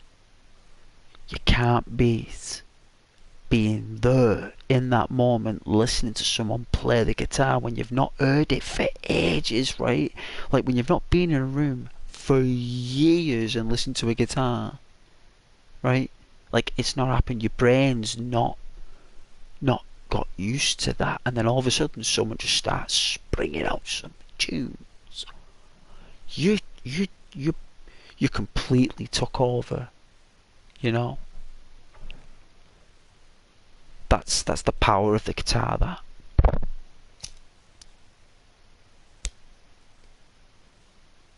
Nice instrument.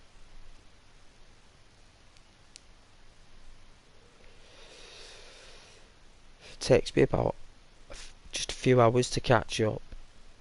Like if I don't stop, it takes about a few hours, about 3 hours for me to get my my swing.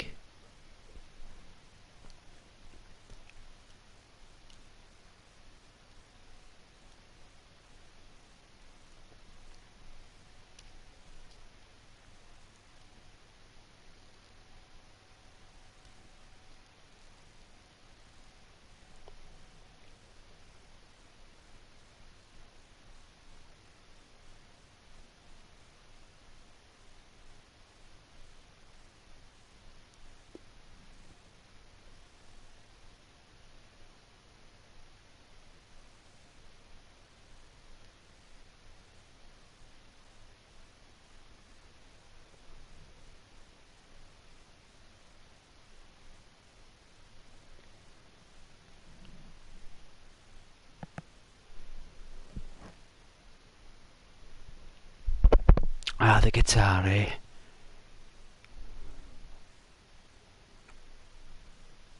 The power of the guitar. Love my acoustics.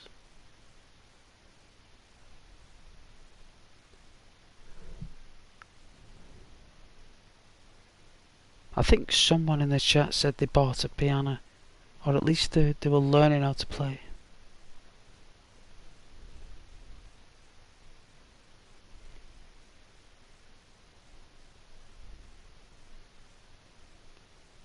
Alright, looks like I gotta save this. Oh, I can't.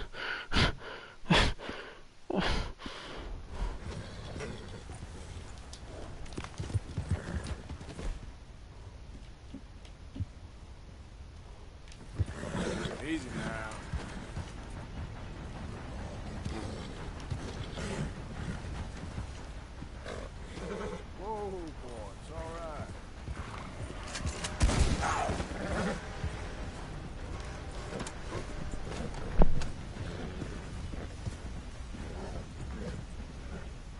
I ruined Cougar. Be worth something online. Okay, fella.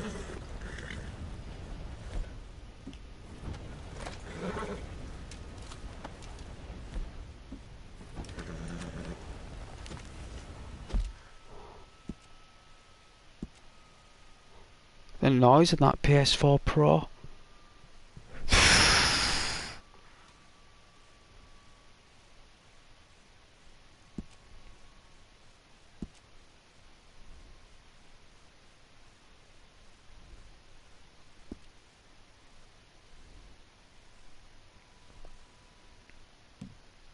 It's funny that they allow you to select a new game straight from your game menu.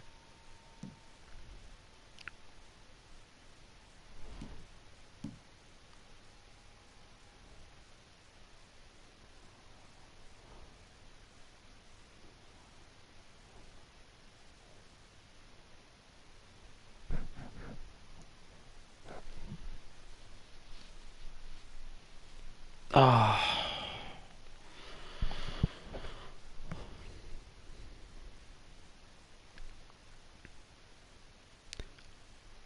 I did like playing with Tracy Chapman though. I think I played that on the stream the other week. I think I played that and a tiny bit of Pink Floyd. I didn't want to make the stream about the guitar, you see. I didn't want to... You know, it's about like games and, you know, like interacting with viewers. I didn't want the guitar to be the... You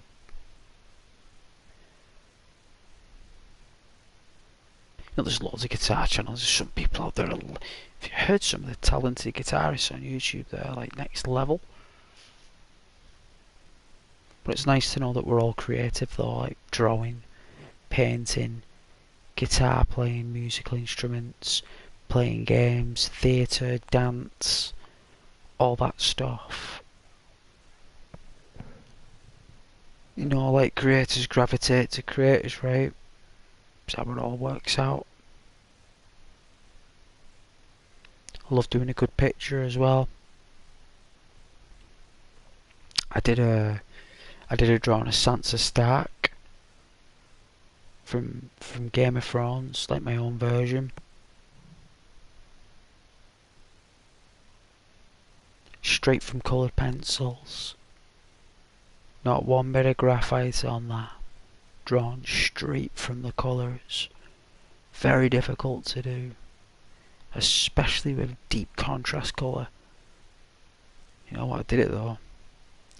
Same kind of blender used for me YouTube channel with the eyes. I did like a drawing on one of my video thumbnails. That's my stomach rumbling now. That's how. Wow. Even in this late at night, even though I've had loads of chocolate biscuits and all that, I just unless it is the chocolate in my tummy rocking, like dancing in my stomach, you know.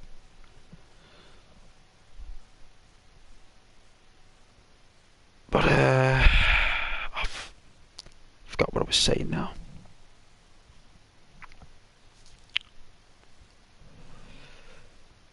Oh well.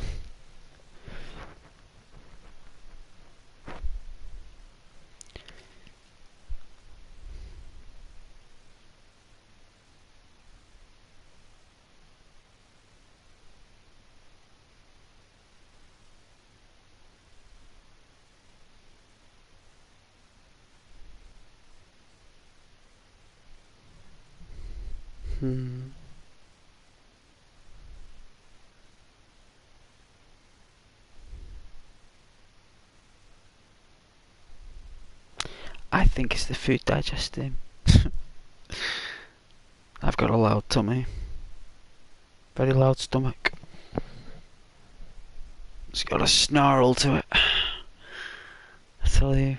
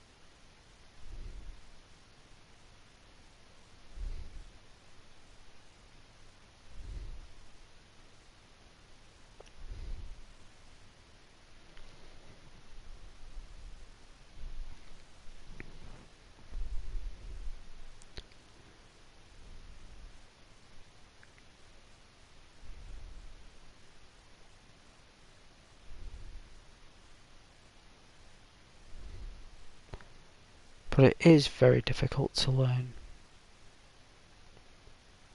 how to play the guitar.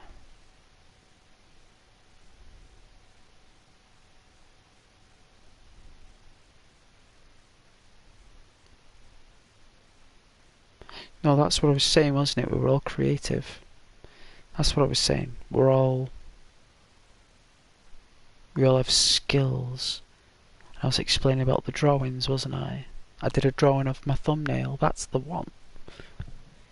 Like, I did the best to, like, do, like, my imitation of, like, John Marsden. I really enjoyed drawing that from the coloured pencils. Especially when I pick up a really nice art pad that's really cheap as well. I can get them real good bargains. I've got a little art book here that like I take with me. So like I'm going on a journey or something, and I bring like I've got like this little book, and like it's like my art book, and like I'll do drawings if I'm there in this book. It could be of a plant, a flower, a leaf, anything, right? So it's like a highly detailed segment. You know, like, and ask somebody like, you know, what, or ask Google, take a picture of what kind of flower is this, and, you know, write it down in my little book there, like, you know, like, you know, just like have like 2 or 3 pages of just botany. You know, it's like you open up this book and it's just like coloured images of like plants and flowers and herbs and all this stuff, and that's how like I library my creativity. You know, sometimes I'll do like insects, like butterflies, beetles, you know, caterpillars, grasshoppers. But just like sections, like it could just be like their face, or like, you know, like a blend of what it is. Just by looking at it, you know what it is. But if you really look at it, you know it's just like a real good illusion. You know, and I love like when I'm drawing with like high grade pencils, you know, like the high grades, like the 8Bs and the 9Bs. I love like when you get that nice bulb on the actual pencil that you create through your own blend. You create your own bulb on the graphite, and like when you blend on the paper, it just goes so. And when you try and get that bulb back, to get that blend, especially when you've used it all, you know, it's like, I love my pencils. It's just I've got to that point now where I just, when I do a drawing, it's coloured pencils now. Like, it's got to have colour in it, you know. Like, I used to draw with pencil all the time, graphite, all the time, with everything, because you can do so much detail with it, right? And it's nice pencil drawings. They are nice, especially of people, alleyways and buildings, especially when it's done right and there's not much detail and you can get it done right. But coloured pencils, it takes longer, the results are better, you feel better after you've done it, and it's just more creative energies on the paper for me. And painting, well, I do love my painting.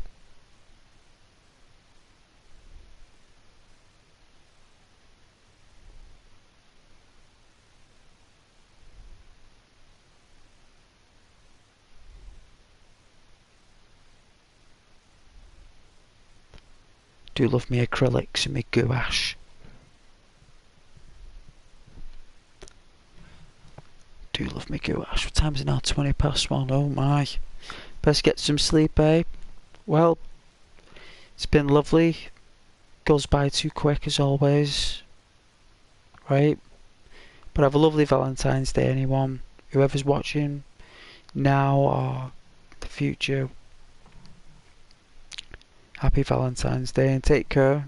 And you know, tomorrow's another day, right? And we'll do another stream. We'll catch up. Hey, are you still there? You still there? Sleep time for you. It is. What's that symbol? Oh man, am my eyes like where are my glasses? I'll have to start wearing them more often. Where are they? I can't find them. I'm too tired probably. But yes. Where is it?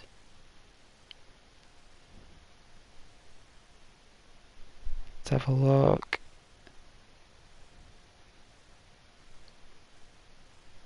There you go. Thank you, yeah, good night. There's your... I know it's not as nice as the roses you got off your Valentine today. Your red and pink roses, but that's the best I've got. I mean, that's all I've got, right? But yes. Good night, God bless, and I'll see you all tomorrow. But good night.